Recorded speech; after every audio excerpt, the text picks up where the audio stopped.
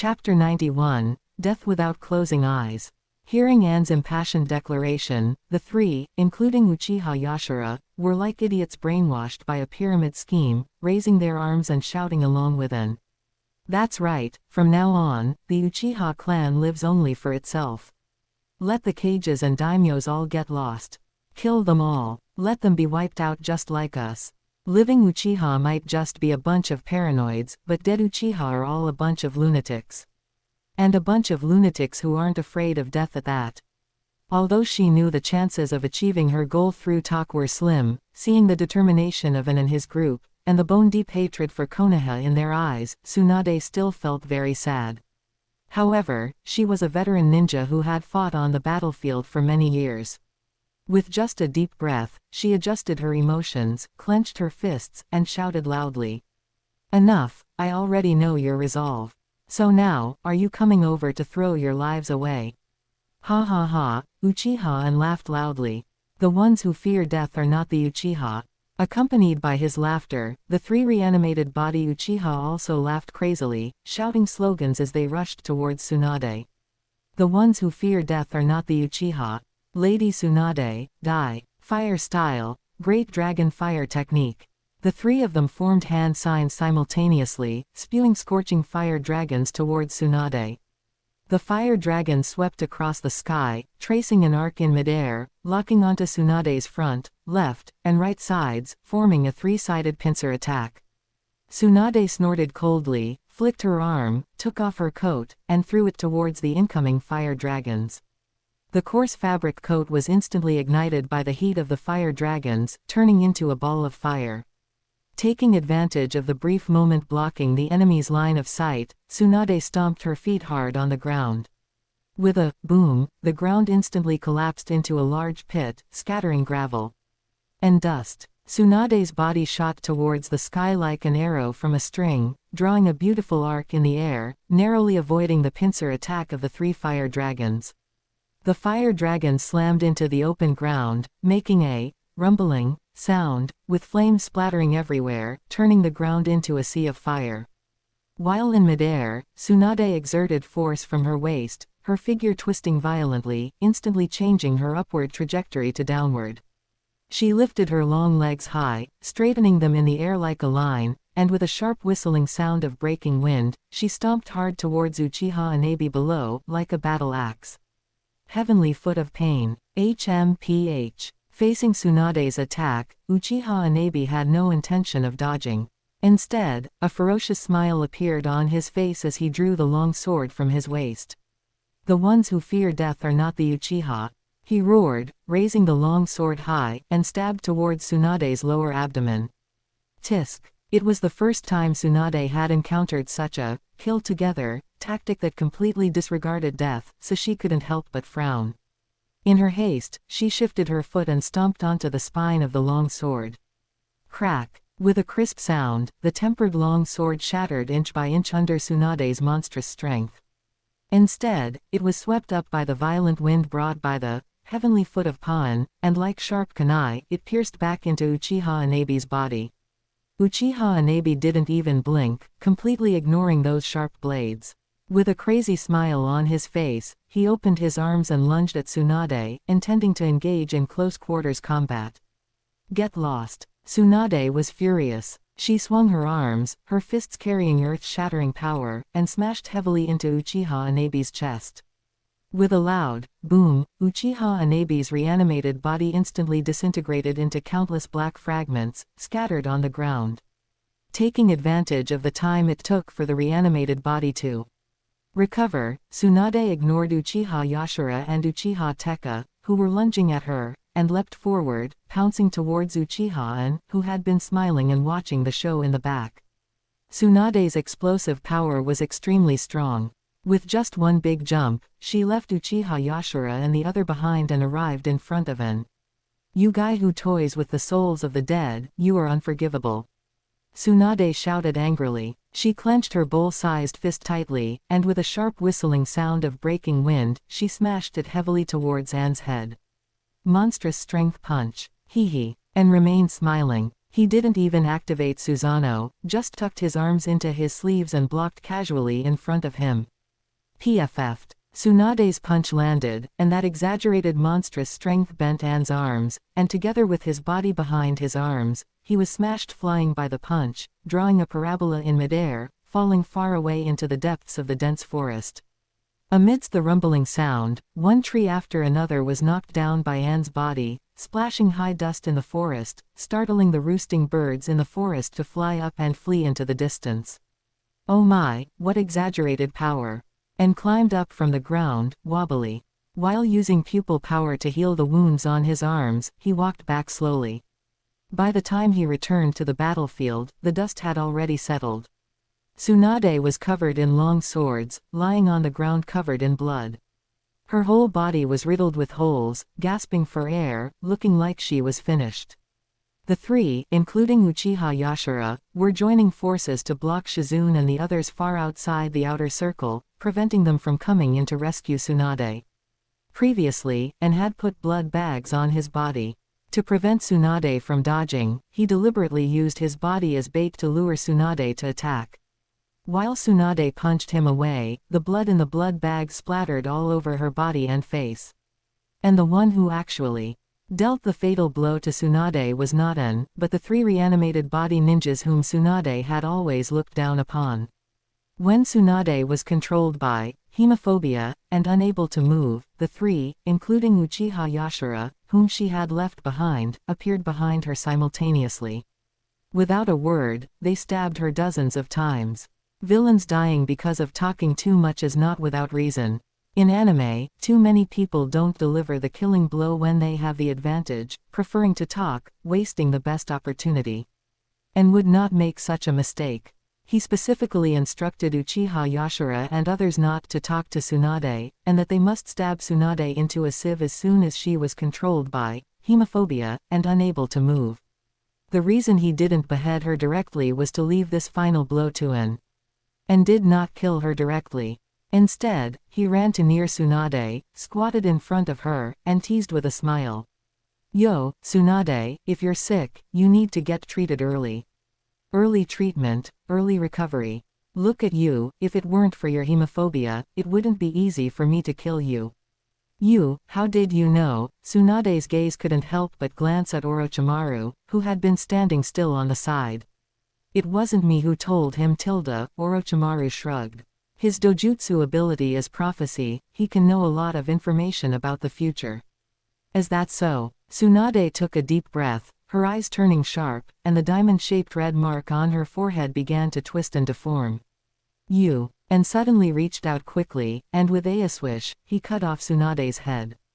With a PFFT, under the pressure of the huge artery, Tsunade's head was brought up into the sky by the blood from her neck, spraying more than 10 meters away, rolling a few times on the ground, still opening her eyes in disbelief, looking at An who had suddenly struck the killing blow.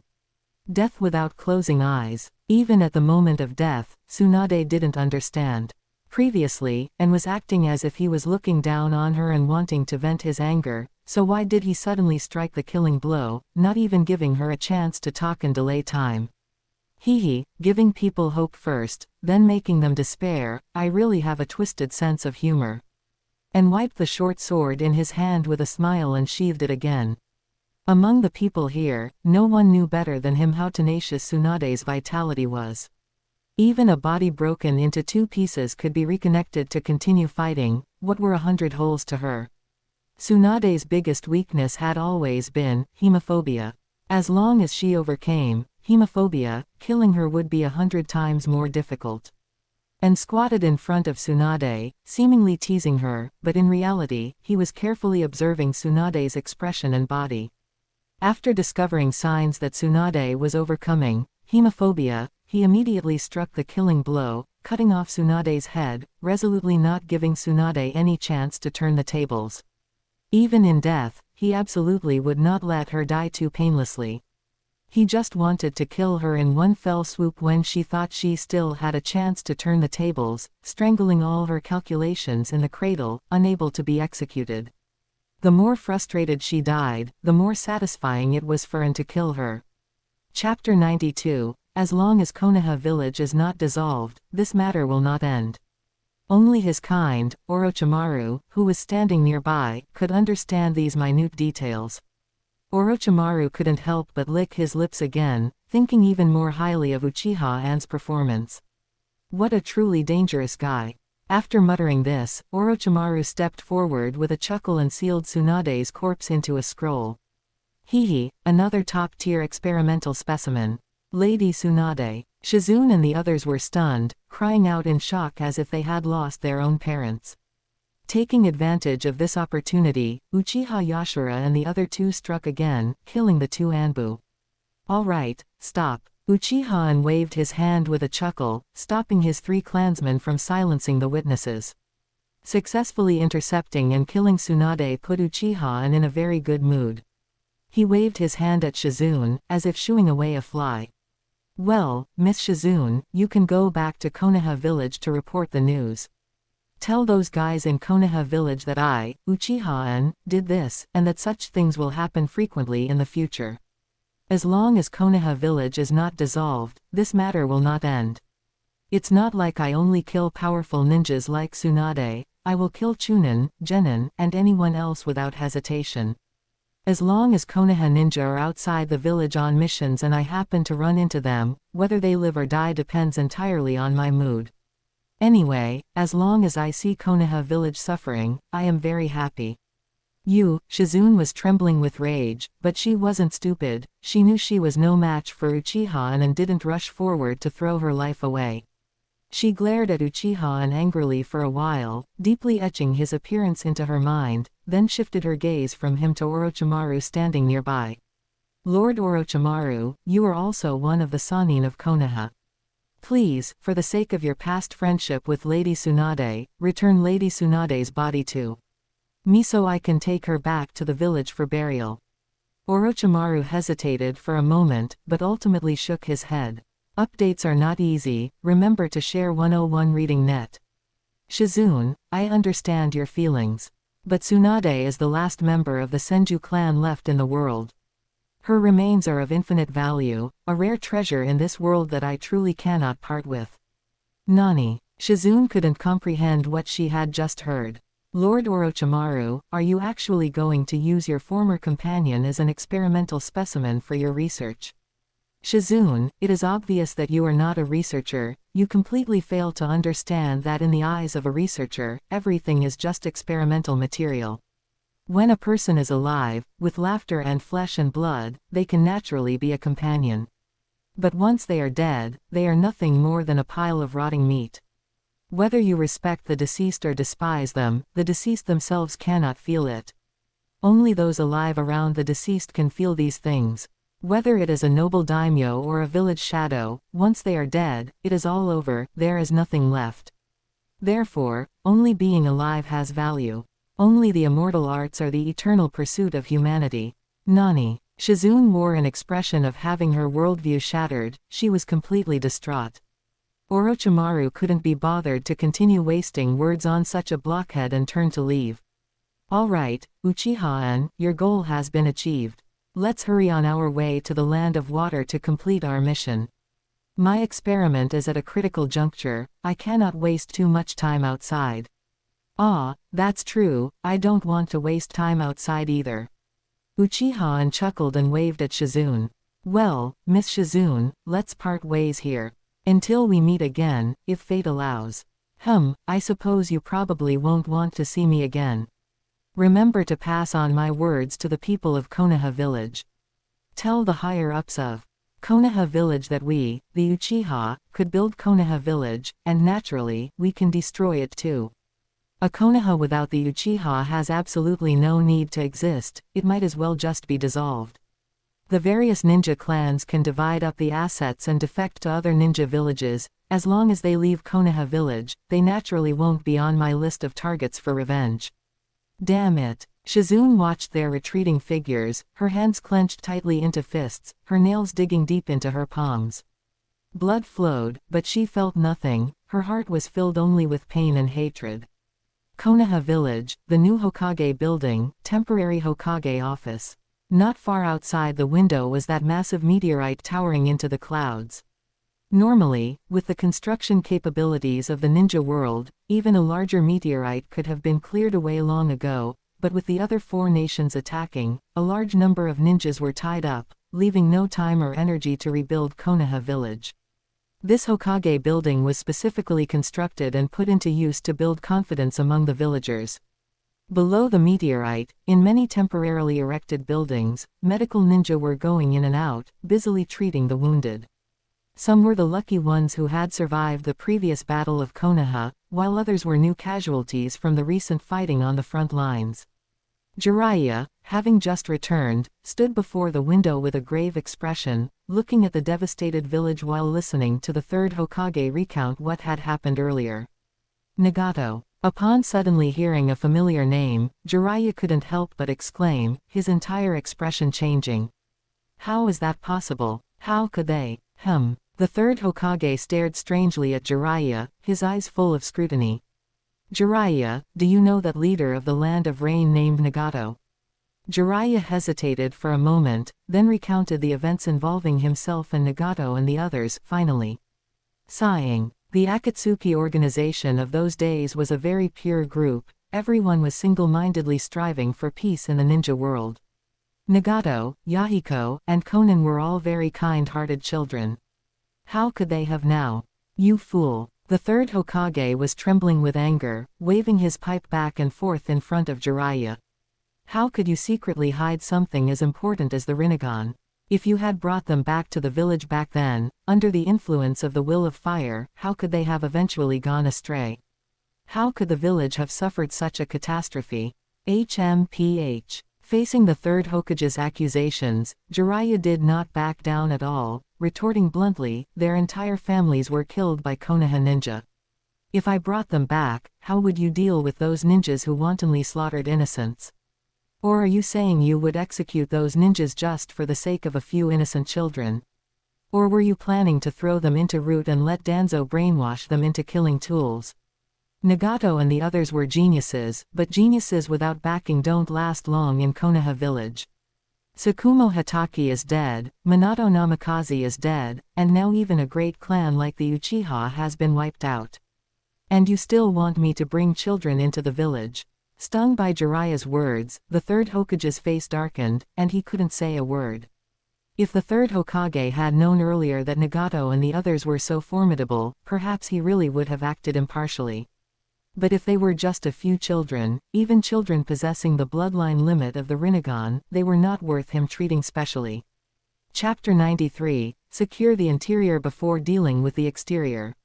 However, just because the third Hokage didn't have anything to say didn't mean others agreed with Jiraiya's words. A voice suddenly sounded from the shadows. Lord Jiraiya, the Uchiha clan is narrow-minded, fails to see the big picture, and is always plotting to overthrow the village. There was nothing improper about the Hokage-sama wiping them out.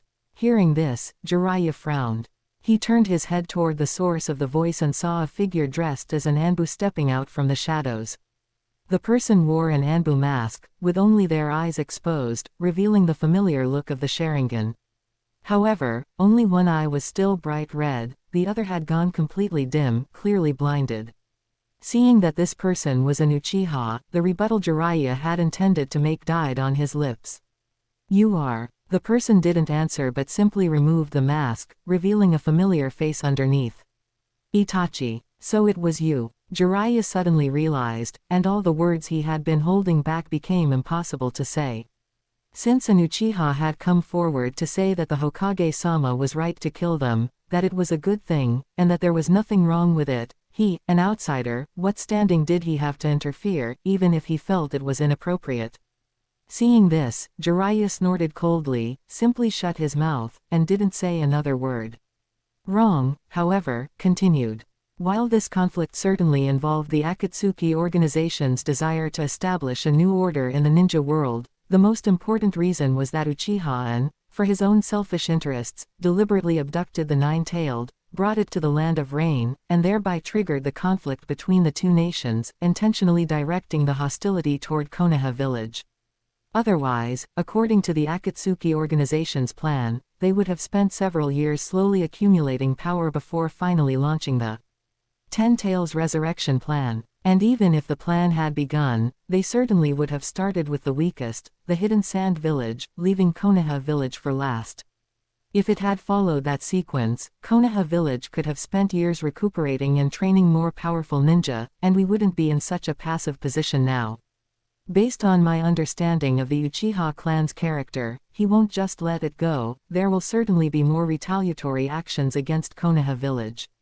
Instead of passively waiting for trouble to arrive, it would be better to strike first and gather people to surround and kill him.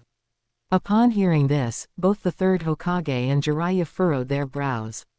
They didn't quite agree with Rong and thought he was alarmist. Itachi, I know your intentions are for the good of the village. But you must also realize that other nations are taking advantage of our crisis and are jointly launching attacks against us. The village has suffered heavy casualties, and with the loss of the Nine-Tailed, our strength is severely depleted. We are struggling just to resist the aggression, let alone hunt down a rogue ninja. This matter requires careful consideration. Let's wait until we have repelled the invading enemies from other nations before discussing it further. Rong urged him hurriedly. Hokage-sama, Uchiha will absolutely not let this go. He knows the strength of Konoha village well and understands that he cannot destroy it on his own, otherwise, he wouldn't have gone to cling to the Akatsuki organization. He certainly won't sit by and watch us repel the aggression of the four nations, nor will he wait for us to be fully prepared before launching a campaign against him. The third Hokage shook his head, interrupting Rong, and sighed. When you have too many lice, they don't bite. When you have too much debt, you don't worry. Konoha village is already surrounded by powerful enemies, so we don't care about one more Uchiha. And, hearing the third Hokage say this, Rong had no choice but to stop and keep quiet. The room fell into silence. After a long while, the third Hokage sighed and said heavily, I cannot shirk the responsibility for the village becoming like this. I have already sent people to search for Tsunade. When she returns, I will abdicate the position of Hokage and let Tsunade take charge of Konoha village. Now that Danzo is dead, the root is half crippled, and all the clans have suffered heavy losses, we urgently need your strength.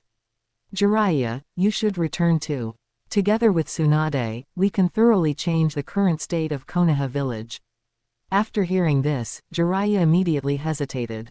The reason he had been searching everywhere for the so-called savior was certainly influenced by the great Toad Sage's prophecy, but on the other hand, it was also because he felt that Konoha village was beyond saving and could not bear the heavy responsibility of peace in the ninja world. But if Tsunade were to take power and he were to assist, without the major ninja clans holding them back, perhaps Konoha could get better. But before he could make up his mind, a chaotic sound of footsteps rang out outside the door. Hokage-sama, it's bad. Lady Tsunade was ambushed by Uchiha and Orochimaru on her way back and has unfortunately been killed in action. Nani? Jiraiya was shocked. He rushed out, grabbed Shizune by the shoulders, and shook her forcefully. What on earth happened? Ah, Lord Jiraiya, you're hurting me. Shizune cried out in pain, tears streaming down her face. Ah, I'm sorry, I was too anxious. Jiraiya hurriedly let go and invited Shizune into the office. Shizune did not hide anything and explained the situation in full detail. When they heard Uchiha say, if Konoha village doesn't disband, this matter won't end, the third Hokage was so angry that he slammed the table. Arrogant. Too arrogant. A mere Uchiha dares to speak such nonsense. He couldn't help but look at Rong, who was standing to the side, remembering what Rong had said earlier. Hokage-sama, only an Uchiha understands an Uchiha. Rong hurriedly brought the topic back and continued to persuade. And is extremely vengeful and acts without any bottom line, he will do anything to achieve his goals. Just as he said, he doesn't need to attack us head-on. He only needs to continuously ambush and kill our ninja who are out on missions, which will naturally cause immense damage to the village. He also knows our Konoha village's operating style and confidential intelligence very well. Under his random assassinations and harassment, all of our defensive and counterattack strategies could be inexplicably destroyed by him. These attacks are sudden, completely random, and impossible to defend against specifically. Therefore, if we want the village to return to a normal state of war, we must first get rid of Uchiha and hiss. The third Hokage took a deep drag of his pipe and slowly exhaled the smoke. The white smoke gathered and did not disperse, slowly shrouding the third Hokage's face. The third Hokage's face was hidden behind the smoke, hazy and increasingly difficult to see clearly. After a long while, the third Hokage finally made up his mind. He stood up abruptly and said decisively, "Wrong is right. We must secure the interior before dealing with the exterior. We must get rid of that rogue ninja, Uchiha." And Chapter 94, Changes in the Hyuga Clan. Konoha Village, Hyuga Clan Grounds. Upon the original ruins, a tall building rose from the ground, standing alone amidst the broken walls and debris. Although it lacked the ornate decorations of the past, it at least preserved the dignity of the Hyuga main family, ensuring that the main family elders would not have to live together with those branch family ninjas. Inside the council hall, the remaining main family elders gathered together to discuss the future of the Hyuga clan. Looking at the empty hall, where once there were enough seats to fill the room, now only a dozen or so remained, and all the main family elders felt deeply dejected. They looked at one another without a word. After a long silence, an elderly elder finally spoke first. "The clan head's whereabouts are currently unknown. We must decide the future path of our clan ourselves. First is the issue of the successor to the clan head. Hiyashi-sama is only missing for now. It cannot be confirmed that he has passed away. It would be inappropriate for us to rashly appoint a new clan head. According to the rules, we should let Hinata-sama take charge of clan affairs. It is just that Hinata-sama's personality is truly a bit, well, weak. I fear that we elders will have to help manage the clan affairs. Does everyone have any opinions on this?" As soon as he finished speaking, everyone expressed their support. "This is reasonable and should be done. This is our duty, and we must do our utmost." The elder who spoke first nodded and continued. "Then it is settled. Let me speak of the second matter. Now that various nations are attacking one after another, many branch family ninjas are unfortunately dying in battle every day. Does anyone have any good solutions for this situation?" At this, everyone fell silent, looking at each other. Their eyes flickered with strange light, hesitation and anticipation mixed together, but no one was willing to speak first. After a while, one elder sighed and shook his head first. "Sigh, what can be done? Our clan's long-standing policy has always been to firmly support the decisions of Hokage-sama. Of course, that will not change now. We will continue to follow Hokage-sama's orders. As for the losses of the branch family ninjas, those are necessary sacrifices that cannot be avoided. Now that the Uchiha clan has been wiped out, our Hyuga clan is the only noble clan left in the village. We must certainly set a good example for everyone else. Everything is for the village."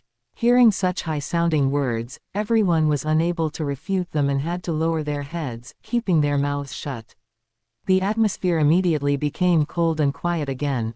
The group remained silent for a long while longer, until the elder who spoke first sighed and decided to lay it all out. "Enough, I will play the villain. When Orochimaru attacked before, he mentioned the so-called Tenseigan, saying that this eye is something fused from a large number of Byakugan, and it is an eye that can be mentioned in the same breath as the Rinnegan of the Six Paths Sage. What are everyone's thoughts on this?" Everyone's breathing suddenly became rapid. Since someone had broken the ice, someone immediately asked impatiently, "Is this information accurate and error-free? Could Orochimaru be intentionally deceiving us?" "Probably not." An elder shook his head and analyzed. If Orochimaru only wanted to kill and steal eyes, he wouldn't need to waste so much time on interrogation. Moreover, he said one thing that was very correct. The Uchiha clan possessed such powerful eyes as the Mangekyo Sharingan. If the Hyuga clan did not have a corresponding ability, how could we be ranked alongside the Uchiha clan as the two great noble clans of Konoha village? But I have scoured the clan's records these past few days and haven't found any records related to it. Neither the Tenseigan, nor the correct method for using the caged bird seal is written in the records. Perhaps it is because this matter is too important, so it was not written down, but rather passed down orally by the successive clan heads. And didn't you notice that Byakugan ninja who suddenly appeared later? Just by looking at his strange puppet-controlling ability, you know he is definitely not from our clan, but his Byakugan is certainly not fake. He appeared suddenly during the crisis of the clan's destruction and rescued clan head Hiashi and Hanabi-sama, which suggests that the clan head likely holds some secret that we ordinary main family members do not understand. But now that Hiashi-sama is missing, even if he knows the inside story, we have absolutely no way to confirm it from him. I don't think this is a big problem. Since that person is also a member of the Hyuga clan, he will likely bring Hiashi-sama and Hanabi-sama back later. We can just consult with Hiashi-sama when the time comes. That makes sense. Let's not worry blindly. Won't it be fine to just wait for Hiashi-sama to return and take charge? HMPH. An elder suddenly snorted coldly and said coldly, I fear that by the time Hiashi-sama returns, this, Tenseigan, will have nothing to do with us ordinary main family elders. Once he said this, the atmosphere immediately turned cold again. Everyone had complex expressions and flickering gazes, not knowing what schemes they were plotting. After another while, someone suddenly spoke up and suggested, the village is currently fraught with crises, with ninjas from various nations attacking one after another. Who knows if Konoha village can survive this calamity? In order to protect the village, we may have to make more sacrifices. Or, perhaps we should try to synthesize a pair of Tenseigan to see. Maybe it can reverse the losing situation in the village. As soon as this was said, it immediately received everyone's approval. That is reasonable. For the safety of the village, our Hyuga clan should make more sacrifices. Everything is for the village. But, we have absolutely no relevant information, we simply don't know how to synthesize the Tenseigan. That is not a big problem. Since we know it is synthesized using the eyes of many branch family ninjas, can't we just make more attempts? Orochimaru's intelligence is ultimately somewhat flawed. He does not know that there is simply no way to cancel the caged bird seal, so the synthesis of the Tenseigan should not require removing the eyes. On this point, Orochimaru must be mistaken. In the past, we did not know that the Byakugan could evolve, so we never thought in that direction. But now that we know there is the existence of the Tenseigan above the Byakugan, we can make bold hypotheses and carefully verify them. In my opinion, since the Tenseigan is an evolved form of the Byakugan, it is likely an accumulation of Byakugan pupil power, ultimately allowing quantitative change to accumulate into qualitative change. The correct use of the caged bird seal should not be to force the branch family ninjas to remove their eyes, but to force them to voluntarily offer up their pupil power, injecting it into the eyes of the main family ninjas. Chapter 95, Hinata's Only Use. But if that happens, won't the eyes of those branch family ninjas lose their pupil power and go blind? A main family elder couldn't help but show an expression of reluctance, while the elders beside him wore expressions of compassion and sighed one after another. There is no other way. The current situation in the village is so tense, we urgently need powerful combat strength to turn the tide. Besides, even without the Byakugan, we can still transplant ordinary eyes into them. Although their combat ability will be greatly affected, it definitely won't impact their normal lives. It is all a sacrifice made for the village, and the village will always remember their contributions. Everything is for the village. Indeed, where the leaves dance, fire burns, this is the will of fire. Amidst everyone's chatter, the Tenseigan experimental plan was officially finalized. So, who shall be the test subject? No, who shall be the first to shoulder the expectations of all the Hyuga clan members? At this, everyone shut their mouths again. They would certainly be willing to enjoy the physical strengthening brought by the Tenseigan, but before the experimental results were out, not a single one of them was willing to bear any risk for it.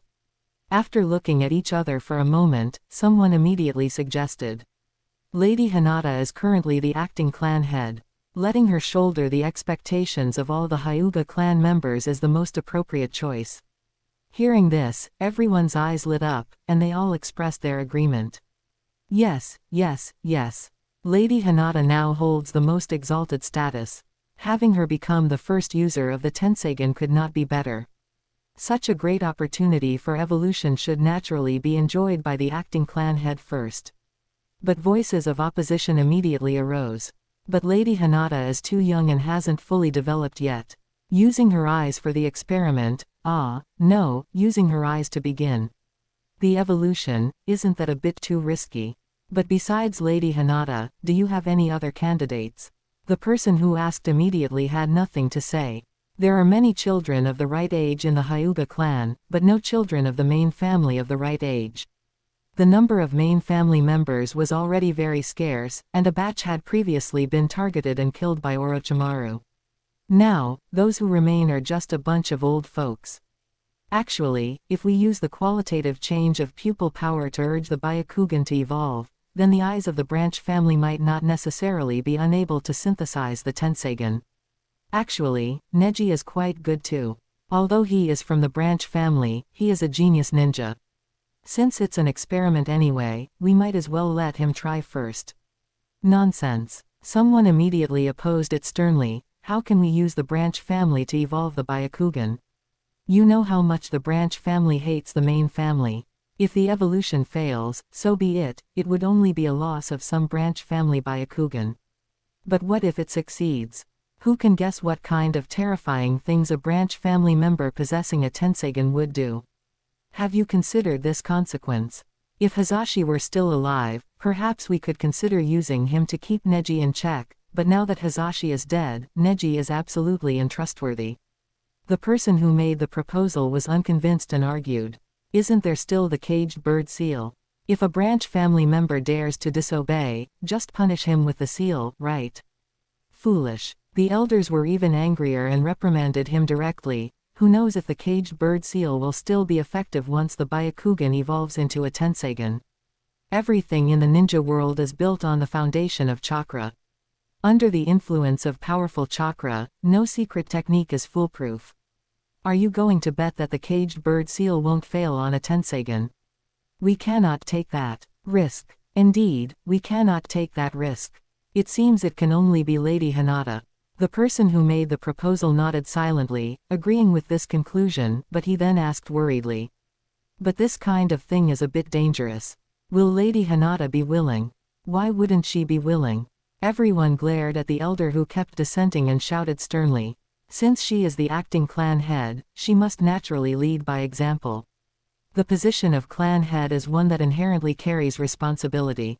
How can she shirk the responsibilities she is due just because of her own likes or dislikes?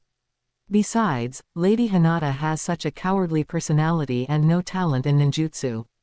Apart from being able to serve the family in this way, what other use could she have? Seeing that he had angered everyone, the elder hurriedly shut his mouth, lowered his head, and dared not say another word. Seeing the gunpowder smell in everyone's words growing stronger, an elder spoke up to smooth things over. Furthermore, being young is not without its benefits. It means she has great potential and strong plasticity. At worst, we can just use drugs to accelerate her maturation. What the village needs is a pair of powerful eyes. As for whose body these eyes are on, that is actually not very important. Understanding the meaning behind these words, all the main family elders simultaneously stuck out their tongues and licked their dry lips, feeling tempted. In the end, after a heated discussion, all the main family elders unanimously agreed and passed the motion with a full vote. Lady Hinata, the acting clan head, would serve as the vessel to begin the Tenseigan evolution experiment. After the discussion concluded, the main family elders went to find Hinata. At this moment, Hinata was hiding at home, hugging her knees and crying secretly. Seeing everyone arrive, she hurriedly wiped away her tears and ran out to greet them. Is there any news about my father and sister? Seeing Hinata's timid appearance, the main family elders couldn't help but frown inwardly. The leading elder bowed respectfully and said, "Please rest assured, eldest young lady. The person who took the clan head and Lady Hanabi away is also a Byakugan user. It should be a force exclusive to the clan head. The clan head and Lady Hanabi will not be in any danger." "But why haven't they returned yet?" Hinata asked anxiously. Regarding this point, the main family elders were also vaguely anxious, feeling that everyone's judgment seemed slightly off somewhere. However, at this moment, they could not say it out loud and increase the pressure on Hinata in vain. Thus, the main family elder smiled and comforted her. Perhaps they were held up by something important. It's also possible they are training in a secluded place. Who knows, maybe by the next time we meet, clan head Hiashi will have greatly increased his strength. Let's put these matters aside for now. We came to see you, young lady, because there is an important matter to discuss with you. Although they called it a discussion, Hinata currently didn't understand anything at all, and her personality was timid, so she could only agree to whatever the elders said. After settling things with Hinata, the many main family elders surrounded Hinata and had her sit in the clan head's seat.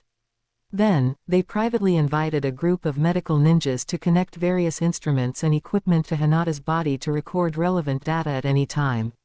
Finally, they called over a group of branch family ninjas to wait outside the hall, preparing to have them contribute their pupil power to Hinata one by one. The first one called into the hall was Hyuga Neji. The reason for choosing him was, on one hand, because his current strength is weak. He is just a ninja academy student, at best at the level of a genin. The village is currently fighting fiercely against external enemies, and every jonin is a precious combat force that cannot be wasted at will. They had to start with genin to conduct experiments to accumulate more experience and data.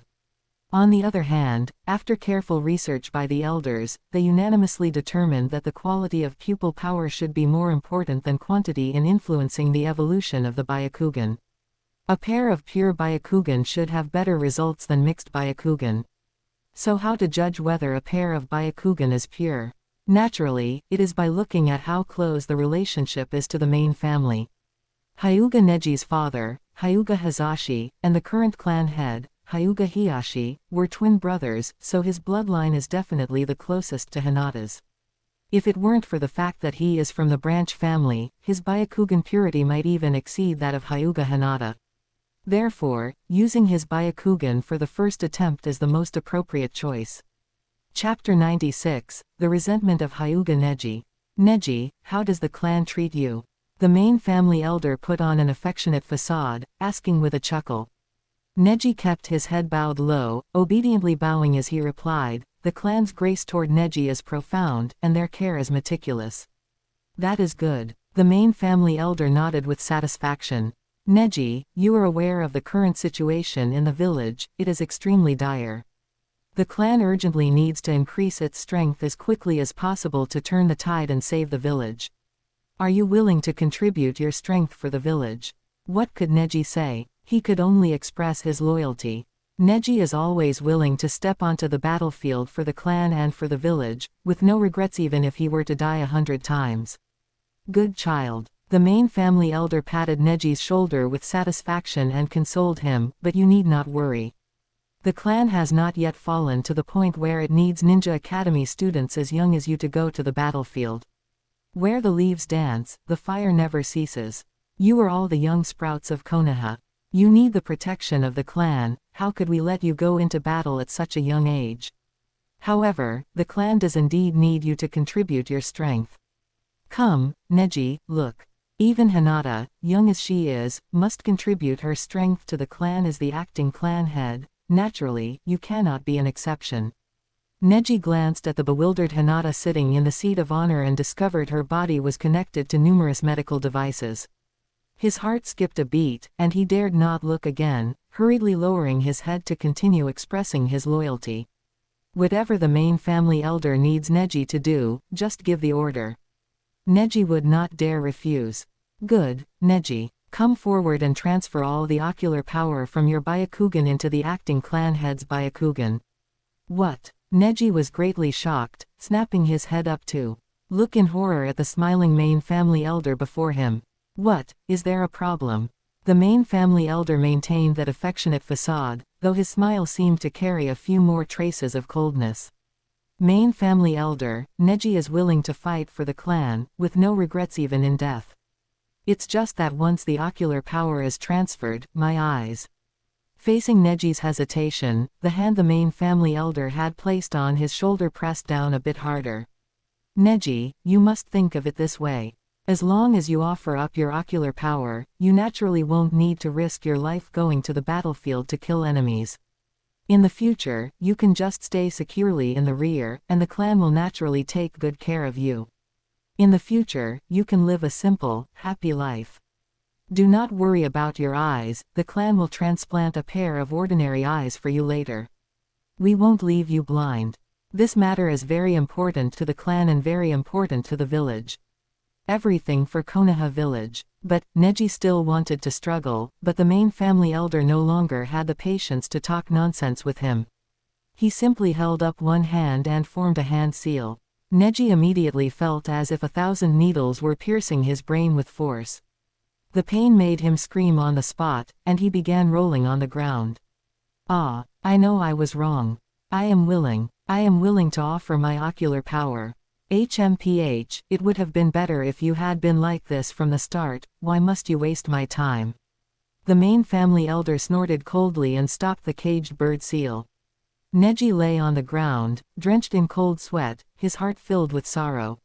He did not know how much he hated these detestable clan rules. He was unwilling to lose his Byakugan like this and completely sever his future on the path of a ninja, but he was utterly powerless and had no idea what to do to change his own destiny.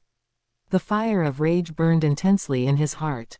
He wished he could just let those enemies slaughter their way into Konoha village and completely burn the entire Hyuga clan and even Konoha village to the ground. But he was not Uchiha, his rage could not be transformed into power, and he couldn't just open a cheat code and power up. His rage could ultimately only be the impotent fury of the powerless. After convulsing for a while, Neji finally regained some strength. He obediently climbed up from the ground and walked toward Hinata, who was sitting in the clan head's seat. Looking at the ignorant and slightly trembling little girl sitting in the clan head's seat, Neji sighed sorrowfully in his heart. Some people are just lucky, they are born with everything, don't need to do anything, and can easily obtain things that others are willing to trade their lives for. And some people have bad fates, no matter how hard they try, what they ultimately get is always just pain and helplessness. This is the fate of the Branch family. No matter how unwilling Neji was in his heart, he could only compromise with fate. He obediently walked up to Hinata and removed the headband from his forehead, revealing the distinct mark of the caged bird seal. Neji ni sama, Hinata looked at Hyuga Neji, who was walking toward her, with some fear. At a loss, she looked back at the main family elder behind him. Can I? All right, Hinata, do not overthink it. Just close your eyes and quietly feel the ocular power from his eyes. The main family elder spoke to console Hinata, simultaneously waving his hand to order the medical ninja to come forward and begin collecting data. Feeling the intense, almost tangible gaze from behind, Neji could only hide the anger filling his heart. He lowered his head, pressed their foreheads together, and then, with great reluctance, transferred all of his ocular power into Hinata's eyes. Ah, it's a bit swollen. Hinata exclaimed softly. The main family elder hurriedly patted Neji's shoulder and warned. Slower, slower. The acting clan head is still young, you must control the speed of the ocular power transfer well. You are absolutely forbidden from causing any harm to the acting clan head. Do you understand? I understand, Neji replied in a muffled voice. As the ocular power was lost, Neji's eyes gradually began to ache. Whether it was because of the pain or because of his sorrow, tears rolled down from Neji's eyes like broken strings of pearls, pattering down and drenching Hinata. Ah, Neji ni sama, you are crying. Hinata couldn't help but exclaim in shock, reaching out to push Neji away, wanting to terminate the transfer of ocular power. But a large hand reached out from the side and pressed down on Hinata's hand. Little Hinata, your Neji ni sama is happy. He is very happy to be able to enhance your ocular power. He is very happy to be able to contribute strength to the clan. He is very happy to be able to make sacrifices to defend the village. Is that so? Hinata was confused and somewhat hesitant to believe these words. It is true. Neji's eyes had already started to shed tears of blood, which tasted metallic and salty as they flowed into his mouth, but he still had to maintain a smiling face. I am very happy to be able to enhance Lady Hinata's ocular power. I am very happy to be able to contribute strength to the clan. I am very happy to be able to make sacrifices to defend the village. Chapter 97, Konoha has yet to fall, why the infighting? The Fourth Ninja World War had indeed begun. Unlike the previous Ninja World Wars, this time Konoha village had suffered heavy losses and no longer possessed sufficient strength to hold the enemy outside its borders. Ninjas from various countries had already reached the heart of the Land of Fire. The closer one got to Konoha village, the more intense the fighting between the various nations' ninjas became. Uchiha and his group had seen traces of war everywhere along their journey.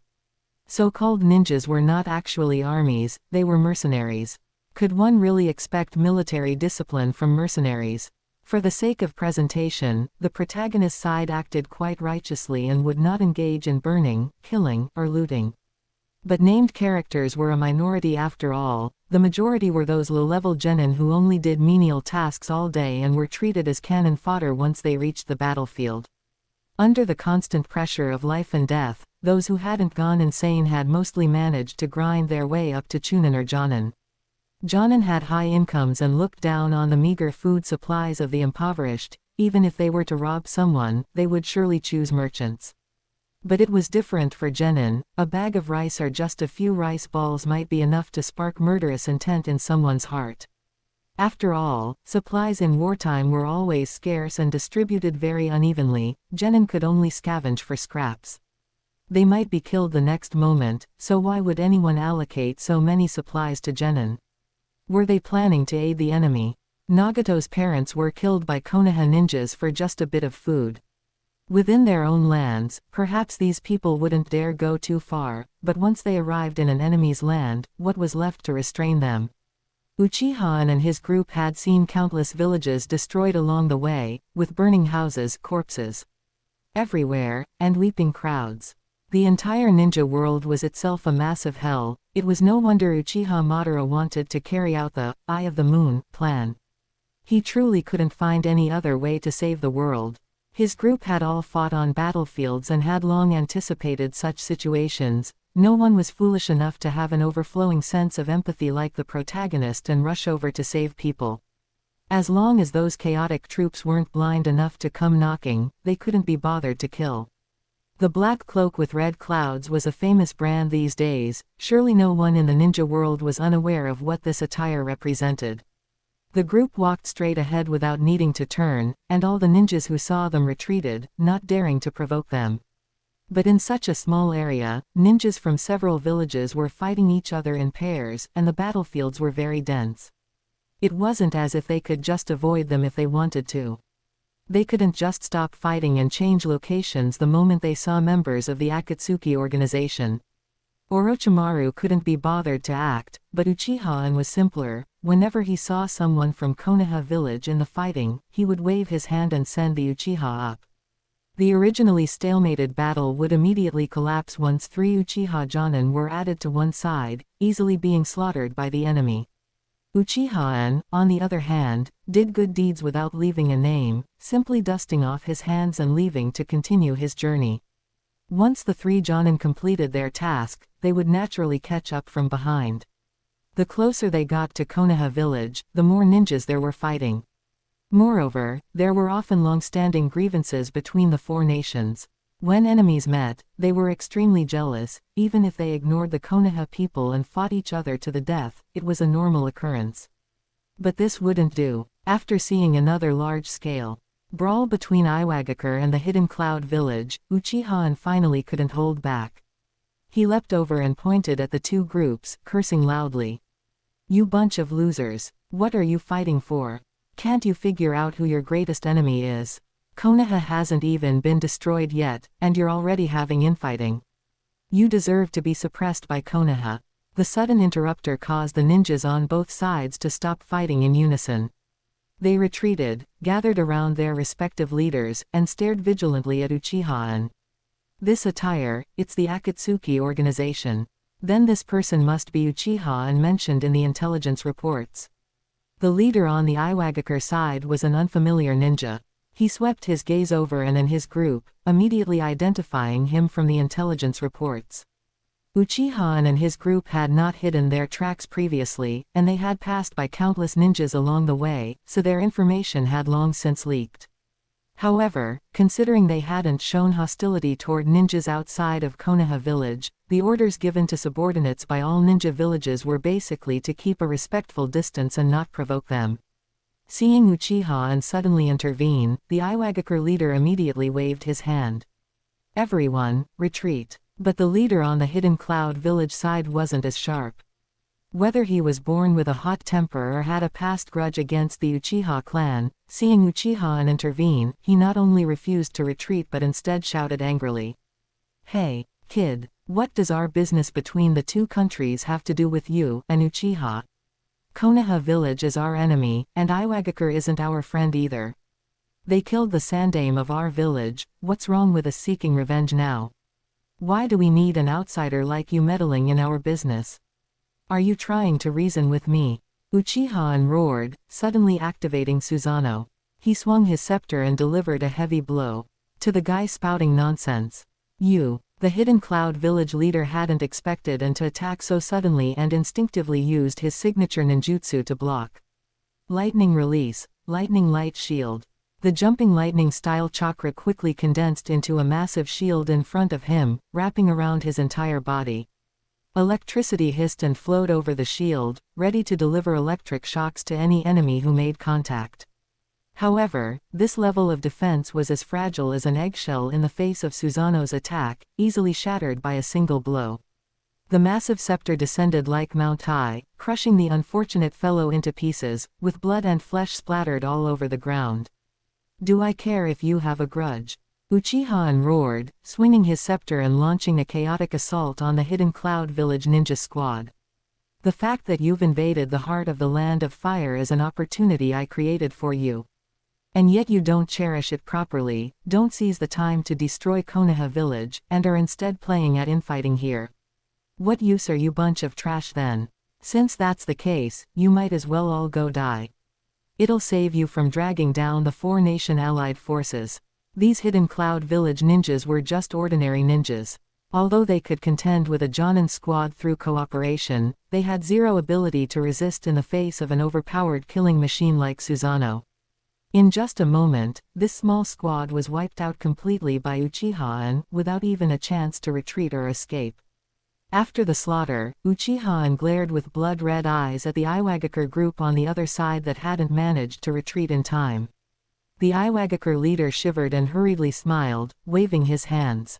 "We never wanted to have a conflict with the Hidden Cloud village, it's just that they insisted on avenging the sandaime and took the initiative to trouble us. We had no choice." Halfway through his explanation, seeing Uchiha's impatient expression, he hurriedly changed his tune.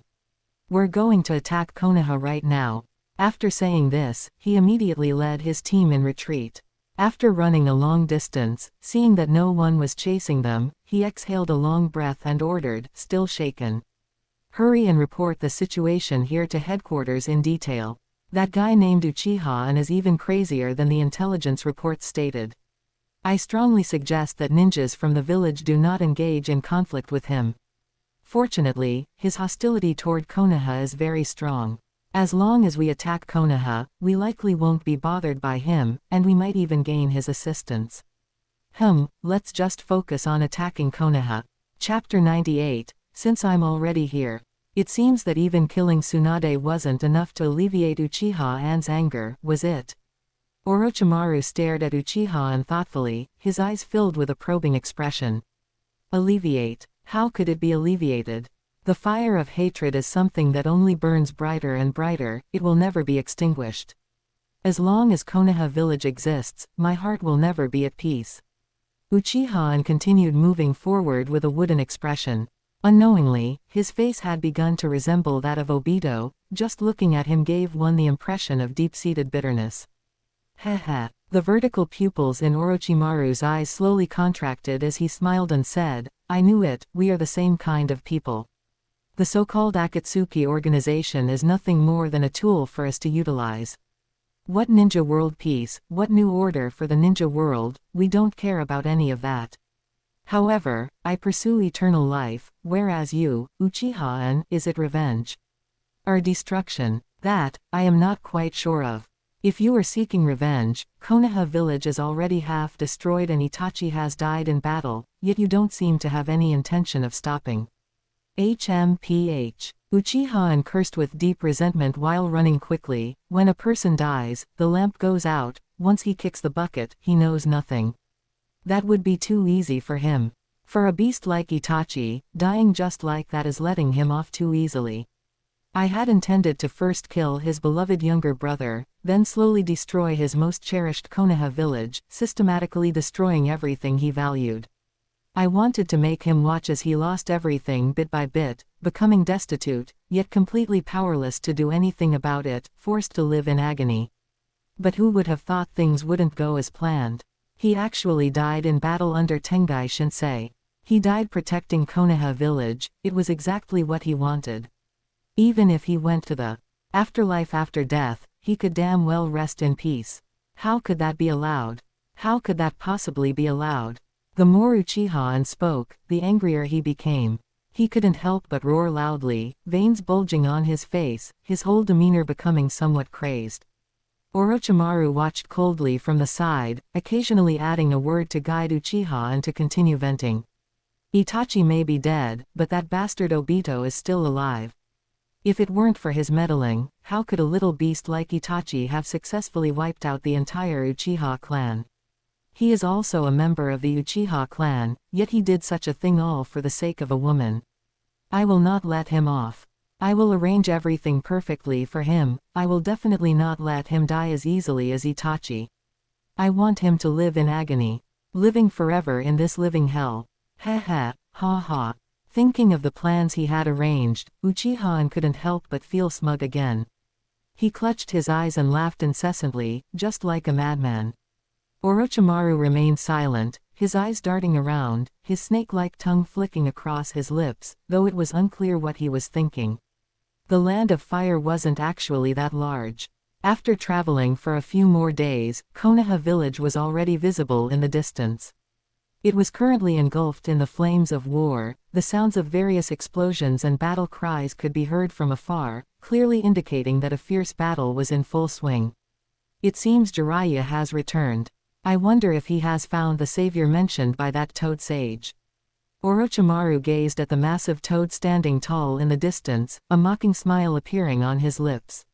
He had never believed in nonsense like saviors, and he likewise scoffed at Jiraiya's method of escaping reality. Of course he found him. However, a twisted smile appeared on Uchiha-an's face, cold white light flashing between his teeth. He's already dead. Uzumaki Naruto is the savior. Of course, by now he has become a pile of mush. I saw it with my own eyes. He was crushed into dust by Tengai Shinsei. Nani? For the first time, Orochimaru couldn't maintain his composure. There really is such a thing as a savior. You bet there is. Uchiha said through gritted teeth. The Six-Path Sage designated him. The Six-Path Sage could clearly have ended the chaos in the ninja world, but he chose to watch from the sidelines and let the ninja world continue in chaos. Because a chaotic ninja world can promote the development of ninjutsu. Now, various ninjutsu, secret techniques, and forbidden jutsu in the ninja world emerge one after another, and bloodline limits are as numerous as ox hair, far exceeding what they were during the time of the Six-Path Sage by 1,000 times. This isn't a goal that could be achieved by the research of the Ninshu sect. It is entirely the result of years of continuous warfare, where ninjas, in order to survive, risk their lives trying all sorts of things. When the Six-Path Sage needs it, he arranges for his 2 reincarnations. The 2 possessed by the chakra of Ashura and Indra are the fated saviors. The previous generation was Senju Hashirama and Uchiha Madara. This generation was Uzumaki Naruto and Sasuke. So that's it. Orochimaru realized suddenly. No wonder the 2 founders of Konoha were absurdly strong and directly established the ninja village system. They were reincarnations of the savior. However, since the saviors of this generation are all dead, what will happen to the ninja world without a savior? Will it continue to be chaotic? Uchiha didn't mention anything about Otsutsuki Kagaya or the Otsutsuki aliens, but just grinned and laughed weirdly. What does that have to do with me? Without a savior, the world will just be destroyed. What's the big deal? A ninja world without the Uchiha has no reason to exist. Orochimaru didn't know that the ninja world was truly in danger of being destroyed. He just assumed Uchiha and was going crazy again and ignored his words. He gazed at Konoha village in the distance and glanced at Uchiha and sideways. Hey, Uchiha-an, Konoha is fighting like crazy over there, do you want to go over and join the fun? Tisk tisk, Uchiha-an smacked his lips and scratched his head. In a war of this scale between nations, adding or removing one person doesn't really have much of an impact. Given the current situation in Konoha, even if I go and kill a few Jonin, it's meaningless. It's dull and uninteresting. However, Uchiha-an laughed weirdly again, looking excited. You say that since I'm already here, if I just pass by without entering, wouldn't that be too disrespectful to Konoha village? If this gets out, what would people think of our Uchiha clan?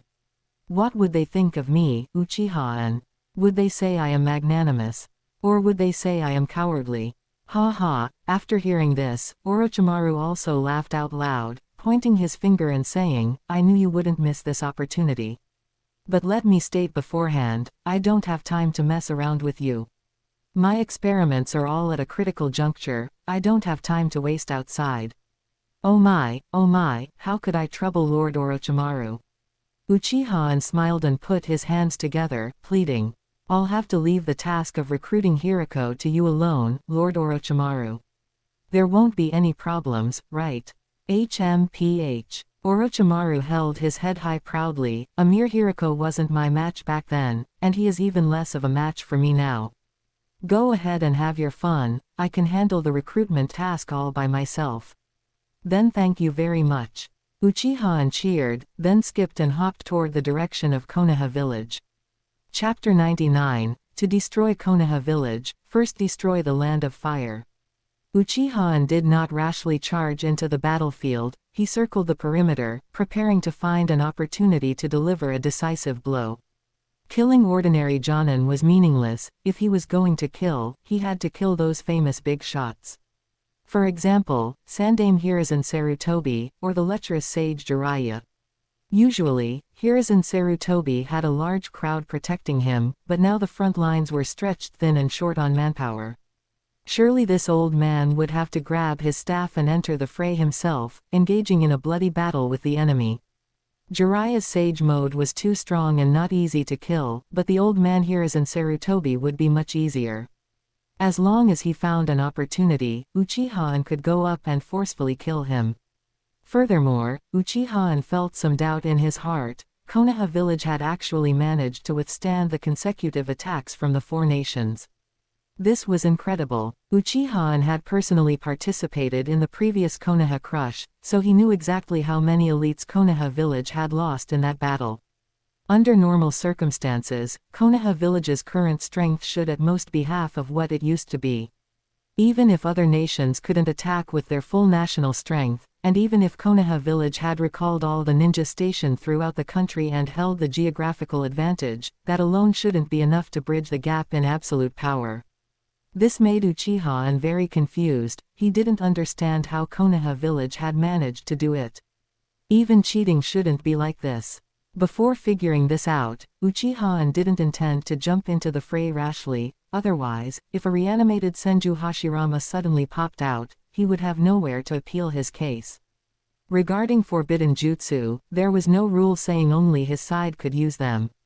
Although Konoha village had banned this stuff, it depended on the situation. Normally, for the sake of the village's reputation, they definitely couldn't use such things that toyed with the souls of the dead. But now that it was a life or death moment, and the village was about to be destroyed, if they were still worried about this and that, then Hiruzen Sarutobi wouldn't be able to be that ruthless shinobi hero. Even if it wasn't Edo Tensei, he couldn't let his guard down. Konoha village had far too many forbidden jutsu.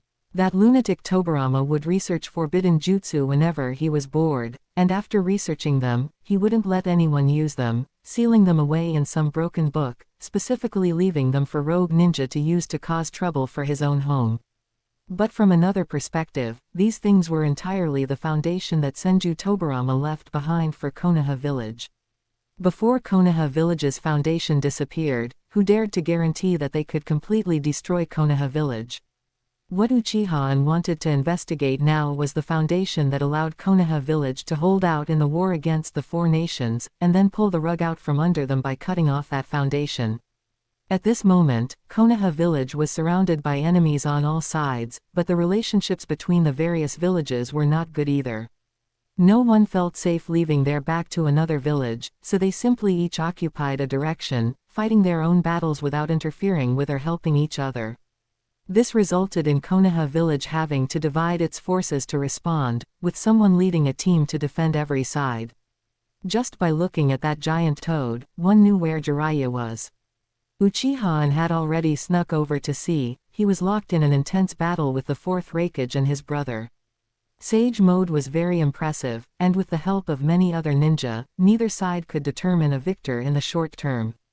Hiruzen Sarutobi was in charge of another side, swinging his adamantine staff with vigorous force, and using various elemental jutsus with ease. He truly lived up to the name of Konoha village's strongest Hokage throughout history.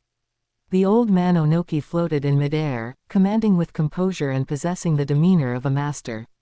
However, his elite subordinates had long been killed off by the Raikage and Hiruzen Sarutobi, and Deidara had not yet grown up.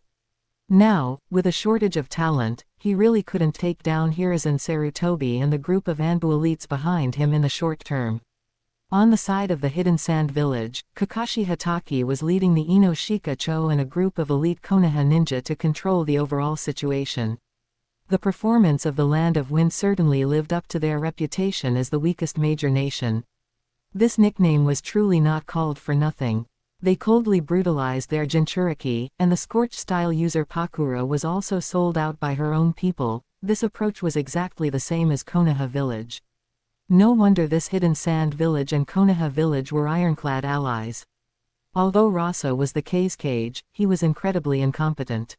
If the old man and old lady didn't come, wanting to take down the son of the White Fang of Konoha really wasn't an easy thing. After silently complaining a few times, Uchiha changed locations to look at the last direction. To Uchiha's surprise, on the last route, the main force of the resistance on the Hidden Mist Village side was actually a group of strangers. Years of bloody mist policy had already severely weakened the combat power of the Hidden Mist Village. Moreover, Yagura was still being controlled by Obito's genjutsu, and when he dealt underhanded blows, he was even more ruthless than the previous Mizukage. The current Hidden Mist Village could already completely compete with the Hidden Sand Village for the title of weakest ninja village. They couldn't even beat monks now. That's right, the main force resisting the Land of Wind was a group of monks, plus a bunch of ordinary Konoha ninja assisting on the side.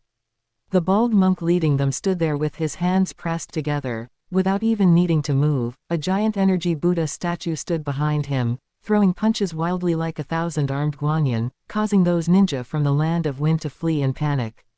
Uchiha saw it clearly. The jutsu this monk was using was obviously the secret sage technique of the Fire Temple, Welcome Approach, 1,000 Armed Murder. This was Chiriku, the monk from the Fire Temple. Didn't these monks usually stay in the temple eating vegetarian food and chanting Buddha's name? Why did they participate in the war this time? Looking at the group of people behind him, they were also very unfamiliar.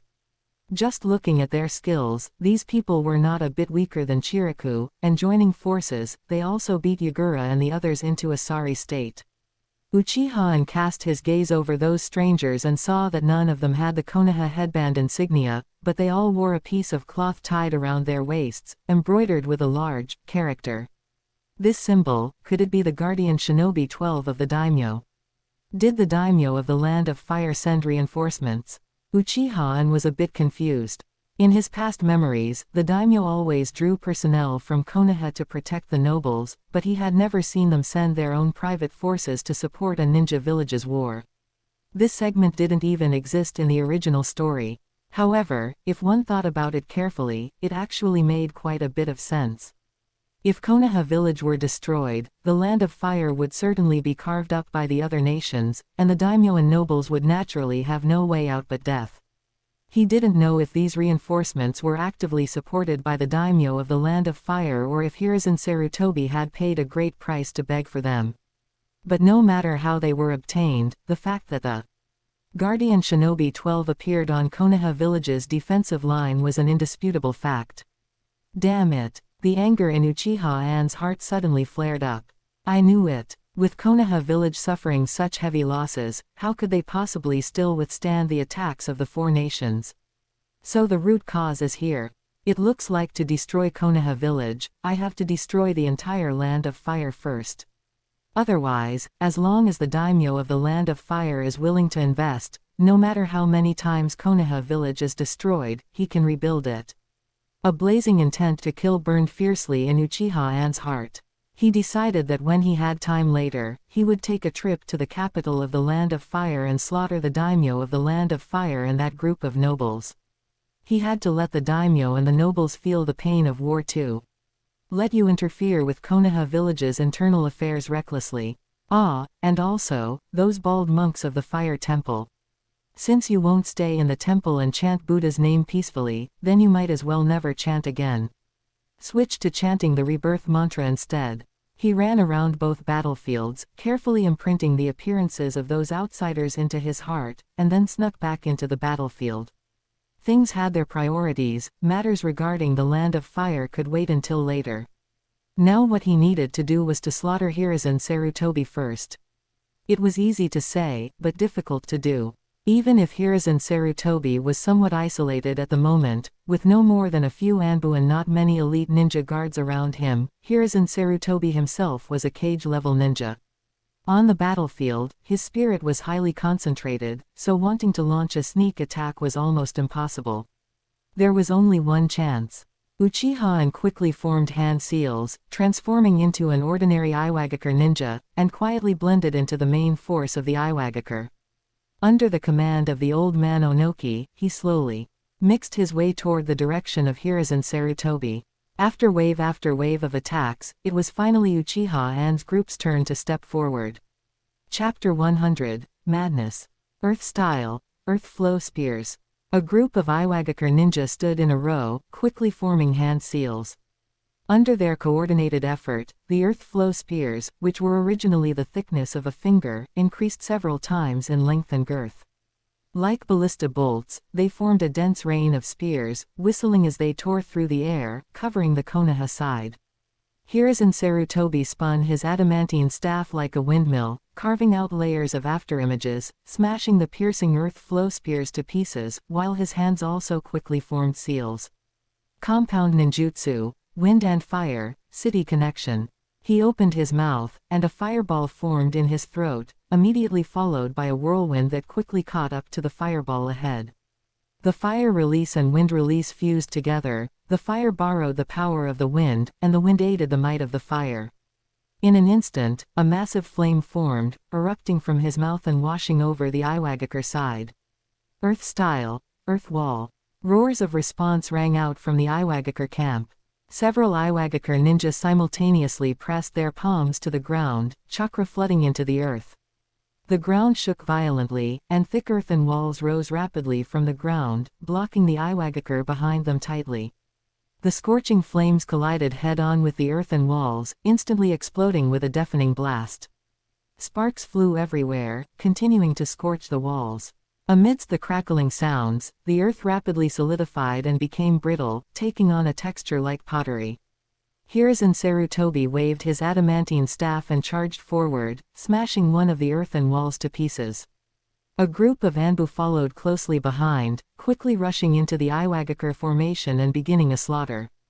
Onoki, flying in the sky, frowned and waved his hand. Another group of ninja quickly stepped forward to support, their hands rapidly forming seals.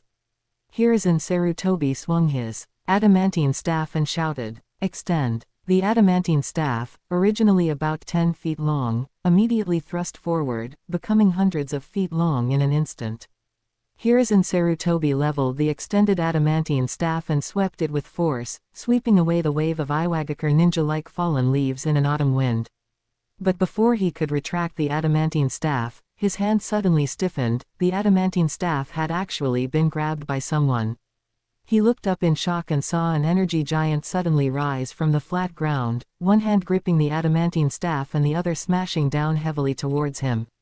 Susanoo! Hiruzen Sarutobi exclaimed in surprise, hurriedly letting go and leaping backward. But as he retreated, the Susanoo advanced, its speed faster than his, and in a flash, the giant palm was already above his head. Hokage-sama! The nearby Anbu ninja were shocked and rushed over, using their bodies to block the attack to protect Hiruzen Sarutobi. Sarutobi, you dog! Die! And shouted with excitement, increasing the attack speed of the Susanoo even further. He stared fixedly at Hiruzen Sarutobi, waiting to smash him and those Anbu ninja into meat paste. I knew you would come. A loud roar suddenly erupted. The Anbu ninja blocking in front of Hiruzen Sarutobi widened his eyes, and traces of the Sharingan appeared in his pupils. The Tomo spun rapidly, one eye became a 3-Tomo Sharingan, while the other eye transformed into a Mangekyo. And made eye contact with that Mangekyo, and felt his vision blur. Then, the surrounding environment twisted, and all colors began to fade, turning into black and white. Tsukuyomi, and was first shocked and angry, then surprised, and finally overjoyed, unable to help but shout repeatedly. Itachi! Itachi! Itachi! Is it you, Itachi? And stirred his ocular power, shattering Itachi's Tsukuyomi space. He saw a brown Susanoo already standing before him, holding up a shield and protecting Hiruzen Sarutobi behind it. Itachi removed his Anbu mask and looked at the familiar face full of murderous intent before him. And felt as if he were about to burst with joy. Itachi, you're still alive. That's great. That's just great. I should have guessed it. You must have been able to use a Zanagi too. An's face was ferocious, his arms spread wide, the Mangekyo in his eyes spinning at high speed, and he screamed crazily. As for Hiruzen Sarutobi escaping the Susanoo's attack, that was no longer important. What is Hiruzen Sarutobi, anyway? How could he compare to my beloved Itachi? Itachi kept a cold face and waved his hand. The Anbu ninja leapt forward, surrounding and in the middle.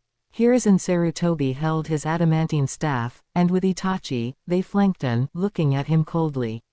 Itachi told me that you are vengeful and would definitely not miss the opportunity of the 4 villages besieging Konoha, and would certainly come to assassinate me. I didn't believe it before, but now it seems that only an Uchiha truly understands an Uchiha. Uchiha-an, you betrayed the village, killed your comrades, and committed heinous crimes. Since you came today, don't even think about leaving. An's gaze didn't sweep over anyone else at all, it was glued tightly to Itachi before him. Ha, ha ha ha ha, and held his forehead with one hand, tilted his head back, and the laughter rolling from his throat made the air tremble. If I had known Itachi was still alive, I should have come long ago. Now, even if you chase me away, I don't want to leave. His voice suddenly rose, filled with a sobbing tone yet overflowing with excitement. At first, it carried a hint of suppressed ecstasy, but it instantly exploded into a near-maniacal roar, like a dying beast that had finally found its prey. Itachi, do you know how happy I am to see you alive again? You are my dearest friend, my brother from another mother. He, and laughed until his face was twisted. The Mangekyo in his eyes spun like a windmill, and tears streamed down his face. He wrapped his hands in front of his chest, looking inexplicably moved, the corners of his mouth stretched into an exaggerated, eerie arc. Cold white light glinted off his teeth, saliva dripped down the furrows of his mouth, and tears and snot smeared all over him, like a dementia patient, unable to control his emotions. In this crazy state, there was not a trace of a normal person left. The people of Konoha felt a chill shoot up from the soles of their feet, rushing straight to the top of their heads along their spines, and they subconsciously gripped their ninja tools. Attack! Hiruzen Sarutobi hurriedly waved his hand. At his command, the Anbu ninja quickly formed seals and slammed their hands onto the ground. A large expanse of tadpole-shaped runes spread rapidly across the ground, and then chains crawled up from the earth, climbing all the way up along the legs of the Susanoo. But An didn't care at all, just roaring loudly. Itachi, you must open your eyes and watch carefully. Watch how I destroy everything you cherish, piece by piece. With An's roar, the Susanoo outside his body grew larger and larger, its armor thicker, and its chakra fluctuations more violent. He raised the scepter in his hand high and smashed it down towards Hiruzen Sarutobi's head. Chapter 101, Uchiha Itachi, Let's play a multiple choice game. Hiruzen Sarutobi dared not take the hit and hurriedly dodged away, while Uchiha Itachi stepped forward, holding his shield high. The moment the scepter and shield collided, a deafening roar erupted, as if two great mountains had crashed into each other. Blood-colored and brown chakra intertwined frantically at the point of impact, forming a massive ripple of energy. The violent shockwave spread rapidly from the point of impact, blowing everyone nearby away. Uchiha Itachi ignored his other Anbu companions. He simply flipped his hand, lowered his shield, and stepped forward, as the brown Susanoo's arms tightly gripped the blood Susanoo, refusing to let go. At the same time, an Akamichi clan member who had used the butterfly mode to grow giant rushed over from behind, working with the brown Susanoo to restrict the blood Susanoo's movements from both front and back. Then, shadows from the ground suddenly surged upward, coiling around the body of the blood Susanoo one after another. Several Yamanaka clan members launched mental attacks as if their lives depended on it. Regardless of the cost, they kept casting the mind transfer jutsu at Uchiha An's head, uncaring even if the backlash caused them to spray blood. Taking this opportunity, the Fuinjutsu seals traveled upward, interlocking and connecting with each other to form a dense, web-like structure. Hiruzen Sarutobi stood far behind the brown Susanoo, staring intently at Uchiha-an, and declared righteously, "Uchiha-an, don't think that just because you have a Susanoo, you can conquer the world. Even Hashirama back in the day couldn't stand against the entire Konoha village on his own. Today, we are going to seal you here." Feeling the sluggishness coming from his Susanoo's body, Uchiha-an didn't care in the slightest and continued to laugh maniacally. "Ha ha ha, you prepared very thoroughly, but unfortunately, I am also improving." Uchiha-an clapped his hands together, stirring up the chakra on his body. Wood release, deep forest emergence. The already formidable wood release, after being enhanced by the Susanoo, was naturally even more unbelievably effective. Following Uchiha An's roar, the ground began to shake violently. Bulges spread across the ground at a speed visible to the naked eye, as if massive roots were growing rapidly underground. The next second, with a thunderous boom, thick tree trunks burst out from the ground. These massive trunks grew at an astonishing speed, instantly breaking through to a height of tens of meters, their branches pointing straight to the sky. The branches and leaves of these towering trees were like tentacles growing wildly, rapidly stretching out in midair. The emerald green leaves intertwined to form a massive green web, spreading frantically in all directions. Whether it was Anbu ninjas or Iwagakure ninjas, anyone touched by the branches and leaves was instantly entangled. The branches and leaves, as if possessing consciousness, constricted tightly, binding the people firmly and frantically draining their chakra. The originally chaotic battlefield was instantly enveloped by this suddenly appearing forest, filled with an atmosphere of despair. Wood release. How could it be wood release? Cries of shock and anger erupted from the mouths of many ninjas. Not only was Konoha surprised, but even Onoki in the sky was startled. He had witnessed the unstoppable power of Hashirama's wood release sweeping across the world with his own eyes back in the day, and even after all these years, he still felt a lingering fear. Seeing the lush trees below, which was clearly a reproduction of the nightmare of all ninjas in the ninja world back then, Onoki dared not stay any longer. He hurriedly gestured, ordering his subordinates to retreat. Once wood release is unleashed, it covers the sky and earth, whoever gets dragged into it is doomed to die. He didn't care who won or lost. Between Konoha and Uchiha and any more, even the thought of taking advantage of the situation had faded. Even if they managed to seize the land of fire, what would it matter?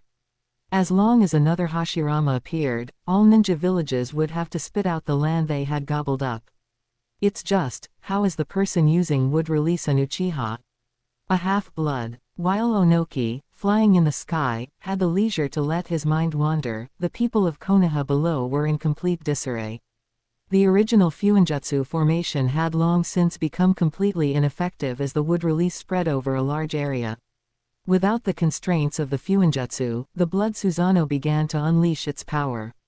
Ha ha ha, Uchiha laughed maniacally, waving the scepter in his hand, picking off the Anbu ninjas one by one, just like playing whack-a-mole. Those ninjas were like frightened rats, scurrying everywhere. Besides guarding against the blood Susanoo's attacks, they had to be constantly careful not to be entangled by the wood-release branches, otherwise, they would immediately be wrapped up like a rice dumpling and lose the ability to resist. Bang! A puddle of flesh was created. Clang! Another pile of pulp appeared. Blood mixed with severed limbs and internal organs splashed everywhere in the dense forest, but they were quickly captured by the trees and vines, buried into the roots underground, and turned into nutrients for growth. The dense forest was forever lush and clean. Only the screams echoing in their ears made the bright environment become eerie and terrifying. Stop it! Uchiha Itachi's eyes were splitting with rage. The brown Susanoo swung the long sword in its hand, slashing through the approaching branches one after another, and lunged towards the blood Susanoo, trying to stop him from slaughtering his companions. But Uchiha paid special attention to him. Trees rose from the ground, their swaying branches like stacked nets, coiling up from under the brown Susanoo's feet and wrapping around its body layer by layer. No matter how many branches the brown Susanoo slashed through, the next moment, the branches piled on its body would only increase several times over. The Susanoo is very powerful, but wood release just happens to be the natural counter to Susanoo. With the frantic absorption of the wood release, the chakra on the brown Susanoo became increasingly insufficient. Gradually, the armor on its body began to loosen and show signs of collapsing, revealing the twisted and knotted chakra muscles underneath. Ha ha ha, watching Uchiha Itachi's anxious face, Uchiha felt great pleasure. He laughed maniacally, winking at Uchiha Itachi. Hey, Uchiha Itachi, let's play a multiple-choice game. Look, should I kill Hiruzen Sarutobi and these clan ninjas? Or should I kill these ordinary Konoha ninjas? As he spoke, Uchiha stepped the blood Susanoo back a few paces, revealing the scene that had been obscured behind him. It turned out that in such a short time, most of the Konoha village ninjas had already been wiped out, with only a very few elite figures left, still struggling desperately there. Hiruzen Sarutobi swung his adamantine staff, shattering branch after branch, but endless branches followed one after another. Wood release, as long as the chakra amount is large enough, is truly a bug. Especially the characteristic of absorbing chakra, it is truly the natural counter to all kinds of ninjas.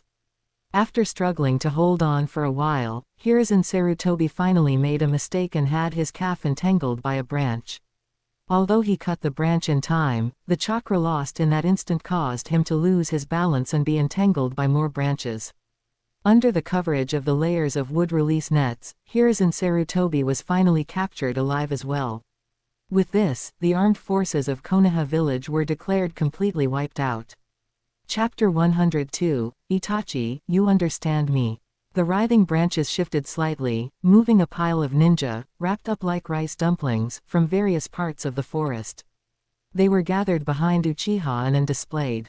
Due to Uchiha's dark sense of humor, these ninja were bound from head to toe by branches and vines in a hogtie style, suspended beneath towering trees, completely powerless and unable to move. Hanging on the left were Hiruzen Sarutobi and several elite clan ninja, on the right were many other ordinary Konoha ninja. By comparison, the number of people on the right was greater, but most were ordinary ninja, primarily Chunin and Genin. The number on the left was smaller, but every one of them was an elite. The two sides were hung opposite each other, clearly distinct. As for those Iwagakure small fry, keeping them only took up space, so Uchiha had thrown them all away. Onoki watched with a trembling heart and immediately ordered his men to retrieve their subordinates. The entire army retreated, not daring to rashly interfere in the matters between Uchiha and Konoha village. Now then, Itachi, the choice is now in your hands. In the name of the current head of the Uchiha clan, I guarantee that of these two groups, I will only kill one. The other will be left completely unharmed, and I will let them go. Let's see, should I kill Hiruzen Sarutobi and let these Konoha ninja go? Or should I slaughter these Konoha ninja and release the Sandaime Hokage, Hiruzen Sarutobi? Or to put it more bluntly, let me see, are you truly loyal to Konoha village? Or are you loyal to your master in Konoha village? Uchiha chuckled and gestured to the left and right, signaling for Itachi to choose. In truth, Uchiha would have preferred for Itachi to kill them himself, but he knew that haste makes waste. He had to slowly wear Itachi down, step by step, forcing him to descend bit by bit. It's a game, after all, it must be progressive, one level after another. Itachi, don't believe him. Even though he had been captured alive, Hiruzen Sarutobi was still restless, struggling and shouting there, he is lying to you. Think about his hatred for Konoha village. He will never let us go. Uchiha frowned and crooked his finger. A vine grew horizontally, forming the shape of a gag, and plugged Hiruzen Sarutobi's mouth tightly. Now, Itachi, you should be the one who understands me best of all.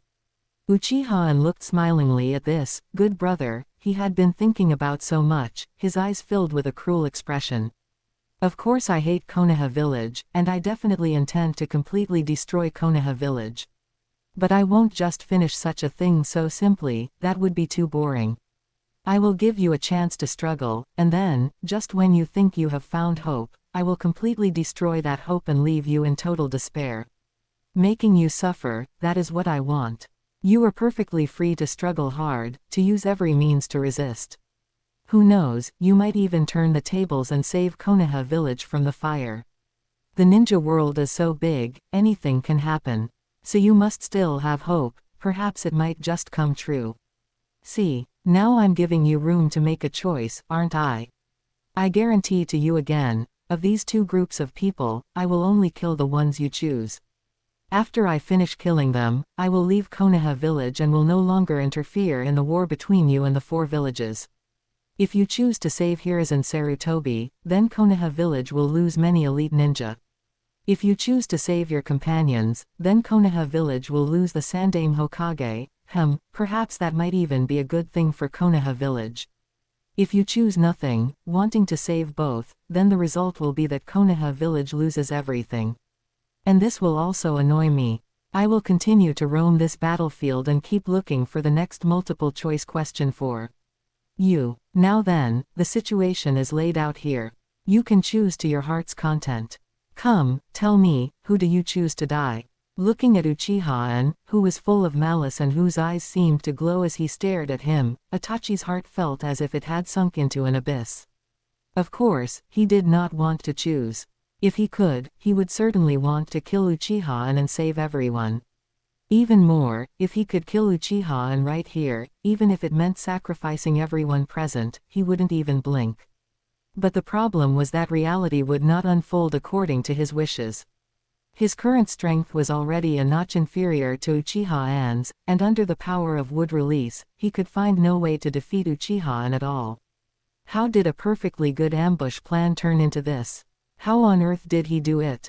As an Uchiha, by what right could he use wood release, which no one had been able to use since the first Hokage? It seemed that Uchiha Obito could also use wood release. Did they have some kind of trick? Itachi breathed heavily, his mind in complete chaos. Seeing that Itachi had fallen into a dilemma, Hiruzen Sarutobi, who was hanging in the tree, cried out anxiously, but no matter how much he twisted his body into a pretzel, he could not break free from the restraints of the wood release. As the Sandaime Hokage of Konoha, who was well versed in how to utilize Uchiha Itachi, Hiruzen Sarutobi knew Itachi's personality all too well. To put it nicely, it was called knowing how to think about problems using the Hokage's way of thinking. To put it bluntly, it was cold-blooded. When others thought about problems, perhaps out of emotion or perhaps considering their own interests, they always had many concerns when acting, taking all aspects into account. But Itachi was different. Itachi's way of thinking was quite extreme. He did not take emotion as a standard for measurement, nor did he take his own interests seriously. But for him, the concept of the village was an abstract reference, a whole, rather than any individual or any specific clan. This resulted in everything being like numbers in his eyes, which could be compared in size. Furthermore, family affection had no weighted bonus for him. The interests of the village were supreme. Everything for the village. For the sake of the village, he could exterminate the Uchiha clan he was born into. Because after carefully weighing it, he felt that the weight of the village was heavier, while the Uchiha were merely one clan within the village, so their weight was naturally lighter.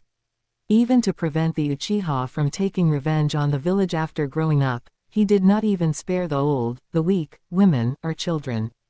This kind of extreme personality was the most suitable for being exploited. As long as one found the right angle, one could naturally and easily make Itachi fall into his own mental trap, walking in the direction others wanted him to go. Previously, he and Danzo could exploit Uchiha Itachi, now, Uchiha could naturally exploit him too.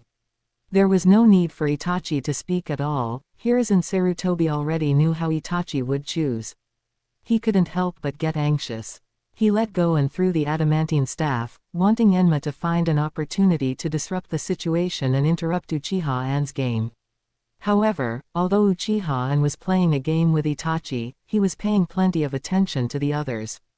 As soon as Enma transformed and appeared, he was immediately entangled by a large number of branches. In the blink of an eye, the chakra on his body was sucked clean. He had no choice but to look helplessly at his old master, then dispel the summoning jutsu and disappear from the spot in a puff of white smoke. Uchiha-an cast a glance at the restless Hiruzen Sarutobi and crooked his finger slightly, giving him some special attention. The branches on Hiruzen Sarutobi accelerated the extraction of his chakra, instantly leaving him powerless and unable to move. With no time to mess around anymore. Chapter 103, Itachi, look how considerate I am. Now, Itachi, what are you still hesitating for? Uchiha-an laughed, looking increasingly delighted. You wouldn't be worried about bearing the crime of slaughtering your comrades, would you? You can rest easy about that. Look, these ninja are all in my hands now. If I wanted to kill them, it would be just a matter of a single thought. They were going to die anyway. After you make your choice, you can still save a batch of them. How about this? I have always been a considerate person, so let me put it another way for you. Itachi, do you intend to save Hiruzen Sarutobi and those few elite clan ninja? Or do you intend to save those numerous ordinary ninja? Or, according to your own standard of measurement, which are more valuable to the village, these elite clan ninja, are those ordinary ninja who, despite being weak in strength, make up the majority of the village's population? Itachi's expression changed repeatedly. He opened his mouth, but in the end, he found himself unable to speak. He was no fool. Uchiha-an's intention was very obvious, with no intention of hiding it whatsoever. Itachi certainly understood the malice contained within this choice, but precisely because he understood, he was also very clear that Uchiha-an would definitely not lie about this matter and would truly release those who were not chosen. And most importantly, although he understood Uchiha-an's malice, in his own value system, he did not feel that his choice was wrong in any way. His pain stemmed from the powerlessness of being forced to choose, from the inability to save everyone, not from thinking his choice was wrong. And what Uchiha-an said was not meant for him, but for those hostages who were hung up. Human hearts are complex. No matter how Itachi chose, those who survived would not be grateful to Itachi because of it. On the contrary, they would likely hate him for it. Because this matter would inevitably spread throughout the village, and everyone who survived would be subjected to the cold questioning of the deceased's relatives. Why weren't you the one who died? Often, living is more painful than dying. And this was exactly what Uchiha-an wanted. I choose to save Hokage-sama's side. Itachi finally remained true to his heart and made his final choice. His voice was dry, his face ash-gray, and his eyes were locked firmly onto Uchiha-an, as if he wanted to devour him whole. However, Uchiha-an did not care about his attitude at all. Upon hearing his choice, he immediately burst into hearty laughter. Ha ha, well chosen. Itachi, you really are still the same Itachi as before. You are truly worthy of being the Uchiha Itachi who, for the sake of the village's peace, wiped out his entire clan, leaving no one, not even the elderly, women, or children. Uchiha-an laughed until tears burst out, his entire face distorted and deformed, as if it had been molded by Play-Doh. He turned around, spread his arms toward the group of ordinary ninja who had been abandoned, and laughed loudly. Do you see that? This is the will of fire. Where the leaves of Konoha dance, the fire burns on. Without you firewood, how could Hokage-sama's flame ever burn eternally? You are always important people in others' words, but when it truly comes time to make a choice, you are the first to be abandoned. After you go to the underworld, remember to be reincarnated well, don't be cannon fodder in your next life.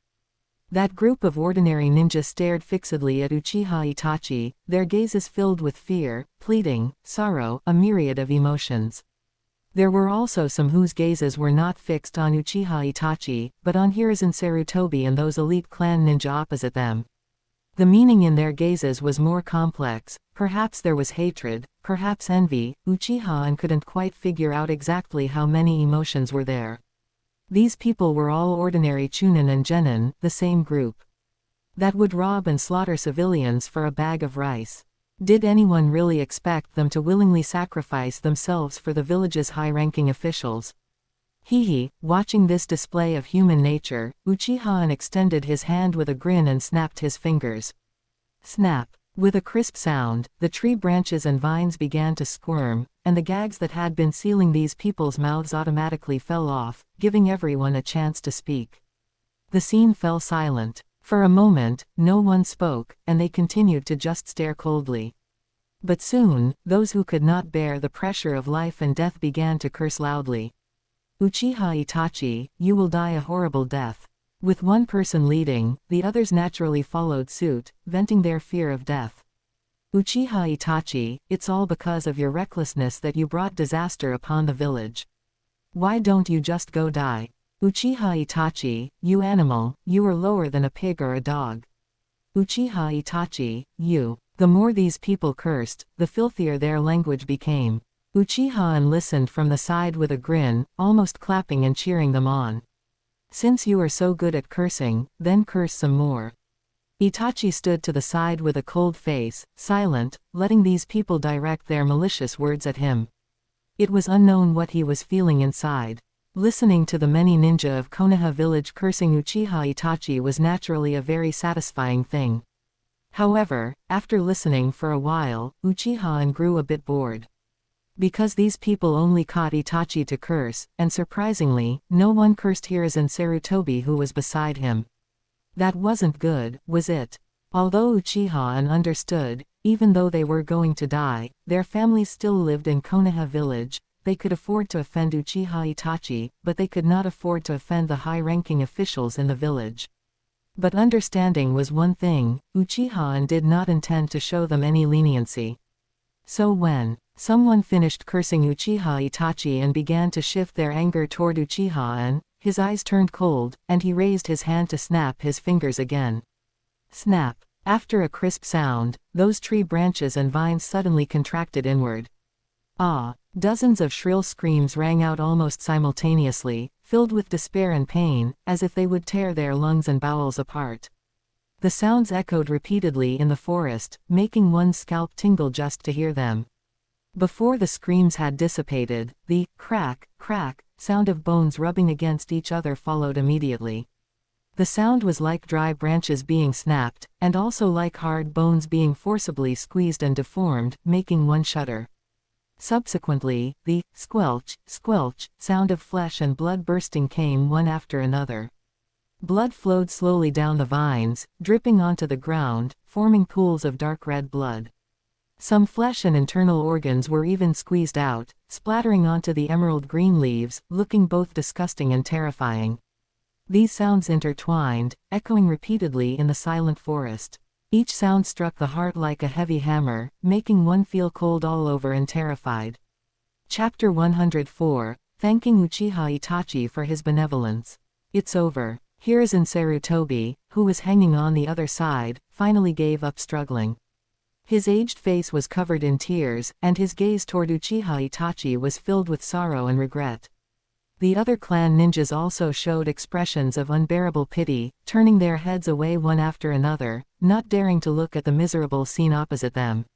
Only Uchiha Itachi remained expressionless, head bowed, as if nothing had happened at all. Ha ha ha. Uchiha beamed with joy, waving his hand to dispel the wood release, letting Hiruzen Sarutobi and the others fall from the trees. Since they had no chakra left in their bodies, these people couldn't move for the time being and could only lie on the ground gasping for breath. The afterglow of the setting sun fell upon them, illuminating their disheveled appearances with stark clarity. Uchiha cupped his hands to the crowd, smiling as he said, "Come, come, come. Congratulations to everyone for your lucky escape. I am an honest and reliable young man, I keep my word. If I say I won't kill, I won't kill. That you all managed to keep your pathetic lives is something you must thank Uchiha Itachi for his benevolence. You must really thank Uchiha Itachi properly. Uchiha Itachi is also an outstanding member of our Uchiha clan. If you round it up, you can say you were saved by the Uchiha clan. Come, everyone shout with me. Thank you for the Uchiha's benevolence. Long live the Uchiha." Uchiha shouted with his arms raised, enjoying himself immensely and having a great time. But unfortunately, all the survivors of Konoha village were not cooperative at all. Not only were they not grateful, but they also glared at Uchiha with looks of deep-seated hatred. However, Uchiha was a person of stature, he wouldn't vent his anger on them over such a small disagreement. Uchiha grinned, lowered his arms, and turned to wave goodbye to Uchiha. Itachi. Uchiha Itachi. I've lost interest for today, so let's call it a day. I have other business, so I'll take my leave now. We are brothers for the long haul, we shall meet again another day. Ha ha ha. Uchiha laughed loudly as he walked away, leaving Uchiha Itachi behind him, fists clenched, teeth grinding. How he wished to take this opportunity to ambush Uchiha and slaughter him. But reason told him he couldn't do it. Once he acted rashly, it would only provide Uchiha with more opportunities for his games, and even the companions he had originally saved would inevitably perish as a result. A sense of powerlessness gnawed at his heart like a poisonous snake, the torment of having his enemy right before his eyes yet being unable to take revenge almost tore his heart apart. A painful sense of helplessness spread deep within him, hurting more and more, piercing through his heart. Damn it all. Uchiha Itachi felt a wave of chest tightness, and a mouthful of blood surged up from his abdomen, which he forcibly swallowed back down, leaving only a bright red smear on his lips. The metallic, sweet taste of blood filled his mouth, the taste of failure, the proof of humiliation. He closed his eyes, suppressing all the pain and anger within his trembling body. But soon, his attention was diverted by an exclamation. "Ah, Hokage-sama, there are still people alive here. Nani?" Hiruzen Sarutobi was startled. "Hurry and save them. Check again carefully to see who else is still alive." A group of people struggled to crawl up from the ground and checked one by one. It turned out that quite a few people had survived, but their limbs were shattered, scattered on the ground like broken dolls, the kind of injuries that even Senju Tsunade couldn't heal if she were resurrected. "Hokage-sama, these people." A sharp-witted ninja looked at Hiruzen Sarutobi with a questioning look in his eyes. "This." Hiruzen Sarutobi pondered for a moment, but before he could make a decision, he heard Uchiha Itachi interject from the side. "Uchiha left them behind on purpose. He needs these people to spread what happened today to everyone in the village. Of course, if you want to silence them, Uchiha certainly wouldn't have any objections. Perhaps he would even be happier." Hiruzen Sarutobi was suddenly shocked and hurriedly shook his head, saying, "Uchiha Itachi, don't overthink it. How could there be any talk of silencing them? These people are all ninjas of the village. How could the village turn a blind eye to this? We must certainly save them with all our effort." "Is that so?" Uchiha Itachi said indifferently. "Actually, they are already crippled. They won't be able to carry out missions in the future and will only waste food. Even if they were cleaned up, it wouldn't be a big deal. Just say they died gloriously in battle, give them some extra compensation, and no one will suspect anything. Everyone here is trustworthy, and no one will leak the news. As for the gossip of outsiders, that is just the enemy's scheme to sow discord. We just need to control public opinion, there's no need to pay any attention to it." Without Sasuke as an anchor, Uchiha Itachi sank deeper and deeper into the abyss. His humanity grew thinner and thinner, and his way of thinking leaned more and more toward a certain extreme direction. The people around him heard these words, and their hearts jumped wildly. Some were tempted, while others frowned. Rumors are like dull blades, they kill people in a way that is both slow and painful. Lives traded for the lives of village companions. Once word of this spread, who knows how many people would be pointing fingers at their spines. It wouldn't just be Uchiha and whose reputation was ruined, everyone present would have a share in it. Looking at the previous performance of these victims, it was obvious that a rift had already formed between them and the village. If these people woke up, they would definitely not have anything good to say about what happened today. Even if they were wary of the village's attitude and might not badmouth the village too much, they would likely have even more complaints about these companions who survived. From this point of view, silencing these people here was actually a reasonable and optimal decision. But this kind of thing could only be done, not spoken of. No one dared to bring it up proactively. Now that they saw Uchiha Itachi acting as the scapegoat, they simply went with the flow, turning their gaze to Hiruzen Sarutobi, waiting for the usually wise and mighty Hokage-sama to make the final decision. Uchiha Itachi, say no more. Hiruzen Sarutobi frowned and interrupted Uchiha Itachi, waving his hand. The village will absolutely not do such a thing. They are all sacrifices who gave for the village, how could the village abandon them? His words were resonant, and every wrinkle on his face was etched with determination and justice, just like his performance over all these years. Everyone had different thoughts, so they immediately stopped talking and lowered their heads to focus on the rescue. Hiruzen Sarutobi watched them working there, but in his heart, he sighed secretly, missing his old partner Danzo Shimura. The existence of Root was indeed necessary. Who should succeed as the leader of Root and rebuild it? Hiruzen Sarutobi was lost in thought for a while, but was awakened again by a deafening explosion. Although Iwagakure had retreated, the other 3 ninja villages had not, and they were still fighting fiercely.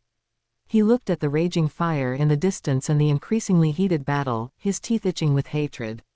It couldn't go on like this, otherwise Konoha village would eventually be destroyed here. Could it be that he only had to? Hiruzen Sarutobi's expression changed rapidly, but the current situation did not allow him to think much. He hurriedly summoned Enma again, picked up the adamantine staff, looked left and right, and immediately decided on the direction of the attack. One must pick the softest persimmon to squeeze. Sunagakure, it will be you. He raised the adamantine staff and led the people of Konoha village to charge toward the direction of Sunagakure. Chapter 105, Orochimaru's Greed. Habada tilde idara, moto ra na tilde I doi dai. Uchiha hummed a little tune, skipping through the forest, looking incredibly cheerful. Indeed, mental burnout is no good. When you're in a bad mood, you have to let it out. With everyone from Konoha village helping to regulate his emotions, An's mental illness was almost cured. Following the trail of Orochimaru's movements, An quickly caught up. When he met up with Orochimaru, he was still wandering around the land of water, having not yet found any traces of Hiriko. Oh, An-kun, why are you so fast this time? I thought you would stay in Konoha village until I completed the mission and returned, before coming to meet me. Seeing the spirited Uchiha, Orochimaru was also very surprised. What? Did the operation go smoothly? Who did you kill this time? Sarutobi-sensei. Hee, and laughed like a fox that had stolen a chicken. He extended his index finger and waved it back and forth. No, Orochimaru-sama, you underestimate me. Am I the kind of madman who only has killing desires in his head? I have good news for you. I saw Itachi this time. Itachi. Uchiha Itachi. That's right. And danced with excitement, as if he had seen his idol at a concert. It's Uchiha Itachi. Let me tell you, the Uchiha clan has a secret forbidden jutsu called Izanagi, which can erase all negative consequences on oneself at the cost of one Sharingan, including resurrection. I originally thought Itachi was completely exhausted from resisting the Tengai Shinsei and certainly wouldn't have had time to activate the dojutsu, but who would have known he had preset a death trigger? Hehehe, that's just great. Blinded in one eye, his strength greatly diminished, yet his life remains. It's perfect for me. Revenge. Wahahaha. I played a choice game with him this time. What should I play next time? It's so hard to choose. I must plan carefully this time. I can't let him die. Again. Oh, there is such a forbidden jutsu. The Uchiha truly live up to their reputation as a powerful family in the ninja world. Orochimaru sighed thoughtfully, his snake tongue licking his lips, becoming increasingly greedy. The Tenseigen is indeed good, but the Mangekyo Sharingan isn't bad either. And looking at Uchiha An's behavior, in the future, this Mangekyo Sharingan can evolve into the Rinnegan, which would be even better. Children make choices, adults, of course, want it all. He watched Uchiha An, who was beaming and constantly planning something, and smiled even more happily. It's better if he's mentally unstable. Let you cultivate the Rinnegan first, and then there will always be a way to make it my own. Looks like you had a lot of fun. Orochimaru said with a smile, since that's the case, let's finish the mission quickly, on the way back, you can go play with him again. Great, great, and immediately became energetic and began to carefully search for traces of Hirako. Ninjas are good at hiding their tracks, but likewise, ninjas are also good at finding tracks. Knowing that Hirako's target in the Land of Water was a dark release ninja, the two conducted a targeted investigation and, sure enough, quickly found Hirako's tracks. The two were simply too impatient to wait for a rabbit to hit the tree stump, so they just went straight to the door. Hirako's hidden identity was that of a merchant.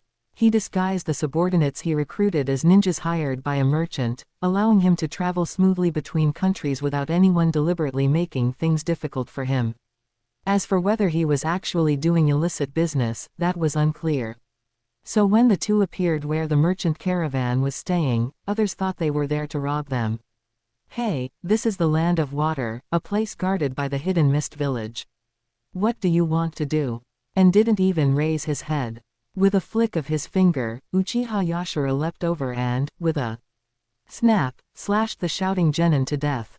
Ah! Seeing someone die, the crowd screamed and scattered in all directions.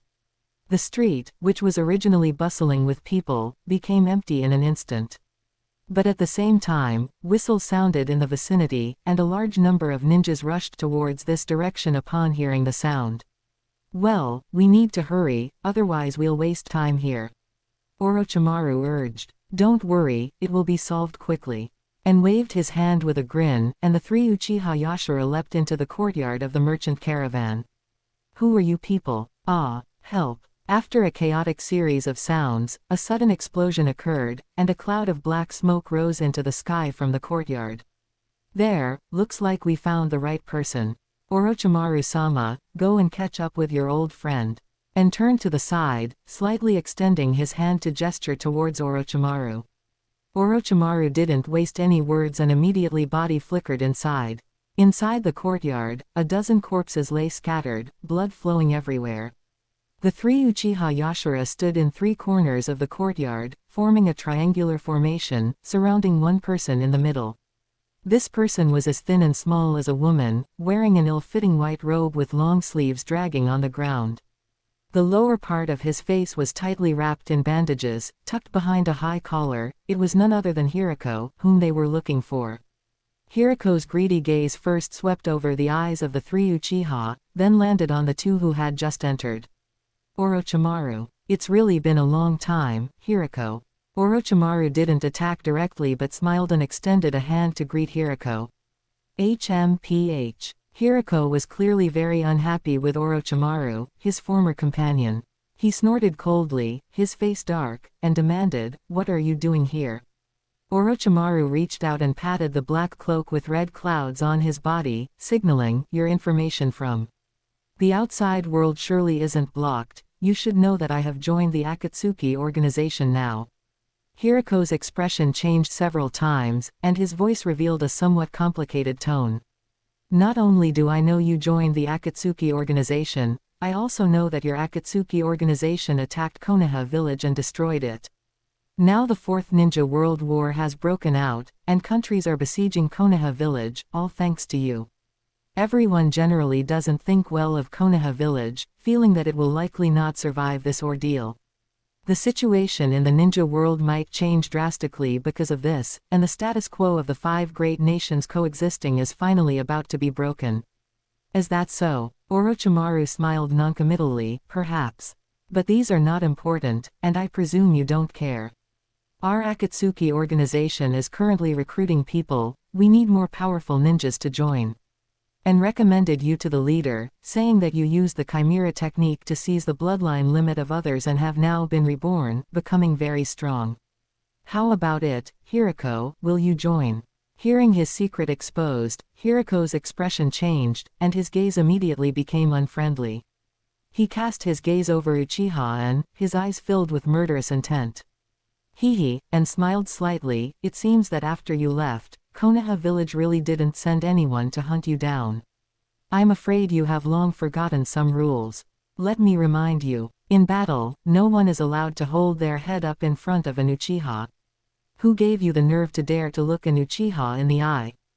Before he finished speaking, An's eyes changed instantly, and the Mangekyo suddenly appeared within them. Chapter 106, A Difficult Choice. Oh no. Hirako hurriedly lowered his gaze and rapidly formed hand seals. In an instant, he vanished from the spot, leaving only a blur in the air as if he had merged with the wind. Swift release, swift movement. The next moment, his figure appeared behind Uchiha and, his right leg sweeping out with the force of a thunderclap, tearing through the air. And shifted his body to the side, dodging the attack, and with a wave of his hand, drew his short blade. It glinted with a cold, icy light under the sun like lightning, slashing straight down at Hirako's right leg. Ridiculous. Trying to show off speed in front of an Uchiha. No matter how fast you are, it's impossible to deceive my eyes. HMPH. Hirako snorted coldly. A metallic luster suddenly washed over his leg. He spun in midair, colliding head-on with the steel blade. With a loud clang, the steel blade and his right leg collided, producing a surprisingly crisp sound. Nani? To An's astonishment, the tempered steel short blade shattered into pieces. Steel and flesh collided, and it was the steel that broke. Hirako's right leg followed through with a strike, slamming heavily into An's chest and kicking him flying. An's body, like a cannonball fired from its chamber, arced through the air and smashed heavily into the courtyard wall. The bluestone wall first developed spiderweb-like cracks, then collapsed with a roar, kicking up a cloud of dust. Debris fell like raindrops, burying An's body in the ruins, unable to get up for a long time. Hidden shadow snake hands. Orochimaru, who was nearby, hurriedly rushed over to help. Spreading his hands, his sleeves opened like an interdimensional space, from which thousands of snakes surged out, rushing toward Hirako. Wherever the snake swarm passed, the weeds on the ground withered instantly. HMPH, mere parlor tricks. Hirako snorted disdainfully, quickly formed hand seals, and slammed his hands onto the ground. Tadpole-like runes, instantly formed. Summoning technique. With a poof of white smoke, two massive metal claws first reached out, followed by an armored body gleaming with cold light. A summoning beast several meters tall suddenly appeared in front of Hirako. The moment it landed, the entire ground shook. This summoning beast was clearly modified, its entire body seemed to be clad in steel armor, the surface covered in intricate patterns. Its joints featured complex hydraulic devices, and neat energy conduits were arranged along its back, with blue chakra vaguely visible flowing within them. This thing looked very technological, completely different from the rough, cold weapon feel of modern ninja tools. Hirako stood on the summoning beast and pointed forward. The summoning beast opened its massive mouth, and a giant stream of fire surged out, sweeping across the front as the beast turned its head. Where the fire passed, the ground was scorched into glass-like crystals. Those ordinary snakes couldn't withstand it at all. Once burned by the fire, they instantly turned into charred remains, making it impossible for them to even get close to Hirako. Soon, a small mountain of charred snake corpses piled up, and the air was filled with a nauseating, acrid smell. Hirako stomped his foot, his figure vanished again, appearing behind Orochimaru, and kicked him away as well. He stood where he was, looking at his enemies as they slowly climbed up, head held high, laughing arrogantly. Ha ha ha, Orochimaru, you don't think I'm still the Hirako from back then, do you? You geniuses are born with powerful bodies and multiple chakra natures, easily achieving what others can't reach no matter how hard they try. But now everything is different. My self-created chimera technique allows me to seize the bloodline limits of others, letting me possess the same talents as you geniuses. No, with the Chimera technique, I can possess multiple bloodline limits, which is a far more powerful talent than your single bloodline limits. Unfortunately, my plan is not yet complete. Currently, I only possess 2 bloodline limits, Steel Release and Swift Release. But it doesn't matter. With just these 2 bloodline limits, I can roam the ninja world at will. Once I gather all 5 bloodline limits and become the perfect ninja, I can stand at the pinnacle of the ninja world, invincible. At that time, I will launch a war against the 5 great ninja villages, destroy them completely in one fell swoop, and end this mistaken world. Things that your Akatsuki organization needs many people to accomplish, I can do all by myself. Who would want to join your damn organization? Uchiha and Orochimaru stood far away, watching Hirako get into a brawl with the Hidden Mist Village ninjas who had arrived to maintain order, killing those unlucky ones before standing there spouting nonsense. Orochimaru glanced at En, his eyes filled with a bit more wariness. Does the Mangekyo Sharingan provide such a huge boost to genjutsu abilities? Hirako fell for it almost without any reaction. En shrugged and said with a grin, "Oh, it's not that strong. It's mainly because he didn't know I was an Uchiha and let his guard down, which is why he was controlled by my genjutsu. This isn't some genjutsu type dojutsu anyway, it still ultimately requires eye contact to take effect. In the next battle, as long as he doesn't look into my eyes, he'll naturally be fine." Is that so? Orochimaru nodded noncommittally, lightly brushing past the topic, and turned his head to look at Hirako, who was still fighting over there. It seems these are his current abilities. Steel Release, Swift Release, plus a decent summoning beast, he's qualified to join the organization. Moreover, the potential of his Chimera technique is very high. He's already like this in an incomplete state, his future prospects are limitless. Isn't that right? And replied with a smile, I'm also very curious if he really manages to establish the balance of the 5 elements in his body, whether he can truly become a perfect ninja. Hehe, Anne's smile suddenly became twisted and perverted again. Lord Orochimaru, guess who Hirako has chosen to be the 5th person to absorb? Orochimaru shifted his gaze. Could it be that he chose me? No, that's not right, I'm not a bloodline limit ninja. Seeing you smile like that, it must be related to the Uchiha. Could it be Itachi? No, it's Kakashi. Anne's face blossomed like a flower. Kakashi is Obito's beloved friend and brother. In that great battle in Konoha village earlier, so many people died, but Kakashi didn't. Obito couldn't bear to kill him. I happen to know that Hirako has long had his eyes on Kakashi and wants to absorb him. Do you think I should help him out? Oh, this is such a dilemma. And covered his face with his hands, twisting and turning his body, looking like he was having trouble choosing and didn't know how to make a decision. If I don't help him, Hirako's Chimera technique won't be able to achieve the perfect effect. But if I do help him, Obito will be unhappy again. Oops, won't the leader say I'm inciting infighting again? This time it's a conflict between Hirako and Obito, it has nothing to do with me. Chapter 107 Casting Another Bait. Heh. Orochimaru chuckled meaningfully. The Akatsuki organization was always just a mob of rabble, with everyone harboring their own hidden agendas. Nagato wants everyone to work together to establish some new order of peace in the ninja world, but that was never going to succeed. Right now, his military might is the strongest, so everyone has no choice but to obey his orders. But if his orders truly conflict with the bottom line of the members, the result will inevitably be rebellion and desertion, like Itachi, for example. I don't think you'll be staying in the Akatsuki organization for long either. Oh my, I am absolutely loyal to the leader. Uchiha said with a cheeky grin, though there wasn't a shred of credibility in his words. Orochimaru didn't call him out, merely smiling as he turned his head to look at Hirako again. At this moment, Hirako was likely encountering Uchiha's fierce resistance. He had activated the Chimera technique, merged with the summoning beast beneath him, and was pummeling the air while shouting wildly. Ha, my Chimera technique is the perfect jutsu. Not only can I use it on myself, but I can also merge with a summoning beast, allowing the summoning beast to use my bloodline limit as well. Susanoo is truly as famous as they say. This defense is indeed very strong, but my steel release is not inferior in the slightest. Your biggest weakness is, your speed is too slow. Look at my swift release, you can't hit me at all. Hiriko controlled the summoning beast beneath him, running amok in the courtyard. The speed was indeed as fast as a gale, creating a small tornado within the entire courtyard. As he kept moving, it continued to expand, completely destroying the yard and sending gravel and debris flying into the sky. This time, even Orochimaru became interested. Oh, so the Chimera technique can be used this way.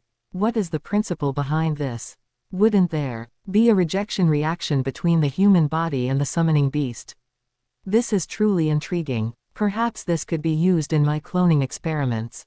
Seeing the tornado growing larger and beginning to severely impact the surrounding environment, Orochimaru said to Uchiha, "The test has gone on long enough. Let's end this farce. Will you do it, or shall I? I'll handle it. Lord Orochimaru has provided me with so many conveniences along the way, how could I be so shameless as to trouble Lord Orochimaru to make a move?" The Mangekyo in Uchiha An's pupils spun, and Hiriko, not knowing what he had encountered, exclaimed in surprise, voluntarily deactivated the Chimera technique, and jumped off the summoning beast. Without its master's control, the summoning beast immediately stopped and stood guard in front of Hiriko. The tornado collapsed, turning into a gentle breeze that brushed against their faces. The gravel and debris that had been swept into the air fell with a rustling sound, creating a rain of rubble. Uchiha dispelled the genjutsu, clapped his hands, and said aloud, "All right, Hiriko, your performance was not bad. You were qualified to join the Akatsuki organization." Hiriko's vision blurred as he broke free from the genjutsu. Seeing the corpses scattered across the ground and the chaotic battlefield, his expression immediately turned ugly. Damn it, it was a genjutsu. When was it the moment our eyes met? Heh, Uchiha said with a chuckle. Did you not notice? You fought for so long, yet you didn't sustain a single injury. You don't actually think that was the credit of your steel release, do you? The enemy facing you was one of the Sannin and an Uchiha. How arrogant must you be to think you could remain unscathed before us? Because injuries or chakra disturbances would break the effect of the genjutsu and wake you up, I deliberately controlled the content of the genjutsu to let you have a pleasant dream. Now that the dream is over, it's time for you to face reality. Damn it. Hiriko ground his teeth until they nearly shattered, his eyes blazing with fury. But this time he had learned his lesson. He kept his gaze fixed honestly on the ground in front of him, only using his peripheral vision to gauge the movements of Uchiha and Orochimaru. After the stick, it was time for the carrot. Uchiha smiled and tempted him. "I know you want to seize bloodline limits to perfect your Chimera technique, but I fear you don't realize that your jutsu is flawed. Its ultimate achievement is limited, and its ceiling is not high. Not to mention ruling the world or defeating the 5 great nations, even if you complete the jutsu and become a so-called perfect ninja, you would at most be 1 level above bloodline selection. You are still a long, long way from the pinnacle of the ninja world." Nani? At this, Hiriko was displeased and immediately started shouting with a red, bloated face. "That's impossible. My Chimera technique is perfect. In this world, who else could possess as many as 5 bloodline limits? As long as I fuse 5 bloodline limits together, I will definitely become the perfect ninja and will definitely be invincible. Who else could compare to me? HMPH. Uchiha curled his lip in disdain, deciding to open this bumpkin's eyes. Hiriko, after all, you come from a low background, and your vision is limited by your intelligence, which is why you think bloodline limits are so amazing. But you don't realize that there are thousands of bloodline limits in the ninja world, as numerous as the hairs on an ox. Even among bloodline limits, there are distinctions of high and low. Bloodline limits like Wood Release and Sharingan are the absolute top tier in the ninja world. And those things you chose, like Steel Release and Swift Release, what kind of trash are those? They might look good in terms of combat power, but in front of truly top-tier ninjas, these things are nothing. Even if you had 10 or 20 bloodline limits, compared to those top-tier bloodline limits, you would still be vulnerable. Hiriko's face darkened, and he felt very unhappy. However, when he thought about how he clearly possessed two bloodline limits, yet after meeting Uchiha he had been controlled in a single glance and played like a monkey for a long time, he had to admit in his heart that a bloodline limit like the Sharingan was indeed more advanced than the two he possessed. Seeing that Hirako was somewhat tempted, Uchiha took the words he had previously used to fool Orochimaru and used them to fool Hirako again. Before tempting him, Hirako, the concept of your chimera technique itself is excellent, but in your hands, you completely fail to bring it to its most perfect state. You have too little intelligence and knowledge, so you can only set your sights on the lowest level bloodline limits for plunder. But choosing bloodline limits to absorb based solely on combat power is a very low-level behavior. The most powerful aspect of the chimera technique is that it can forcibly fuse bloodlines with different nature transformations. You must make targeted selections of different bloodline ninjas to combine based on the nature transformations of different chakra. If you join our Akatsuki organization, we can help you plunder more powerful bloodlines and make your bloodline combinations more reasonable. Just think about it. Don't you want the bloodlines you plunder to include the Sage Body, Sage Eye, and Sage Bone? If your combination is reasonable enough, you could completely fuse all 7 nature transformations, fire, wind, earth, water, lightning, yin, and yang, using just 5 bloodline ninjas. That would be a Kekemora, an existence that far transcends bloodline limits and bloodline selection. Hiss. Hirako couldn't help but gasp, feeling deeply tempted. That's right. He slapped his thigh, his voice beginning to tremble. Besides balancing the 5 elements, I can also add the 2 aspects of yin and yang into it. And what are those things like the Sage Body and Sage Eye? Where can I get them? Heh. Seeing that Hirako had taken the bait, Uchiha casually cast another lure. The Sharingan of the Uchiha clan is the Sage Eye. These are eyes directly inherited from the Six-Path Sage, which is why the Uchiha clan is a prestigious family in the ninja world and why they are so powerful. Didn't you choose Kakashi as your fusion target? That is a very correct choice. Later, we'll start by absorbing him. Chapter 108, Sudden Changes on the Front Line. With the carrot and the stick, and successfully recruited Hirako. Originally, Hirako had planned to kidnap a dark release ninja in the Land of Rain to absorb their bloodline limit, but after Anne's warning, he realized that recklessly absorbing bloodlines was a foolish act. He only regretted that his previous intelligence was too scarce, and he didn't understand anything, recklessly absorbing steel release and swift release. Now he was only worried that this would have a negative impact on his future growth, and he spent all day pondering how to wash away these 2 bloodlines. He no longer cared about that so-called dark release. However, over the years, Hirako had recruited some subordinates and had some financial resources. And didn't care about these, so he let him handle it himself. Hirako also did not want to rely entirely on the Akatsuki organization and wanted to have his own forces outside the organization, so he spent a few days arranging everything before returning to the Land of Rain with Anne and the others. Although it was a time of war, because the main battlefield was in the Land of Fire, the Land of Water was not affected too much. Moreover, due to the influx of resources and spoils seized from the front lines, the economy of the Land of Water had even seen a distorted recovery. On their way back, the towns and villages that Anne and his group passed through were filled with praise everywhere. Ah, praise be to the Mizukage. The Land of Water and the Land of Fire have been at war for so many years, and we have finally seen hope for victory.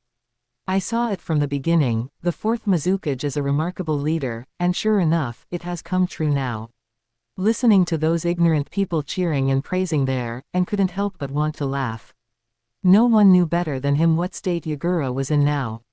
Under Obito's malicious revenge, the original, Bloody Mist Village, had been implemented even more severely by him, and every day, ninjas were killed for all sorts of inexplicable reasons. As a result, the grassroots people had completely forgotten these things, and just being tempted by some petty gains, they began to praise the wisdom and martial prowess of this 4th Mizukage. Hey, civilians are indeed a bunch of ignorant things. They'll call anyone mother for a bit of milk. Profit-seeking and ungrateful, and cursed angrily, pouring beer from his glass into his stomach in large gulps. They were currently resting in a small town, taking the opportunity to understand the situation on the front lines, but ended up hearing a mouthful of useless nonsense. Orochimaru swept his gaze across his face, knowing that he must have thought of the attitude of the villagers in Konoha village towards the Uchiha clan again, so he didn't speak immediately, just ate and drank. Hirako, however, couldn't listen to this. He was originally from a commoner background and had no common language with a wealthy scion like Uchiha. Moreover, he had been tricked by Uchiha and with genjutsu before, and he felt very uncomfortable in his heart. Although he had joined the Akatsuki organization now, it did not mean that he was convinced by Uchiha. HMPH. He snorted coldly, retorting, "How can you wealthy scions understand the pain of ordinary people? Things they spend their whole lives chasing are likely just basics you were born with. If you don't scheme and struggle to accumulate every resource favorable to yourself, you will really be stepped on by you people for the rest of your lives. Also, don't talk as if you guys from wealthy families are very moral. If it weren't for you monopolizing ninjutsu resources, ordinary genin wouldn't have to go to the battlefield knowing only a few common ninjutsu taught in the ninja academy. Nonsense." And slammed his glass onto the table and shouted, "Our Uchiha clan has never kept secrets.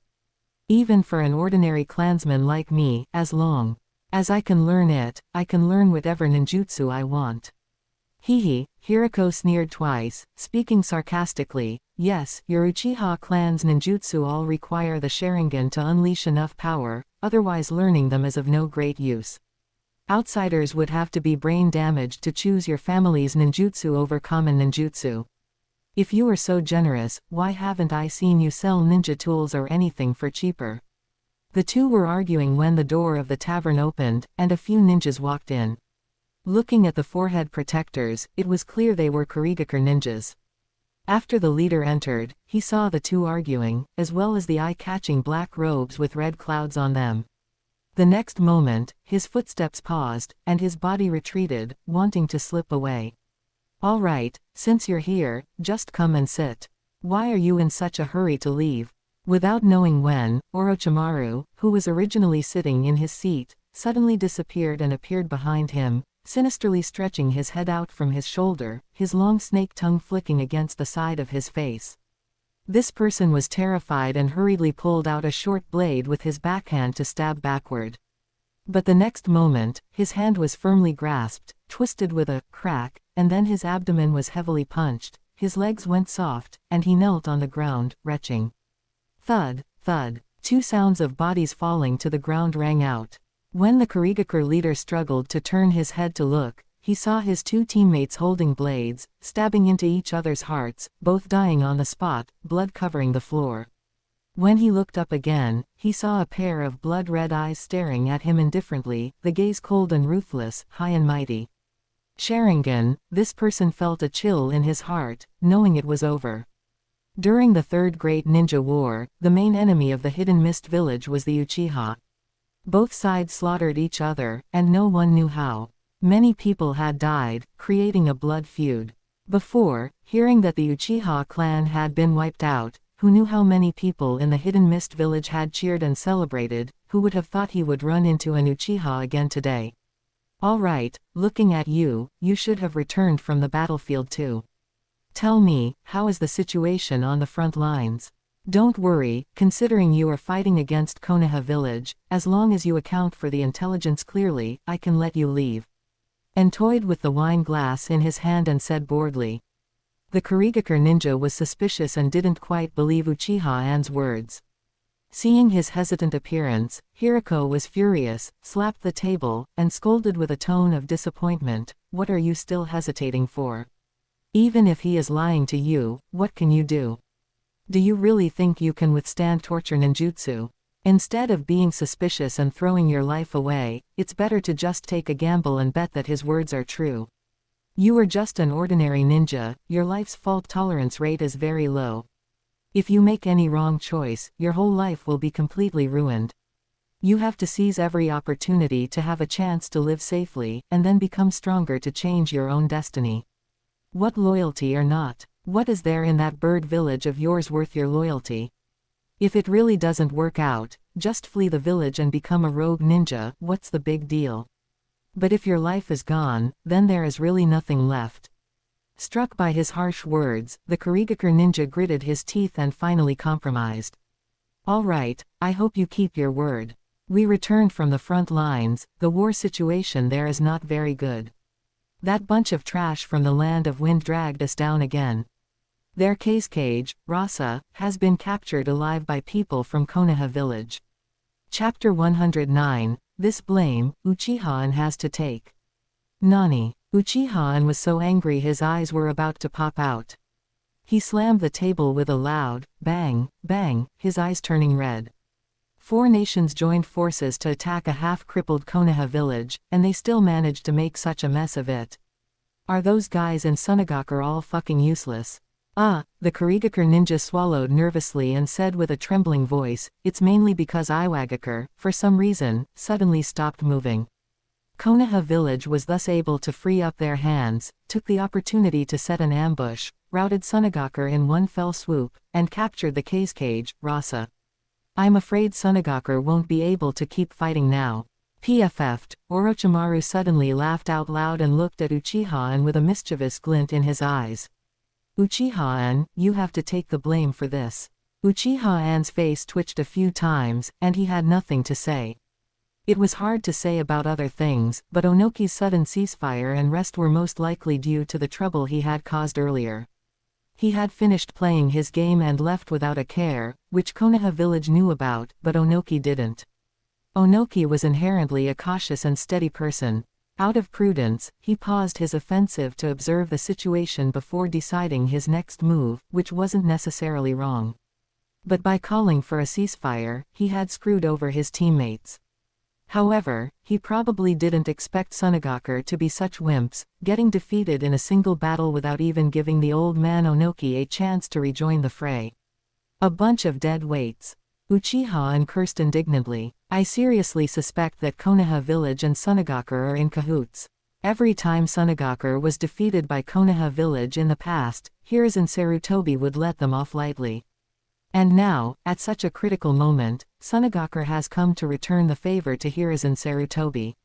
Regarding Uchiha's indignation, Orochimaru just smiled without saying a word, not engaging in the conversation. Hirako didn't know the inside story and couldn't interject. After Uchiha finished venting, he asked for some more information. Feeling there was nothing useful left, he waved his hand and told the Kurigakure ninja to get lost. The Kurigakure ninja was pleasantly surprised, scrambled up, and ran away, not even bothering to collect the bodies of his 2 teammates on the ground. But this was normal. Under the influence of the Bloody Mist village, Kurigakure ninjas often killed each other. The bond between teammates was rather cold, instead, there was more mutual wariness and precaution. Influenced by this frustrating news, Uchiha lost interest in continuing to drink. He finished his rice ball in a few bites, threw the money on the table, and swaggered out. After they left, the tavern owner, who had been hiding in the back, came out trembling. He skillfully gathered the bodies, mopped the floor clean, rearranged the tables and chairs, and waited for the next wave of customers. He naturally didn't dare to touch the items on the bodies, otherwise, perhaps next time someone else would be collecting his corpse. Leaving the tavern, the group traveled quickly and soon left the Land of Water, entering the territory of the Land of Fire. It was significantly more chaotic here. Ninjas from a destitute place like the Land of Water, with their habit of killing even their own companions at will, could they really turn over a new leaf and become good people once they reached enemy territory? As they traveled along, while not quite saying 9 out of 10 houses were empty, it wasn't far off. However, Uchiha also knew that life would always find a way. After so many years of war, whenever conflict broke out, the able-bodied civilians basically fled to the deep mountains and forests to hide. Those left behind were mostly the elderly, weak, sick, and disabled, serving as NPCs for the ninja lords to grind. Those who didn't run fast enough had basically been eliminated by the times. However, ninjas were also bullies who picked on the weak. They only dared to plunder ordinary civilians and small to medium-sized merchants, they didn't dare to provoke major merchants.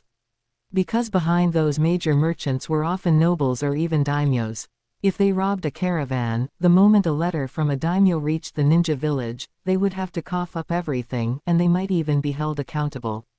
If they were unlucky, they would simply lose their lives.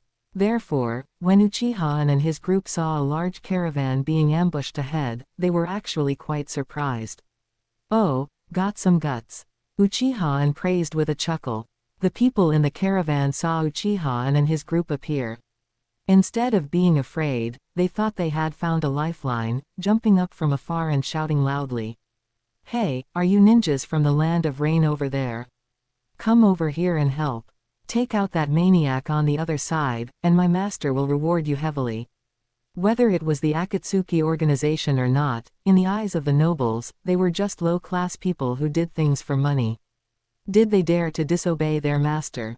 Nations might kill each other, but apart from those rogue ninjas who had gone broke, who from a legitimate ninja village would dare to attack a noble's caravan? Uchiha and his group ignored him and just continued walking at a leisurely pace. Ah! With a scream, another guard ninja was killed. The caravan leader grew even more anxious and kept increasing the reward. "As long as you take out that bandit and protect the caravan, we are willing to pay 5 million ryo, no, 10 million ryo, 20 million ryo. Seeing that everyone was still unimpressed, the leader, in his anxiety, spoke without thinking and turned to threats. "We are a caravan directly under the daimyo of the Land of Water. If you dare to stand by and watch, aren't you afraid of our retaliation? Just you wait. After I get back." Before he could finish his words, a figure suddenly appeared behind him, stabbing a blade through his back and out his chest, running him through. "Ah!" The leader let out a scream, trembling as he lowered his head to see the gleaming blade vanish from his vision. Blood sprayed wildly from the wound, blooming into a flower of blood before his eyes, dangerous and fatal. "Ah!" Gurgle, a wheezing sound came from his throat. He clutched his chest wound tightly as his body slowly collapsed to the ground, lying there and twitching uncontrollably, his eyes filled with disbelief. What is wrong with this world? How did it become like this? In the past, no one ever dared to touch a caravan directly under the daimyo. How come now, one by one, they weren't giving the daimyo any face? After the leader collapsed, the bandit behind him revealed himself, looking at Uchiha and's group with cold eyes, his gaze full of vigilance. Uchiha looked up. The man had short hair, bandages wrapped around his face, hiding the lower half of his features. He was bare-chested with conspicuous sleeves and leg guards, and wore a Karigakur rogue ninja headband slanted on his head, looking unruly and defiant. "Oh, I was wondering who it was, being so bold as to rob a daimyo's caravan. It's Zabuza." Uchiha immediately shifted his gaze away from Zabuza and looked around. "Say, shouldn't there be a survivor of the Yuki clan with you? Where is Haku? Didn't he come?" Chapter 110, continuing to cause trouble for Konoha village. Although Zabuza was one of the 7 ninja swordsmen, and had no interest in him, the Kubikiribocho that should have fallen into his hands had long since been smashed to pieces by Tengai Shinsei during the battle at Konoha village, and there was likely no hope of repairing it. From then on, the 7 ninja swords would forever be missing one. Without the Kubikiribocho, Zabuza was just an ordinary ninja, and for the most part, he wouldn't reach cage level. The Akatsuki organization of today would consider it a waste of time to even recruit him. However, a loyal ice-release ninja like Haku was a scarce talent. After so many days, and had deeply realized the weakness of being alone and isolated.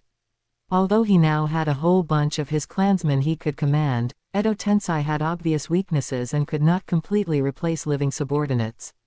What is most important when choosing subordinates? Strength? No, it is loyalty. In a place like the ninja world, loyalty is truly a very luxurious thing. Especially subordinates willing to die for you, one can never have enough of them. Except for places like Root. Therefore, the moment he saw Zabuza, and had already reserved Haku. "Are you here for Haku?" Zabuza's expression changed, and he gripped the sword in his hand tightly. "That's right, I am very interested in that little kid. Name your price and sell him to me." "Nani?" Zabuza, who had expected a fight, was stunned and didn't quite react. "Sell him to you." That's right. And said very generously, do you want a 3-tomo Sharingan? I have plenty here. I won't bully you, let's do a 1-for-1 trade. 1 Sharingan for one little kid with a bloodline limit. When they conquered Root earlier, besides obtaining the genetic information of the Uchiha clan, and had also let Zetsu take away all the Uchiha relics they could scavenge, which included quite a few eyes of his clansmen. Danzo had only transplanted 3-tomo Sharingan on his arm, which represented 5 Jonin, but the number of Jonin in the Uchiha clan was far greater than that figure. Most of the Sharingan had actually been carved up by Konoha village and stored away as inventory treasures. The portion belonging to Danzo was merely a small fraction. That was why Kakashi and Itachi could still obtain 3-tomo Sharingan replacements after going blind. The Sharingan on Danzo's arm must have been obtained before the night of the clan's extermination. They were just filled to 10 after that night. Regarding these Sharingan, and basically held a pragmatic attitude and would not hide them away unused just because they were relics of his clansmen. He had previously just been an ordinary member of the Uchiha clan. He didn't know forbidden jutsu like Izanagi, nor did he do scientific research, so he couldn't use them for experiments, and keeping them was useless. Now, using them to trade with Zabuza, he felt it was very worthwhile. As for whether Zabuza would be dragged down by the Sharingan like Kakashi, what the hell did that have to do with him? Sharingan. Zabuza was indeed tempted. Just as he was hesitating, a delicate and tender little kid appeared from behind him, looking at him with fearful and uneasy eyes. Zabuza-sama. Zabuza looked back at Haku but ignored him. The current Haku was not the child he had raised from a young age who had depended on him for years, but merely a bloodline limit orphan he had accidentally picked up on his escape route. As a ninja who grew up in the Bloody Mist village, with hands full of blood, it was very difficult for him to have the emotions of an ordinary person. He certainly had some feelings for Haku, but they were definitely not much. Haku bit his lip tightly, tears rolling around in his eye sockets, trying hard not to let them fall, because Zabuza-sama hated people crying. I am Zabuza-sama's tool. Haku lowered his head, silently muttering to himself. Fine, deal. Zabuza only hesitated for a moment before agreeing. While there was the factor of coveting the Sharingan, the main reason was that he didn't want to conflict with Uchiha and over a subordinate with a bloodline limit. After the battle to destroy Konoha village, the Akatsuki organization's fame resounded throughout the ninja world. No matter how arrogant Zabuza was, he didn't think he could afford to provoke the Akatsuki organization. Losing a subordinate with a bloodline limit was a pity, but obtaining a 3-tomo Sharingan was, by any calculation, not a loss. Subordinates or whatever could betray you at any time. Only one's own strength was the foundation for survival in the ninja world. A wise choice. And smiled, took out a scroll, released it, took out a test tube, and handed it to Zabuza. After Zabuza carefully inspected it and confirmed it was indeed a well-preserved 3-tomo Sharingan, he smiled, put it away, and waved his hand dismissively. Haku, from today on, you will follow him. Zabuza-sama. Haku's lips trembled, his heart filled with the pain of being abandoned. But Zabuza completely ignored him and just turned to loot the valuables from the convoy. All right, Haku, come with me. And smiled and reached out his hand to Haku. Haku looked at the heartless Zabuza, then looked at An, who was smiling and reaching out to him, and finally gave up. He did not take the hand and extended, but lowered his head and bowed respectfully. Sir, from now on, Haku will be your tool, at your disposal. And grinned, helped Haku up, and led him forward by his small hand. Rest assured, Haku, as long as you don't betray me, you will always be my loyal subordinate from now on. Orochimaru's gaze flickered over Haku, his greed acting up again. Is this little kid's bloodline limit very important? No, it's just ordinary ice release. And shook his head and explained casually, it's just that I'm starting to build my own forces now. I can't have reanimated bodies do everything. Is that so? Orochimaru clearly didn't quite believe it, but he didn't ask further and changed the subject, asking, I see you don't seem to value the Sharingan that much. Do you want to sell me one too? Hey, isn't the Tensegan enough for you to study? What, are you eyeing the Sharingan again? And refused directly without looking back. Orochimaru didn't mind, just smiled, and let the matter slide, though he couldn't help but sigh inwardly. It's a pity that Danzo died. It won't be so easy to smuggle things out of Konoha village in the future. The group continued walking forward and soon approached Konoha village again. Hee, we're at Konoha village again. Anne's smile began to twist again. Should we cause some more trouble for Konoha village while we're at it? Hey, Hirako, haven't you been pining for Kakashi all this time? Kakashi possesses all 7 chakra attributes and is one of the few ninjas who has mastered all basic attributes. Absorbing him will only benefit your future attribute balance, there are no downsides. How about we get him out and just absorb him? HMPH. Hirako didn't know how his intelligence had leaked, and with a gloomy face, he was very unhappy. But his coveting of Kakashi had lasted for several years, and now that he had this opportunity, he certainly didn't want to let it pass. After hesitating for a moment, he finally nodded and agreed. Fine, then I will activate my secret technique and get Kakashi out of the village. Chapter 111, Kakashi Defects. The night in Konoha village was gloomily cold. The atmosphere of depression and sorrow following the war permeated the entire night sky. Although the basic infrastructure had been rebuilt, many supporting facilities were unable to keep up. The streetlights that should have illuminated every corner of the village now lay shattered in the dirt, with only the bright moon overhead casting its cold radiance. Patrolling figures flashed in and out of the corners from time to time, quickly disappearing into the shadows. In the shadows, countless sentries kept their eyes peeled, scanning repeatedly in defense against potential enemy attacks. Creak. The harsh sound of a door opening suddenly rang out, exceptionally clear in the deep night. Almost simultaneously, everyone nearby turned their gaze toward the sound, but after a single glance, they sighed in relief and looked away. Everyone recognized that distinct figure. It was clearly the Jonin of the village, Kakashi Hatake. With the village's combat strength severely depleted, the genius Jonin, Kakashi, appeared all the more important. Kakashi walked swaying down the street, yet no one felt any alarm. Although the war situation had improved, the village was still in a state of war, and it was perfectly reasonable for a Jonin like Kakashi to be out patrolling at midnight. Even if he wasn't patrolling, it was perfectly normal for someone to be unable to sleep at night and come out for a stroll. After all, amidst the successive wars, everyone had lost loved ones and friends, and being woken up by nightmares at night was a common occurrence. Under everyone's gaze, Kakashi walked straight along the main road, step by step, as if sleepwalking, until he reached the main gate of Konoha village. Originally, Konoha village had a security barrier that integrated warning and defensive functions, and the gate was a key defensive position.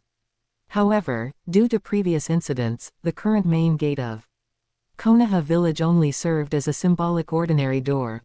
The guard force at the gate had naturally been reduced accordingly, leaving only a few ordinary ninja to stand watch. Seeing Kakashi appear, a ninja immediately shunshined over and asked politely, "Kakashi-sama, does Hokage-sama have any mission for you?" Kakashi had a dazed look in his eyes and didn't answer the question, simply continuing to walk forward in a swaying manner. The ninja immediately noticed Kakashi's abnormality and subconsciously gripped the hilt of his sword. But the moment he revealed hostility, Kakashi's body suddenly moved, knocking him unconscious with a punch at a speed he couldn't react to. Nani? The other members of the guard were immediately alarmed, but before they could raise an alarm, Kakashi rushed over like a whirlwind and knocked them all out with a single punch each. After accomplishing this, Kakashi's body returned to its previous sleepwalking state, swaying as he exited the gate of Konoha village and headed towards the deep mountains and dense forests in the distance.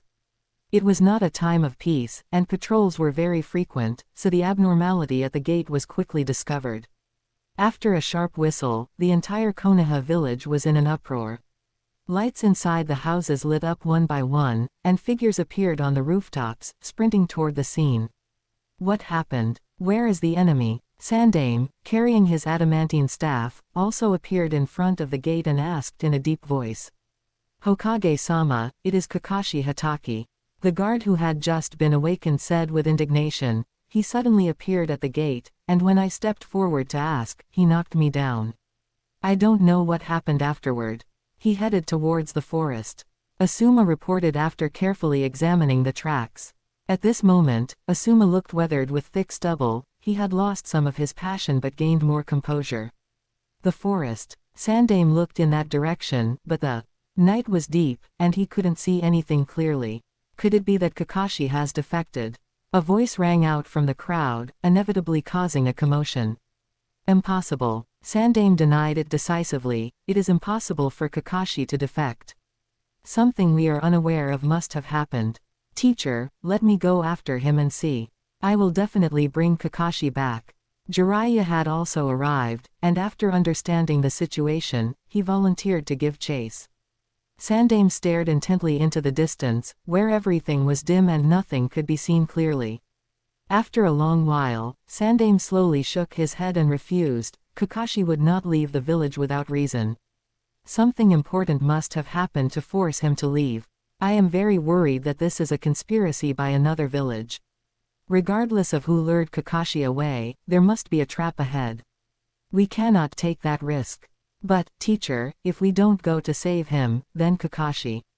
Sigh. Sandaime sighed, looking distressed. We are currently in a state of war, and we finally managed to capture Rasa and turn the tables. Such a favorable situation must not be ruined. We must think of the big picture. After hearing this, Jiraiya felt even angrier. The enemy is not necessarily Sunagaku, and even if it is, so what? We have the upper hand now, and they should be begging us to release their cage. If they capture Kakashi and want to trade for the cage, what will you do then? Ignore it and let Kakashi be killed. Sandaime fell silent upon hearing this. After a while, he scanned the faces of those around him and noticed that everyone was avoiding eye contact. He knew in his heart that his reputation was far from what it used to be, and most likely, everyone had significant objections to his decision. Fine, Jiraiya, you were right. We cannot abandon any comrade. Take a team and go rescue Kakashi immediately. The village's combat strength is limited right now, and we cannot afford to lose any high-level combatants. You must be very careful, do not be careless. Of course I know that.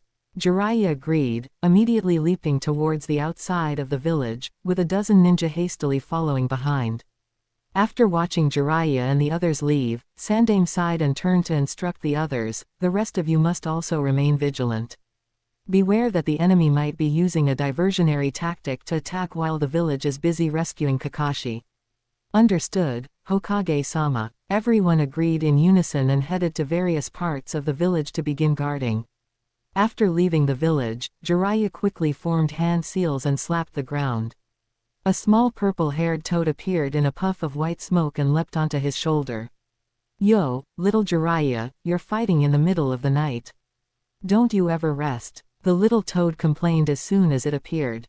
Sorry to bother you again, Elder Shima. Jiraiya said apologetically. He gave a general overview of the situation and then requested, please use your sensory ability to investigate and see which direction Kakashi went, and whether there are any enemies or traps nearby. Fine. Elder Shima sighed, closed her eyes, and after a moment, pointed forward, over there. The enemy's chakra reaction is not weak. You must be careful, don't go dying here. Jiraiya laughed heartily and said confidently, rest assured, Elder Shima. Before I find the savior, I will absolutely not die. Chapter 112, An Art Performance, How Can It Be Without an Audience? And deliberately chose to strike at night. After all, Konoha village was at war during the day, and if Kakashi showed any abnormalities, he would be discovered immediately, making it too difficult to succeed. The night was different, it was quiet, and given Kakashi's skills, ordinary ninjas wouldn't be able to stop him. Sure enough, after waiting on the periphery for a while, he successfully saw Kakashi wandering over. Ha ha ha, and laughed loudly, stepped forward, grabbed Kakashi, and carried him off toward the forest in the back. This place was too close to Konoha village, it wasn't a good spot for the absorption ritual. A moment later, and arrived at the predetermined rendezvous point, where Hiriko had already set up the array and the requirements for the ritual. Although Haku was young, he wouldn't let himself be idle for a moment, helping out on the side with nimble hands and feet. On the contrary, Orochimaru's figure had already disappeared by this moment. He couldn't be bothered to waste time staying here, so he had already left first. "Hey, Hirako, here is your Kakashi, take him and enjoy." And happily threw Kakashi into Hirako's hands and retreated to the side to watch the show. Hirako tied Kakashi to a cross, placed him in the corresponding position of the array, and began to weave hand signs. Following his movements, black lines spread out from within his body, winding along the veins of the array toward the cross where Kakashi was. At this moment, a puff of white smoke rose in the air, and a ninja cat crawled out from within. Lord Yashara asked me to tell you that Jiraiya is chasing after you. Should we stop him? Jiraiya, and glanced at Hirako, who had already begun the absorption, and shook his head. Such a beautiful sight, of course, Jiraiya must see it with his own eyes. Do not stop him, let him come. The ninja cat left to carry out the order, while An shouted loudly to Hirako, "Hey, Hirako, slow down your movements. Leave some time for the audience to appreciate it, don't be so anxious. Art must have the look of art. An art performance, how can it be without an audience?" HMPH. Hirako snorted unhappily. "I won't do such unnecessary things. Take your weird hobbies elsewhere, don't expect me to cooperate with you." Tisk. And curled his lips and instigated, "The one coming is Jiraiya. He is also a super genius, you know. Don't you want to show off your research results in front of such a super genius? Let the people of Konoha village see clearly what kind of level an ordinary ninja, whom they once didn't value, has grown to. You must make them regret it deeply." As soon as these words were spoken, Hirako was immediately moved. The chimera technique, protruding from his body, had already tightly wrapped around Kakashi, but now it stopped, not retracting into his body, but remaining still. A moment later, Jiraiya's figure finally appeared. "Ha ha ha, the game begins." And laughed loudly and greeted him, blocking Jiraiya and the others far outside the array. Looking was fine, but they could not interfere with the ongoing absorption. Uchiha and Jiraiya looked at the enemy who had suddenly appeared in surprise, shocked. His gaze swept around behind and, seeing Kakashi tied to the cross, and also seeing Hirako, who seemed somewhat familiar. But he didn't recognize him. Instead, he looked around and shouted, "It looks like Orochimaru is the one behind this. Where is he?" He, and laughed strangely and shouted aloud, "Hirako, do you see? Lord Jiraiya doesn't remember you at all. In his eyes, only geniuses like Lord Orochimaru exist." HMPH. Hirako was most sensitive to these things. Upon hearing this, blue veins immediately popped up on his forehead, and he was extremely angry. Just then, Jiraiya added fuel to the fire. His gaze fixed on Hirako, and he finally recognized him, exclaiming involuntarily, "Hirako. You are Hirako. Why did you join the Akatsuki organization?" Hirako's eyes sharpened, his hands grabbed, and he pulled the chimera technique inward, dragging Kakashi toward his body, while shouting loudly, "Why can't I join the Akatsuki organization? Am I not worthy? Jiraiya, you genius ninjas always look down on ordinary people like us. But you have to know, ordinary people also want to become stronger. So what if there is no bloodline inheritance? So what if there is no master's guidance? Whatever we want, we will seize it ourselves. Look, this is the ninjutsu I created myself, the chimera technique, a ninjutsu that can allow ordinary people to become geniuses." "Stop." Jiraiya hurriedly stepped forward, wanting to stop him, but how could An let him get his wish? The Mangekyo in An's eyes spun, and the Susanoo rose from the ground, smashing a staff heavily toward Jiraiya. "Ha ha ha, Jiraiya, you just need to watch Hirako's performance well, don't think about interfering personally." "Damn it." Jiraiya jumped backward, dodging the blood Susanoo's attack. The scepter hit the ground, and amidst a loud roar, it smashed a large pit into the ground, gravel splashing everywhere, the wind force like a blade. "Come out, Gamabunta." Jiraiya formed hand signs with one hand and slapped the ground. With a bang, a giant toad appeared under his feet. HMPH. After the giant toad appeared, it immediately shouted and waved its short sword, killing toward the blood Susanoo. "I will hold this side, you guys hurry and save Kakashi." Jiraiya waved his hand and shouted to his companions behind him. Yes. Everyone agreed decisively, running separately toward both sides, intending to bypass the blood Susanoo and take Hiriko directly. But a figure flashed before their eyes, and Uchiha Yashara and the others appeared in front of them, lined up, blocking their way. Reanimated Uchiha. Everyone was shocked and hurriedly stopped. In the previous battle in Konoha village, the reanimated Uchiha had shone brilliantly, contributing significantly to the destruction of Konoha village, and were deeply hated by all the ninjas of Konoha village because they were so difficult to deal with. Damn it. To actually toy with the souls of the dead like this. Ha ha ha, Uchiha laughed loudly, gritting his teeth and cursing. I just like to toy with the souls of the dead, so what? They are willing to be toyed with by me. Being toyed with by me after death is better than being toyed with by you people of Konoha while alive. Looking at the three Uchihas with eyes spitting fire, everyone in Konoha was silent.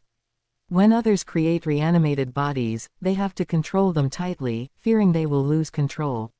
Only with the Uchiha here, there is no need to worry about this problem at all. Their reanimated bodies are willing to serve the person who summoned them. What can outsiders say? They can only start fighting. Chapter 113, I have arranged a predetermined death for everyone. Jiraiya knew the enemy was tough, and Kakashi's life or death was uncertain, so there was no time to waste. As soon as he came up, he went all out. Gamabunta, help me buy some time. I understand. Go ahead and start preparing. Gamabunta agreed, brandishing the short blade in his hand, and began to clash with the blood Susanoo. Taking advantage of this gap, Jiraiya summoned the two Toad Sages and began to refine Sage Chakra. Watching Jiraiya's performance, Uchiha was not worried in the slightest. He simply clapped his hands together and laughed loudly. Ha ha ha, Jiraiya, I have arranged a predetermined death for everyone, and it hasn't reached your turn yet. People must be killed one by one, no one can escape. But for now, it's best to pick on the weak. Wood release. Deep forest emergence. Along with Uchiha laughter, the ground bulged and cracked. Countless thick roots broke through the earth like giant pythons, tearing through the rock layers, and the resulting shockwaves threw debris high into the air. The trees grew wildly at a speed visible to the naked eye, their branches twisting and intertwining, and in the blink of an eye, they transformed into a forest of death that blotted out the sky. Don't even think about getting past me. Gamabunta roared, swinging his short blade like he was chopping vegetables, smashing the approaching branches to pieces. His massive size meant that with just a casual movement, he could sever dozens of trees that would take several people to encircle. For a moment, the wood release could not defeat him. However, Uchiha's main target was not Jiraiya, who was protected by Gamabunta, but the ordinary ninjas of Konoha village who were locked in a stalemate with the reanimated body. With the coordinated efforts of many Konoha ninjas, the three ordinary Uchiha Jonin were no match for them. Uchiha Yashara and the others were relying entirely on their immortal bodies to entangle with the enemies, but it was only a matter of time before their blockade was broken. And at this critical moment, the overwhelming wood release attack arrived. If it were Jiraiya, he could likely rely on his own powerful strength to withstand it for a while, and it wouldn't be impossible for him to even escape. But for these ordinary ninjas, although there was no shortage of Jonin-level experts among them, facing an attack of this level from the wood release, everything was futile. Amidst the bursts of screams, these dozen or so ninjas were quickly wiped out. By the time a streak of oil paint appeared on Jiraiya's face and he entered Sage mode, these ninjas had already been tied up tightly by the wood release and hung up. Dozens of human cocoons swayed gently among the treetops. Hee, Uchiha chuckled weirdly, using the same trick again to start making things difficult for Jiraiya. Jiraiya, now it's your turn to take a multiple-choice test. Are you going to save Kakashi, or are you going to save these companions? HMPH. Jiraiya ignored Uchiha's provocation entirely. He was not prepared to choose either option. Jiraiya knew full well what had happened to Itachi before. Over these past few days, Itachi's reputation in the village had completely stunk to high heaven. Even if he wasn't being chased by everyone, it wasn't far off. Hokage-sama was wise and powerful, he could absolutely not be wrong. Ninjas from other ninja clans had also generously opened their purses, providing a large amount of donations to the victims' families they were victims to. So the question arose, if none of them were wrong, then who was in the wrong? The primary person responsible was, of course, the heinous Uchiha, and the next person who should be held responsible for this matter was, without a doubt, Itachi. As they both belonged to the Uchiha clan, what was wrong with piling Uchiha-an's guilt onto Itachi? Don't talk to me about transferring anger or not. I have already lost my limbs for the sake of the village. Even if I am taking my anger out on you, do you still have the nerve to blame me? Itachi, who was already reclusive, now kept an even lower profile, and except for going to the battlefield, his figure was almost never seen. This state of affairs made Jiraiya extremely worried, fearing that one day Itachi wouldn't be able to bear it and would go crazy or commit suicide.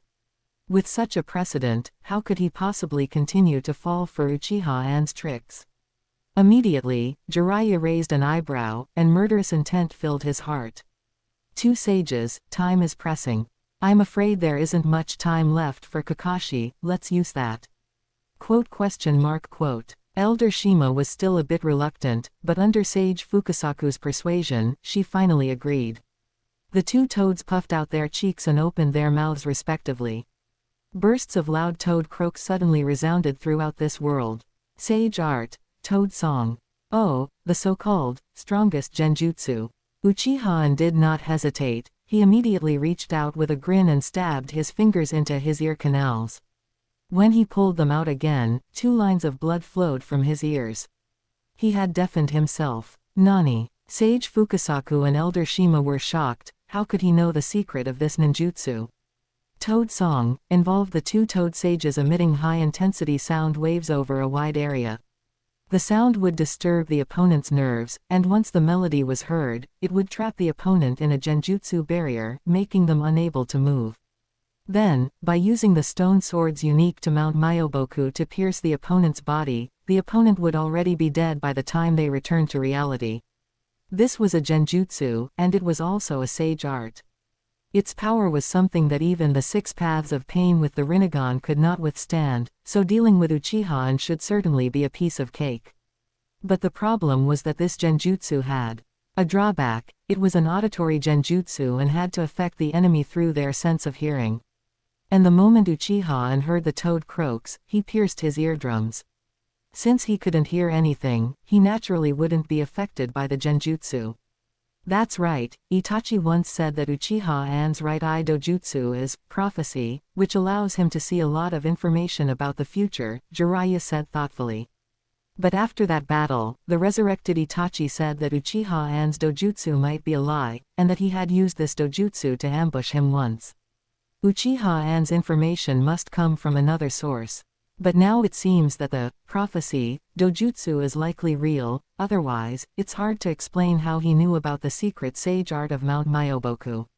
Prophecy. Doesn't that mean it's the same as the great toad sage's ability? Elder Shima was shocked, still somewhat disbelieving, and speculated hesitantly, could it be that the stinky snake from Ruchi Cave leaked the information? I always feel that the ability of prophecy is too ethereal. The great toad sage is always rambling, but I've never seen him give such specific information. Even now, little Jiraiya still doesn't know who the so-called child of prophecy is, and can only run around the ninja world. Who knows? Now is not the time to worry about that. Sage Fukasaku called out, interrupting his old lady's rambling. Little Jiraiya, what should we do now? It doesn't matter. Anyway, my target is not just Uchiha. It would be better to control him and eliminate him, but although we failed now, it's not a total failure. Sage Fukasaku narrowed his eyes and looked behind Uchiha. Sure enough, he saw Hiriko, who had been dragging Kakashi into his body, standing there stiff and motionless. Even the 3 Uchiha reanimated bodies were standing there stiffly, all controlled by the sage art, toad song, technique. Now is the time. Gamabunta, you hold off Uchiha and I'm going to save them. Right. Gamabunta shouted, stomping his webbed feet heavily on the ground, and launched himself toward Uchiha like a cannonball. Jiraiya ran forward quickly, forming hand seals. Sage art. Gomon. Chapter 114, The consequence of not choosing is losing everything. Jiraiya and the two elder toads on his shoulders opened their mouths simultaneously and exhaled. A massive amount of toad oil gushed from Jiraiya's mouth, surging across the ground like a tidal wave. Wherever it passed, the ground was thoroughly soaked, and even the air became slick. As the oil surged, the branches of the wood release creaked and groaned, as if the entire forest were crying out in pain. Meanwhile, a dragon of fire erupted from Elder Shima's mouth. At first, it was only as thick as an arm, but after being enhanced by Sage Fukasaku's wind release, it instantly expanded into a massive, roaring serpent of flame dozens of meters long. It dove headfirst into the sea of toad oil, igniting the entire area. The combination of these three ninjutsu created an effect far exceeding that of a standard composite technique, instantly raising the temperature of the battlefield to an extreme level. The space distorted and warped, and heat waves formed visible ripples that spread in all directions. Even wood release, a unique ninjutsu capable of absorbing chakra, could not withstand this level of combustion. The once vibrant giant trees twisted and withered in the sea of fire, their bark burst, and their sap evaporated instantly. The flames spread wildly along the wood fibers, consuming the forest from the outside in, slowly turning the entire area into a purgatory. The fire soared into the sky, dyeing the night sky a blood-like red. Standing on the chest of his Susanoo, Uchiha was parrying attacks from Gamabunta while finding time to watch the blazing sea of fire. He praised with a smile, "Oh, using sage art to counter wood release. That really is a decent method. However, it's a pity that my combat methods now aren't limited to just Susanoo and wood release." Uchiha pulled down the sleeve of his left arm, revealing the eye on his left shoulder. As he channeled his chakra, the Mangekyo inside began to spin rapidly. Takemikazuki. A beam of black chakra shot straight into the sky, tearing through the bright night sky. The clouds gathered frantically at a speed that defied the laws of nature. The clear sky transformed into a churning ocean of thunderstorms within seconds, with incandescent bolts of lightning constantly emerging and leaping within the clouds. Oppressive thunder rumbled deep within the clouds, sounding like the low growl of an ancient beast. Soon, these bolts of electricity converged, rapidly forming a massive lightning dragon that dove straight down from the sky toward Jiraiya. Wherever the lightning dragon passed, it hacked through obstacles like a blade. The carbonized trees shattered, carving a charred path through the raging sea of fire and revealing Jiraiya's clear figure on the other side. Jiraiya stopped his rush, quickly performed hand seals again, and slammed his hands onto the ground. Sage art, triple Rashomon. With a loud boom, massive gates suddenly rose from beneath the ground, blocking the path of the lightning dragon. These giant gates were different in color but identical in design. They were forged from heavy stone, pitch black, and featured fierce demonic masks with gaping, bloodthirsty maws and exposed fangs. The doors were tightly shut, with metal chains hanging under the eaves, and streaks of green natural energy constantly flowing across their surfaces. The lightning dragon was incredibly violent. It smashed through the first sturdy gate in one hit and continued forward, carrying a large amount of debris with it. The second gate held for half a second before the demonic statue on it let out a shrill screech and shattered instantly. The lightning dragon slammed heavily into the third Rashomon, exploding with a roar. A large amount of debris piled up in front of the gate. The surface of the third gate was covered in spiderweb-like cracks, but it did not completely shatter. The massive shockwave spread in all directions, causing the ground to undulate like waves wherever it passed. The nearby raging flames were blown away by this shockwave. The chakra within them was forcibly dispersed, forcing them to vanish into thin air as wisps of smoke. Without the interference of the flames, the carbonized, withered wood release forest regained its vitality. Amidst the crackling sounds, the brittle branches disintegrated, turning into glowing green particles that seeped into the ground. It was as if they were providing nutrients back to the earth, nourishing even more trees that burst from the soil to attack once again. Where the leaves of Konoha dance, the fire also burns on. Conversely, where the fire is extinguished, wood release burns on. Jiraiya, look at the current situation, isn't it very fitting? Ha ha ha. Accompanied by Uchiha An's wild laughter, another lightning dragon appeared within the dark clouds in the sky. Jiraiya couldn't help but frown deeply, finding the situation extremely troublesome. He looked past and to the other side and saw that those hanging under the trees were being well protected by An. It was clear he was using them as bait. Jiraiya, the bait is right here.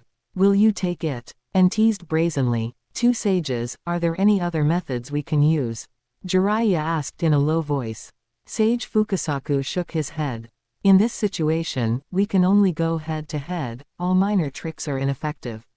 Little Jiraiya, you'd better prepare for a protracted battle. I'm afraid there isn't time for that. Elder Shima interjected. Kakashi can't hold on any longer over there.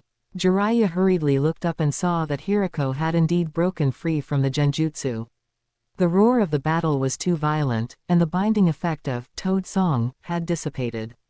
In just a few short days, he had been controlled by genjutsu for the second time, which made Hirako's expression extremely ugly. Hirako's fragile self-esteem had been severely damaged, and he couldn't care less about showing off anymore. With a gloomy face, he quickly retracted the chimera back into his body, while simultaneously swallowing Kakashi bit by bit. Damn it! Jiraiya wanted to step forward to save him, but the lightning dragon in the sky dove down once again. With no other choice, Jiraiya had to use Sage Art, Triple Rashomon, again to defend. After the aftershock subsided, he looked again and saw that Kakashi's figure had completely disappeared inside Hirako. All right, no need to play anymore, I'm finished on my end, Hirako reminded in a cold voice. Is that so? And sighed with great regret. Well, Jiraiya, it's a pity. You didn't make a choice within the designated time, so the result is total annihilation. After speaking, and snapped his fingers again. Snap. Just like what he had done before in front of Hiruzen, the violent branches suddenly contracted inward, crushing everyone into a pulp right in front of Jiraiya. The crisp sound of breaking bones and the dull thud of tearing muscles intertwined, and blood gushed out from between the branches like a torrential rain. Then, the branches and leaves swung, tossing these corpses into the sea of fire. In an instant, the air was filled with the smell of burning protein. Uchiha and Jiraiya, acting like a madman, shouted An's name loudly and charged forward. But An had no intention of continuing the fight with him. He laughed, knocked Gamabunta away with a staff, and controlled the blood Susanoo to retreat several steps, moving away from the battlefield. Jiraiya, instead of chasing me, why don't you go back to the fire and rummage through it? Maybe some of those people were lucky enough to survive.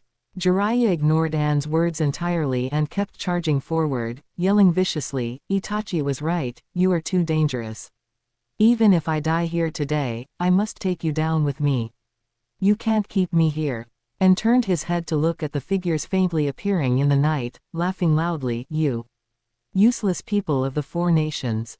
I've weakened Konoha village a bit more, you must seize this opportunity.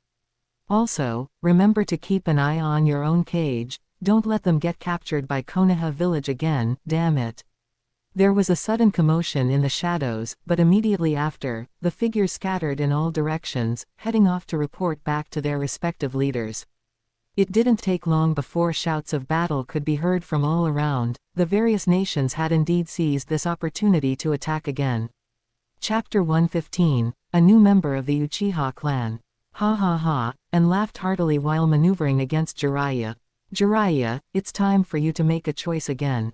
Will you keep fighting me to the death here, or will you rush back to save the village? Damn it! Jiraiya roared, his eyes turning red as he glared at An, but rumbling explosions echoed in the distance one after another, the soaring flames lighting up the night. I won't let you get away with this. Jiraiya shouted, stopping and turning around bitterly as he headed back toward Konoha village. Ha ha ha, watching Jiraiya's retreating figure, who looked like a stray dog, and laughed even more happily. Should I take this opportunity to cause some more trouble? An's eyes darted around mischievously. Although Jiraiya wasn't easy to kill, the other Jonin of Konoha village were no match for him at all. If he wanted to, killing a few more wouldn't be difficult. All right, I have no interest in continuing to play with you. Hirako huffed angrily, I don't do meaningless things. Unless you offer me some more benefits, let's end today's business right here. Tisk. And glanced at him with displeasure. We'll be comrades in the future, yet you're so cold. Honestly, everything is about interests. Hirako, you really are too heartless. Could it be that you're angry and ashamed because you were controlled by Jiraiya's genjutsu? Shut up. Hirako reacted as if he had been stabbed in the throat, his face flushing red as he shouted, I just had never encountered sound-based genjutsu before and was careless for a moment. I absolutely won't fall for it again next time.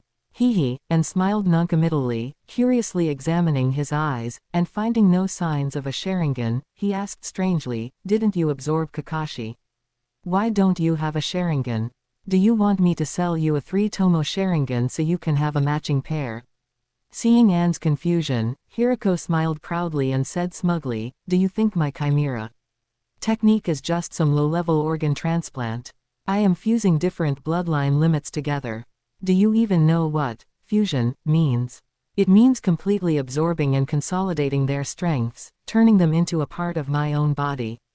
What's being absorbed is the genes, the characteristics, not just simple functions. Understand? No. And shook his head honestly, just tell me, where did you fuse the Sharingan into? HMPH, illiterate. Hirako finally found some sense of superiority over Anne. After mocking him, he widened his eyes, and suddenly his normal eyes changed, turning blood red with 3 tadpole-like tomo spinning within them. And was immediately shocked, you can actually freely control the opening and closing of the Sharingan. And, your Sharingan, how is it a pair? Normally, only members of the Uchiha clan could use the power of their bloodline to control the activation and deactivation of the Sharingan. Even if outsiders obtained a Sharingan, they couldn't control it and it would remain permanently active. This was a huge burden for the user of the Sharingan, as a portion of their chakra was constantly being drained, which was something an ordinary person could not endure. Just like Kakashi, who was completely dragged down by a single 3-tomo Sharingan, otherwise, just relying on the White Fang's swordsmanship, he wouldn't have ended up in a stalemate with everyone. But Hirako could actually freely open and close the Sharingan, which greatly surprised Anne. Moreover, not only could he open and close the Sharingan, but he had also turned both of his eyes into 3-tomo Sharingan. Even though the Kakashi he absorbed only had 1 Sharingan. Ha ha ha, seeing Anne's surprise, Hirako immediately felt relieved. As expected, emotional validation really needs someone to set it off. Considering Anne's display of ignorance, Hirako didn't mind explaining it to him. He said smugly, fusion means that this thing completely belongs to me. It is a part of my body, and even if I have offspring in the future, I can pass this bloodline limit down. I didn't fuse the Sharingan, but the bloodline limit corresponding to the Sharingan, or rather, the genes of the Uchiha clan. In other words, there are now Uchiha clan genes inside my body. I am a genuine member of the Uchiha clan. You can completely treat me as a mixed blood of 4 clans, the Hitaki clan, the Uchiha clan, as well as the Steel Release and Swift Release clans, and a genetically stable one at that. It's just a pity that my chimera technique isn't finished yet. Otherwise, after fusing all the bloodline limits into one, I will generate a new bloodline limit that combines the advantages of 5 bloodline limits, with all 5 abilities existing simultaneously in one move, rather than using these 5 abilities separately.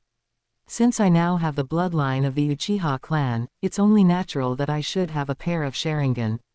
What's so strange about me freely opening and closing them?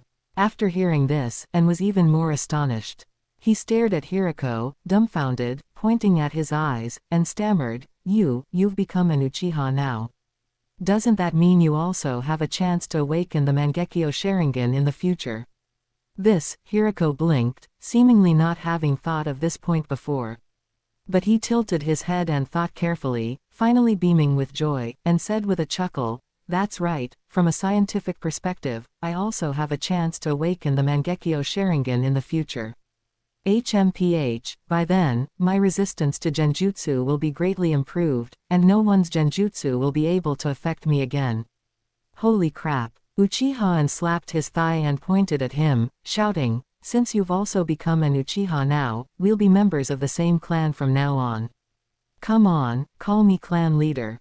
Hee. Hirako glanced at him with disdain, turned around, and left, too lazy to continue dealing with him. Hey, don't go, and hurriedly called Haku and the others to follow him, rambling on, since you've also become an Uchiha, Konoha village is your mortal enemy too.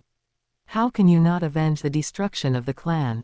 Since we're already here, we might as well collect some interest before we go back. Keep dreaming. Hirako didn't stop, leaping through the treetops like he was flying, and cold-heartedly shouted, I only have some Uchiha imprints on my genes. At most, I'm a distant relative of the Uchiha clan, and have nothing to do with your clan. And don't think about using me. Still the same thing, I don't do meaningless things, so don't bother me if there's no benefit. Don't be like that, and followed unhurriedly behind, trying to persuade him, as long as you wear those eyes, your children will definitely bear the Uchiha surname in the future. It doesn't matter whether you acknowledge it or not. Anyway, everyone who sees them will definitely say they are descendants of the Uchiha. If you don't want to be cuckolded, you'd better join the Uchiha clan early. I can open a separate family register for you. Get lost. The two of them talked and laughed as they gradually moved away from Konoha village, leaving behind only the clamorous sounds of battle and the boundless flames that soared into the sky. Chapter 116, Driving the Tiger to Swallow the Wolf.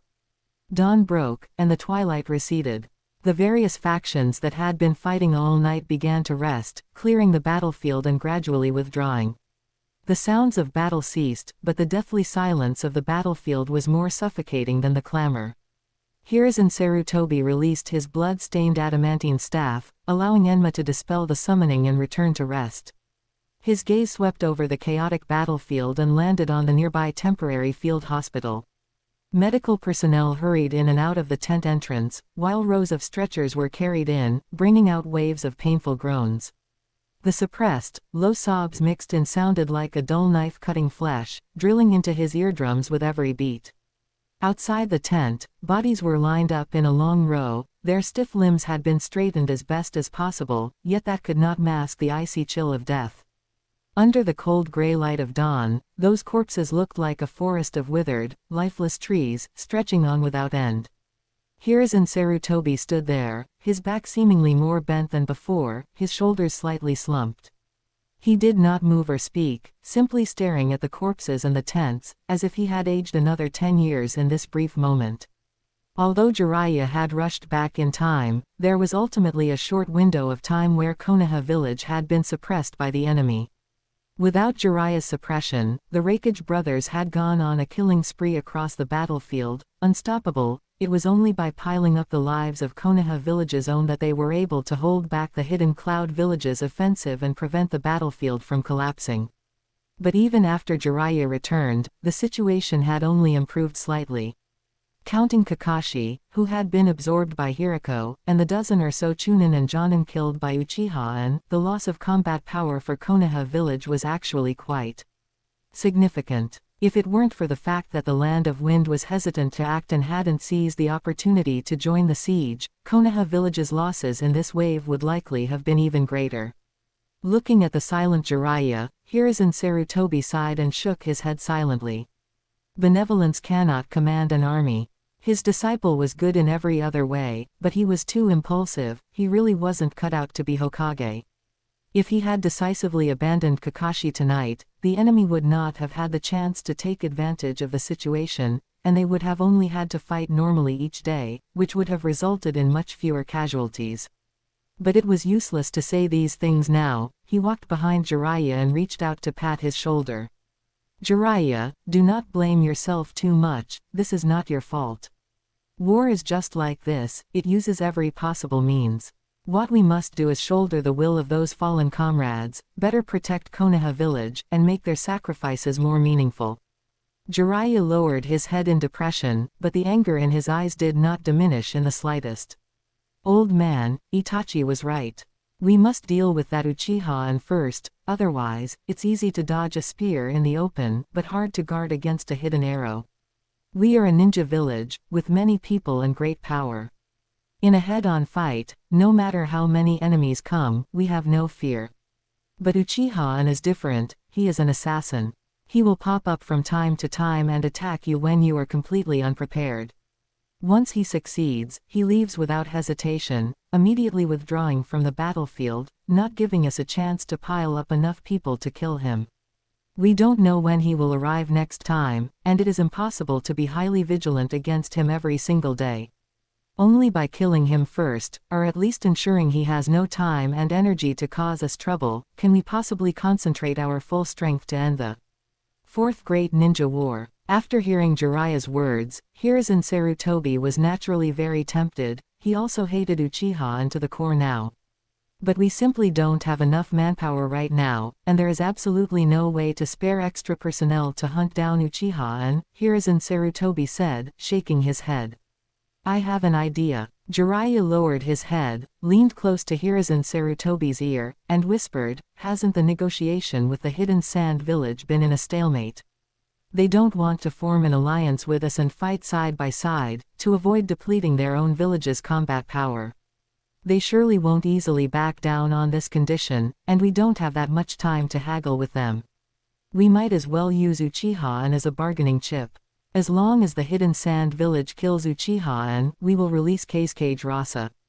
Is that so? Hiruzen Sarutobi's heart stirred, and he nodded thoughtfully. This method is not bad. I will send someone to talk to the Hidden Sand Village. Hiruzen Sarutobi handed over the tasks here to the new Jonin squad leader, Narashikage, and turned back to the village. After sitting down in his office, he had someone go and invite Kazekage Rasa over. Although Rasa was a prisoner, he still enjoyed cage-level treatment.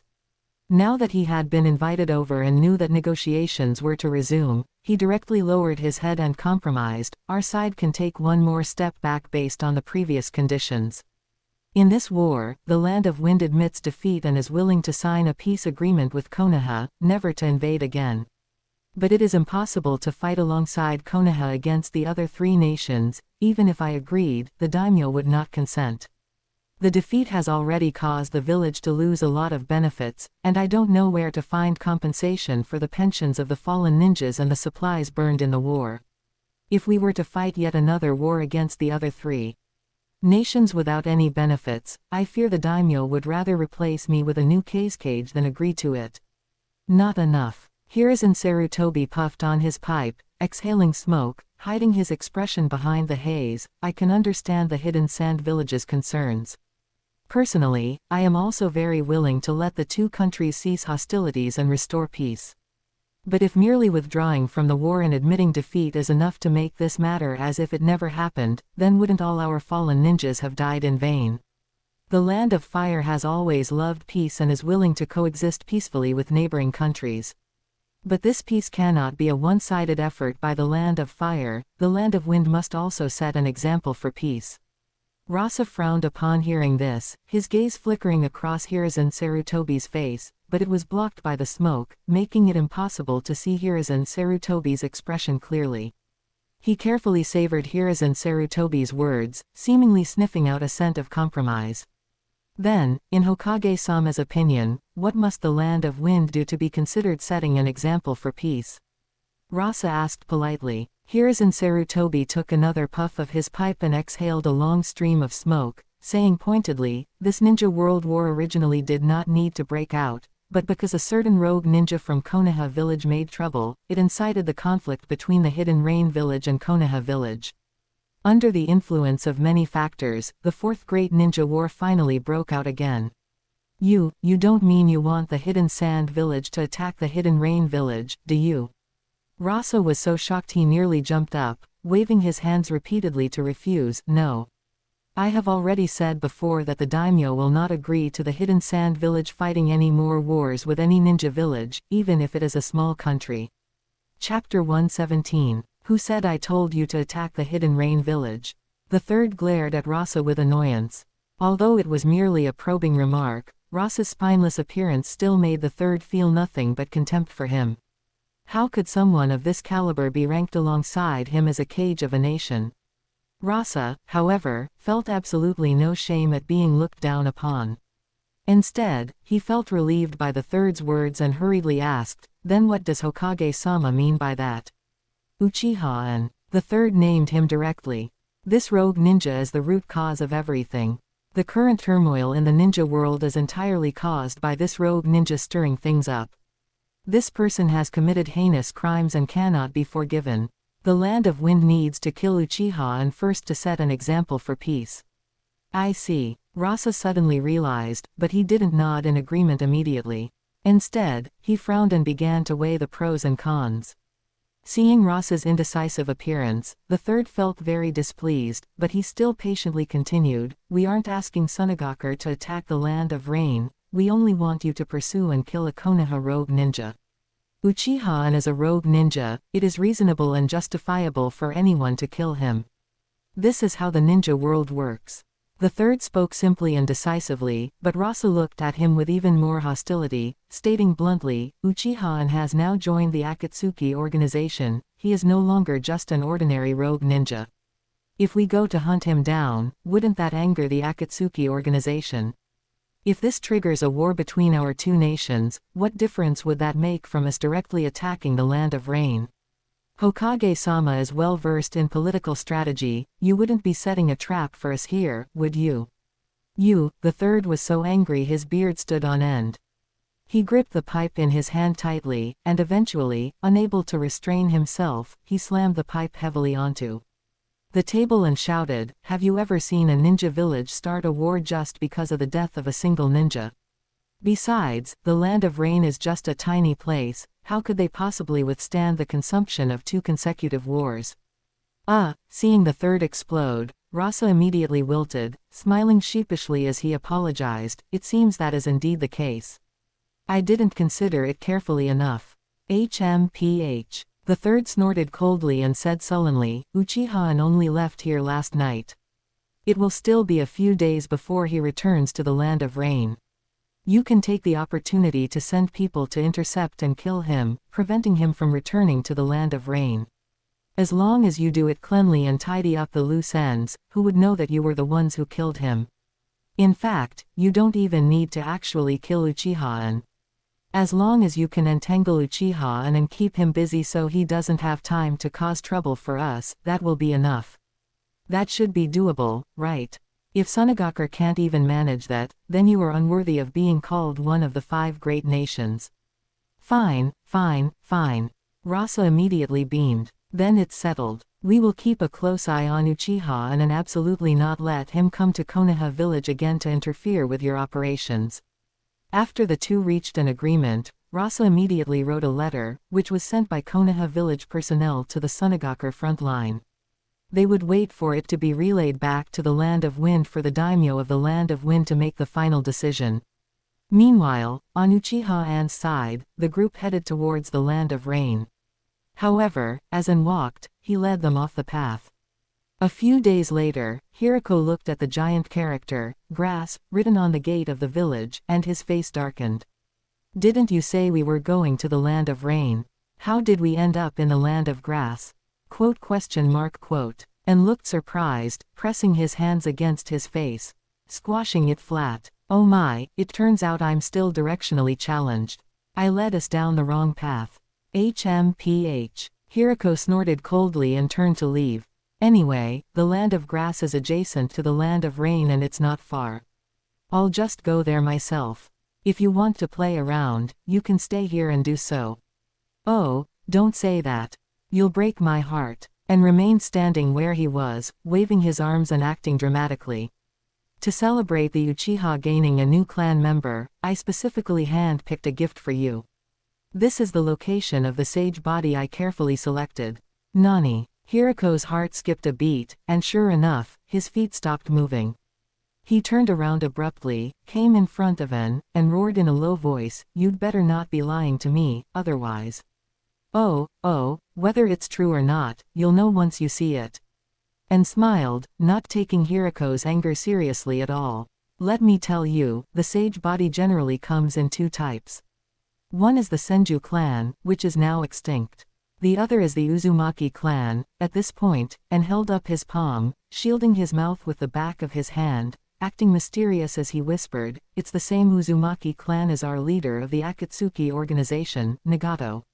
Ever since the fall of Uzushiogakure, the Uzumaki clan has been scattered like stars in clouds. Nobody knows where they all ended up, and there shouldn't be many left in the world. It's quite a coincidence, one Uzumaki clan member ended up in the land of grass and is being used as a medical kit by the people here. Tisk tisk, what a total waste. And smacked his lips, wearing an expression of disdain. Hirako ignored all this, assuming he was just acting crazy again.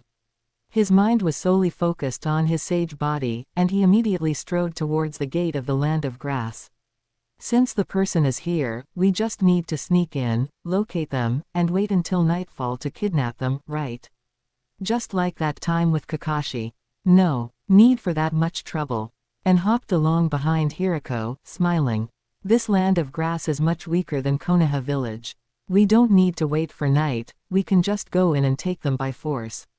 I doubt anyone in the land of grass can stop us. But we have to agree beforehand. The big one is yours, the small one is mine. One for each of us, fair and square.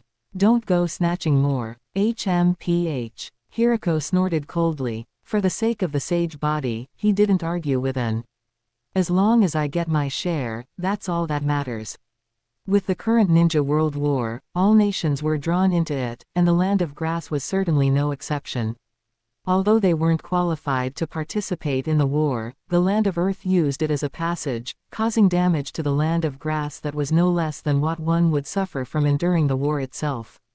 This group of Iwagakure ninjas was like a plague of locusts. Everywhere they went, they looted everything.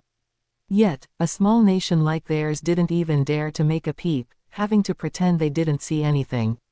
Not only that, as a small nation, they also had to provide strategic supplies such as provisions and medicine to the land of earth, which only made things worse for the people of the land of grass, leaving them in misery. In such a tense environment, two guys wearing the Akatsuki organization uniform suddenly arrived, instantly making the guards nervous. When they saw the two from afar, the guards hurriedly sent someone to report the news to their leader. Then, they nervously watched the two approach, mustered their courage, and shouted loudly, "This is Kusagakure. What is the Akatsuki organization doing here?" And grinned and let out a weird laugh. Without a word, he activated his Susanoo, raised its massive foot, and kicked directly at the gate of Kusagakure. "What am I doing? Robbery. Hand over the beautiful girl." Chapter 118. There's a reason why there are so many rogue ninja in the ninja world. Every country has a barrier protecting its village, used to sound alarms and defend against enemy infiltration, and the land of grass is certainly no exception. However, unlike the barrier in Konoha village, which has been repeatedly reinforced by the second and Uzumaki clan members, this thing in the land of grass is, as its name suggests, very sloppy. Facing An's attack, the guards didn't even have the will to resist, they immediately turned and ran. Boom. Susanoo kicked the plaque with the character, grass, written on it, smashing it to pieces, and along with it, destroyed the gate and guard booths below, causing them to collapse with a rumble, leaving rubble scattered everywhere. A shrill alarm sounded immediately, and the village was instantly thrown into chaos. Swish, swish, swish. A series of piercing sounds rang out, and over a dozen black shadows sprang out from various places, blocking An's path. Are you kidding me? What is that thing? The leader of the land of grass, Shinosuke, stared dumbfounded at the Susanoo, which was as tall as a tailed beast, his eyes nearly popping out. It's the Akatsuki organization. They're here to cause trouble. The guards at the gate, as if finding their backbone, hurriedly ran to Shinosuke's side and bowed to report. They said they want us to hand over some beautiful girl. Beautiful girl. Shinosuke was stunned, turning to look at the people behind him. Did you guys go out hunting again? Everyone shook their heads in unison. No. Recently, everyone passing through the border has been from Iwagakure. To avoid alarming our friendly neighbors, we've been huddled in the village and haven't moved. Could it be a misunderstanding? Maybe they're just looking for trouble on purpose. Seeing everyone chattering and unable to come to a firm decision, Shinosuke had to step forward to question them himself. After all, he was the leader of a village and needed to maintain a certain level of dignity. He shouted aggressively, "Are you from the land of rain trying to start a war with the land of grass? Don't think we're afraid of you. looking at the blustering Shinosuke, and said straightforwardly, "Hand over all the Uzumaki clan members in your village and let us take them away, and naturally, everything will be fine. Otherwise, hey," and sneered, raised a hand, and swept the scepter across the ground, easily smashing all the houses and buildings near the gate like dry weeds and rotten wood. You're going too far." Shinosuke's face flushed red with anger. Although these Uzumaki clan members were not valued in Kusagakur and were treated entirely as medical supplies, for the land of grass, which lacked a complete medical ninja system, this Uzumaki clan member was effectively acting as a mobile hospital. Anyone who was injured, no matter how severe, as long as they weren't dead, could take a bite and immediately be resurrected on the spot, jumping around like new.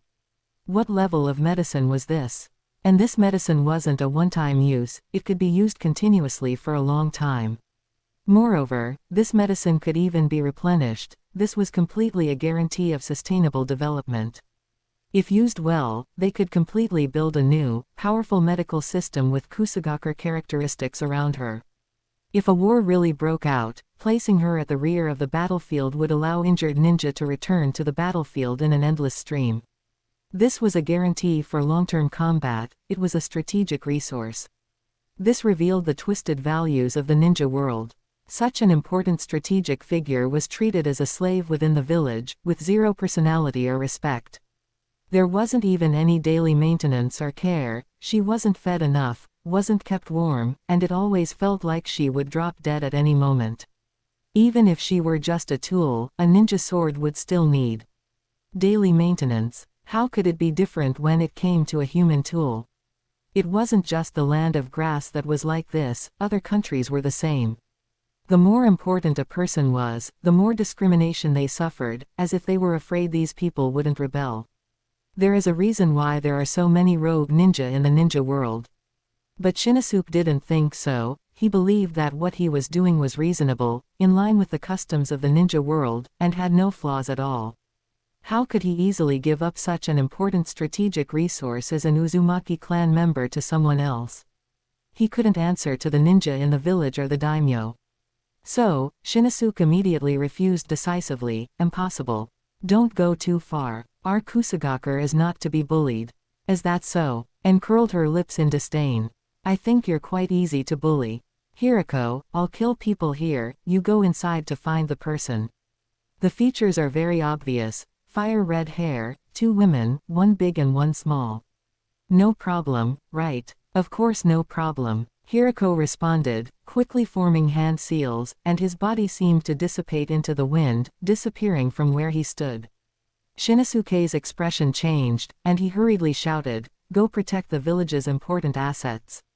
Immediately, several jonin led squads to rush toward the back, but more people surged toward An's side, each forming hand seals and unleashing various ninjutsu. Regardless of whether it was useful or not, they threw everything they had first. Fire release, Ghost Lantern. Fire release, Great Fire Prison. Fire release, Prison Fire Sword. Dozens of scorching fireballs appeared out of thin air, with twisted ghost faces emerging in the center of each fireball, emitting shrill shrieks as they surrounded from all directions in strange arcs. A dozen pillars of fire shot out from the front, weaving into a flame cage in midair, covering the blood Susanoo. A giant flame sword condensed in midair, stabbing toward the chest of the blood Susanoo, wherein stood suspended in the air. From their conventional ninjutsu, one could see the gap between Kusagakur and the major ninja villages. Although each major ninja village had its own characteristics, years of warfare had long since collected all kinds of ninjutsu, allowing them to choose the right combination of ninjutsu for targeted combat based on battlefield needs. But the ninjutsu used by these Kusagakur ninja were mostly fire release. It wasn't that other types of ninjutsu didn't exist, but the quantity was too scarce. Although they had innovated and created some unique features, ninjutsu, taijutsu, long range, group attacks, control, everything was there, but it was just too monotonous. As for their power, it was also lackluster. The overwhelming flame swept toward An, but she couldn't even be bothered to dodge, she just stood there in the Susanoo, letting them bombard it. The blood-colored Susanoo remained motionless, the ghost lanterns exploded on the surface of the Susanoo, sending thousands of sparks flying, and the demon-like masks shattered one after another. The giant flame sword stabbed the chest of the Susanoo, but instead shattered inch by inch, turning into a rain of fire that fell. Only when the Great Fire Prison, which carried the effect of Fuinjutsu, descended did the blood Susanoo gently wave the scepter in its hand, tearing those fire nets to shreds. After the flames dissipated, the Susanoo didn't even have a single crack, it simply didn't break through the defense. And stood suspended at the chest position of the blood Susanoo, her Sharingan scanning the shocked and angry grass ninja below with indifference, a mocking arc curling at the corner of her mouth. Hey, what I fear least right now is group attacks, no matter how many small fry there are, it's useless. After speaking, and took off her left sleeve, revealing the eye on her shoulder. With a surge of chakra, the Mangekyo reappeared. Takemikazuki. Chapter 119, The Massacre of Kusagakure. The sky suddenly darkened, thick with ominous clouds. A lightning dragon roared as it dove from the clouds, carrying bolts of thunder as it tore through the ranks of the Kusagakure forces. Blinding lightning arced wildly along the dragon's path, its paralyzing power surging through the air. It was drawn to the bioelectricity in the Kusagakure ninjas' bodies, gathering upon them automatically like a homing missile, making it impossible for them to dodge. In an instant, the entire battlefield transformed into an ocean of lightning, with electric sparks flickering and dancing everywhere. Accompanied by waves of screams, the air was instantly filled with the acrid stench of ionized protein. The lightning dragon swept through, leaving a massive void on the battlefield. All Chunin and below were wiped out in this wave of attacks, lying on the ground, twitching uncontrollably. Most had been reduced directly to charcoal, while a few lucky ones who had their damage mitigated by the crowd survived, though they were severely wounded. Only Shinosuke, the leader of the Land of Grass, and a few Jonin managed to defend or dodge in time, remaining unscathed for the moment. How is this possible? Seeing such massive losses, Shinosuke's eyes turned bloodshot. Use the sealing formation. Seal him here, he screamed at the top of his lungs. Veins bulged on his forehead, and his hands trembled uncontrollably. He clearly realized that conventional ninjutsu was simply no match for the monster before him. Following his order, several figures quickly rushed out from within the village, standing at four corners and surrounding the blood Susanoo. These individuals wore uniform black tactical gear and beast head masks, hiding their faces and bodies completely, yet their surging chakra fluctuations indicated they were all at least Jonin-level experts. After taking their positions, they quickly formed hand seals and slammed their hands onto the ground. A golden curtain of light rose from the earth, expanding and connecting in midair to form a massive dome that enveloped the blood Susanoo, rapidly shrinking inward. On the surface of the light barrier, black, tadpole-like runes crawled everywhere, forming various bizarre shapes. Hey, sealing jutsu, huh? Uchiha sneered, casting a few glances at the distinct barrier. Ever since the Uzumaki clan was wiped out, it seems like everyone knows sealing jutsu now. However, the power of such sealing jutsu depends entirely on who is using it. Before his words had even faded, he controlled the blood Susanoo to take a giant stride toward the light barrier, brandishing its scepter and striking it heavily. Clang! A deafening roar, like a massive bronze bell, sent a thunderous sound rippling in all directions. Wherever the sound wave passed, windows in the village shattered, and the leaves of distant trees rustled and fell. Anyone nearby who heard this sound felt their heart jump wildly, almost to the point of vomiting blood. The smooth light barrier was shaken violently by this immense power, its golden light flickering wildly as the tadpole runes flew everywhere, and spiderweb-like cracks appeared on its surface. The black runes scurried frantically, attempting to repair the cracks, but the speed of repair could not keep up with the speed of destruction. The few bull-masked ninjas maintaining the seal were instantly jolted, simultaneously vomiting a mouthful of blood. Before they could recover, the blood Susanoo followed up with a heavy kick. With a crisp crack, the golden light barrier shattered instantly, dissolving into fragments in midair and vanishing into thin air. The few bull-masked ninjas rolled their eyes back and collapsed, their bodies convulsing as chakra ran wild within them. Bleeding from their 7 orifices and with dilated pupils, they were clearly on the brink of death. A massive wave of energy was released from the inside out, sweeping toward the interior of Kusagakure like a raging tsunami. Whoosh, with a chaotic roar, the ground was scraped 3 feet deep in the direction of the energy wave's impact. All buildings shattered, and like autumn leaves swept by the wind, they were carried along by the shockwave, rushing forward with unstoppable force. Anyone who failed to dodge was swept up by this immense power, instantly reduced to mangled flesh and mud, leaving no remains behind. A moment later, the energy finally dissipated, and the debris flying in the sky fell back down, like a rain of blood-red sand and stone. A deep trench had been plowed into the earth, filled with rubble, debris, and severed limbs. The surrounding blood converged toward this low-lying area, forming streams of crimson. The scene was deathly silent. Everyone was shocked by this immense power. Their previous wars had always been about one side firing a water arrow, the other spraying a fireball, and then rushing in for close-quarters taijutsu combat. It was a contest of who had faster reflexes and who had more chakra.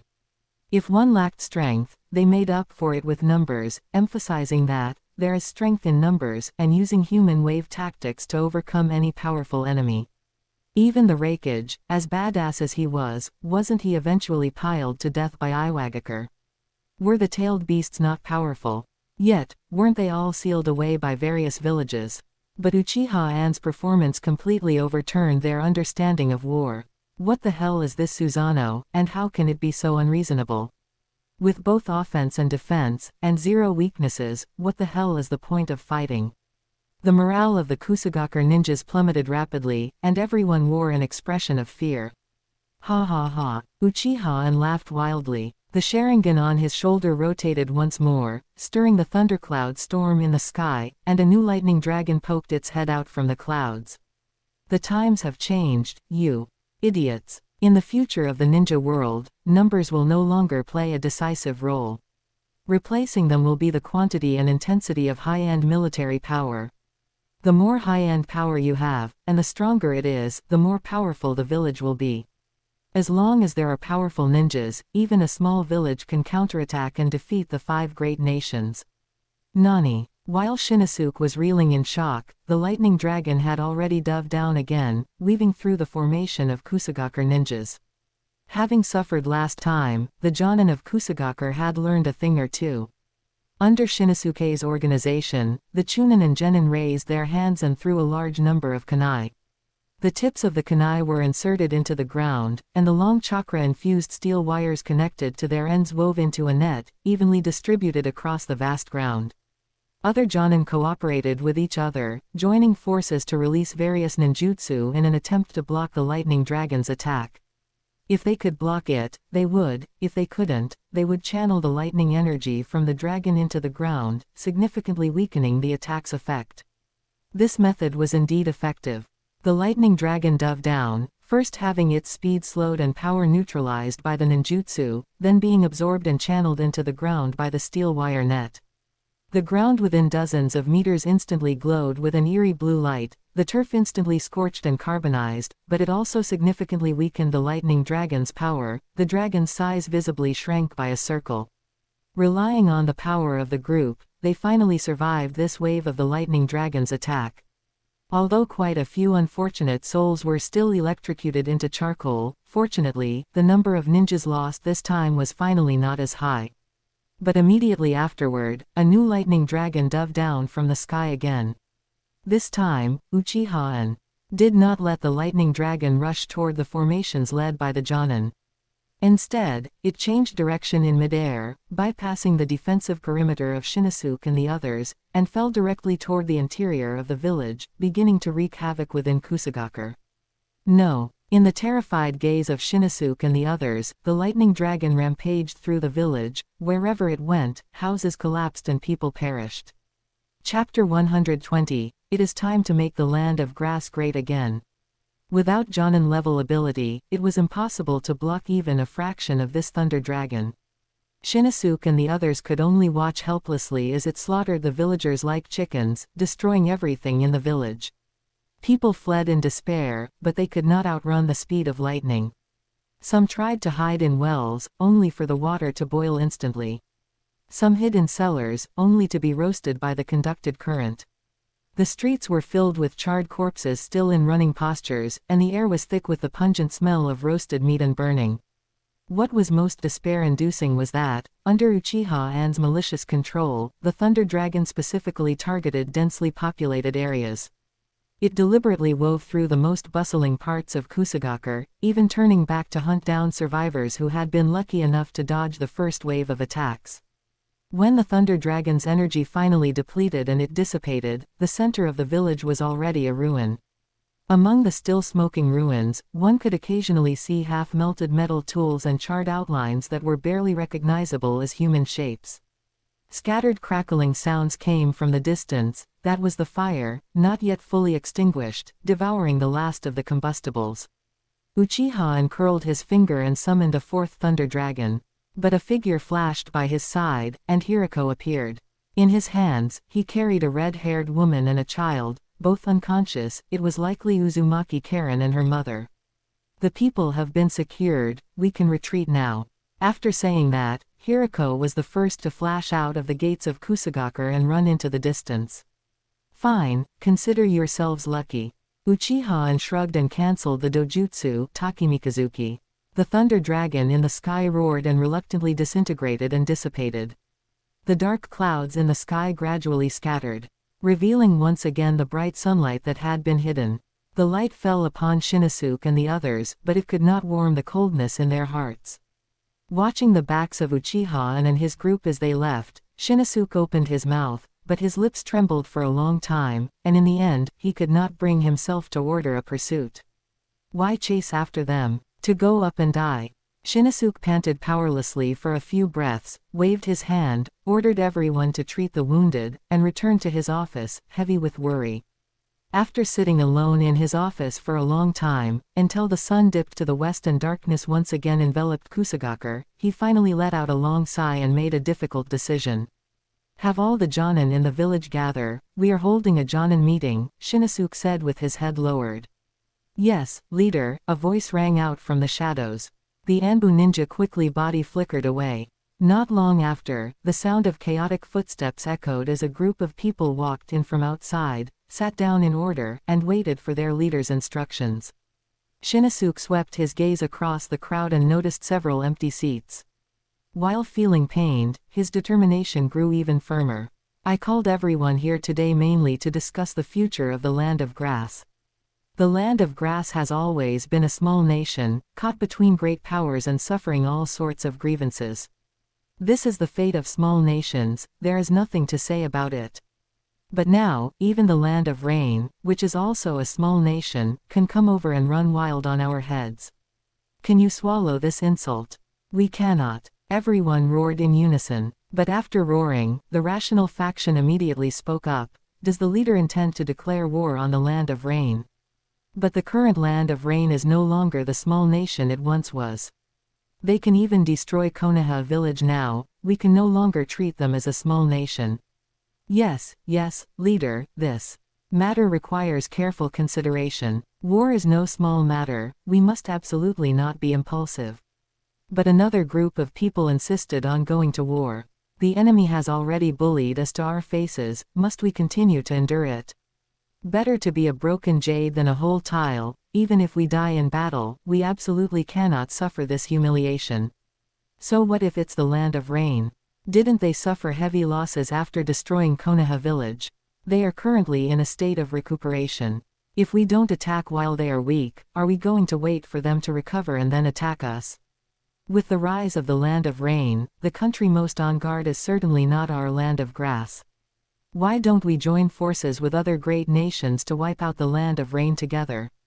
Shinosuke swept his gaze over the faces of these jonin and realized that those who argued against it were from the Grass Flower faction, while those who insisted on war were from the Grass Fruit faction. After the arguing quieted down a bit, Shinosuke raised his hand, and the scene instantly went quiet. Everyone watched their leader silently, waiting for him to make a decision. "Our Land of Grass has always been peace-loving." Shinosuke started with a bit of nonsense, then said, "I was very concerned by a remark made by that Uchiha earlier. He said that in the future ninja world, numbers will no longer play a decisive role. Replacing them will be the quantity and strength of high-end military power. The more and stronger the high-end military power, the stronger the village. As long as powerful ninja exist, even a small ninja village can counterattack and defeat the 5 great nations. The Land of Rain is a clear example. In terms of land area and population, the Land of Rain is not stronger than the Land of Grass, yet the situation of the Land of Rain has always been better than ours. Why? The reason lies in this area of high-end military power. Although I don't know how strong that Nagato is, just seeing the terror of Uchiha and tells me that Nagato must be even more powerful. From the former demigod Hanzo to the current Akatsuki organization leader Nagato, both are powerful forces far exceeding ordinary ninja, the kind of powerful ninja who do not fear being surrounded by large numbers of ninja. That is why the Land of Rain is treated with favor by the 5 great nations, and often, things are not taken to the extreme. What we lack is exactly this. We have no high-end military power. Even as the leader, while I may be somewhat stronger than an ordinary Jonin, if a few more Jonin were to surround me, I would certainly be no match for them. This will not do. If this continues, our Land of Grass will inevitably become the bottom-dwelling existence among all nations, and it is not impossible that we will eventually be destroyed. His words caused everyone present to turn pale, and their breathing became somewhat heavy. Seeing that everyone was starting to worry, Shinosuke said passionately, "Everyone, our Land of Grass is weak now, but we were once a great nation of the world, and we were once powerful. Now, it is time to make the Land of Grass great again. I believe that no matter the cost, we must restart the box of ultimate bliss. Let this ultimate weapon from the era of the 6-path sage help our Kusugakure become strong, and let our Kusugakure return to its rightful place."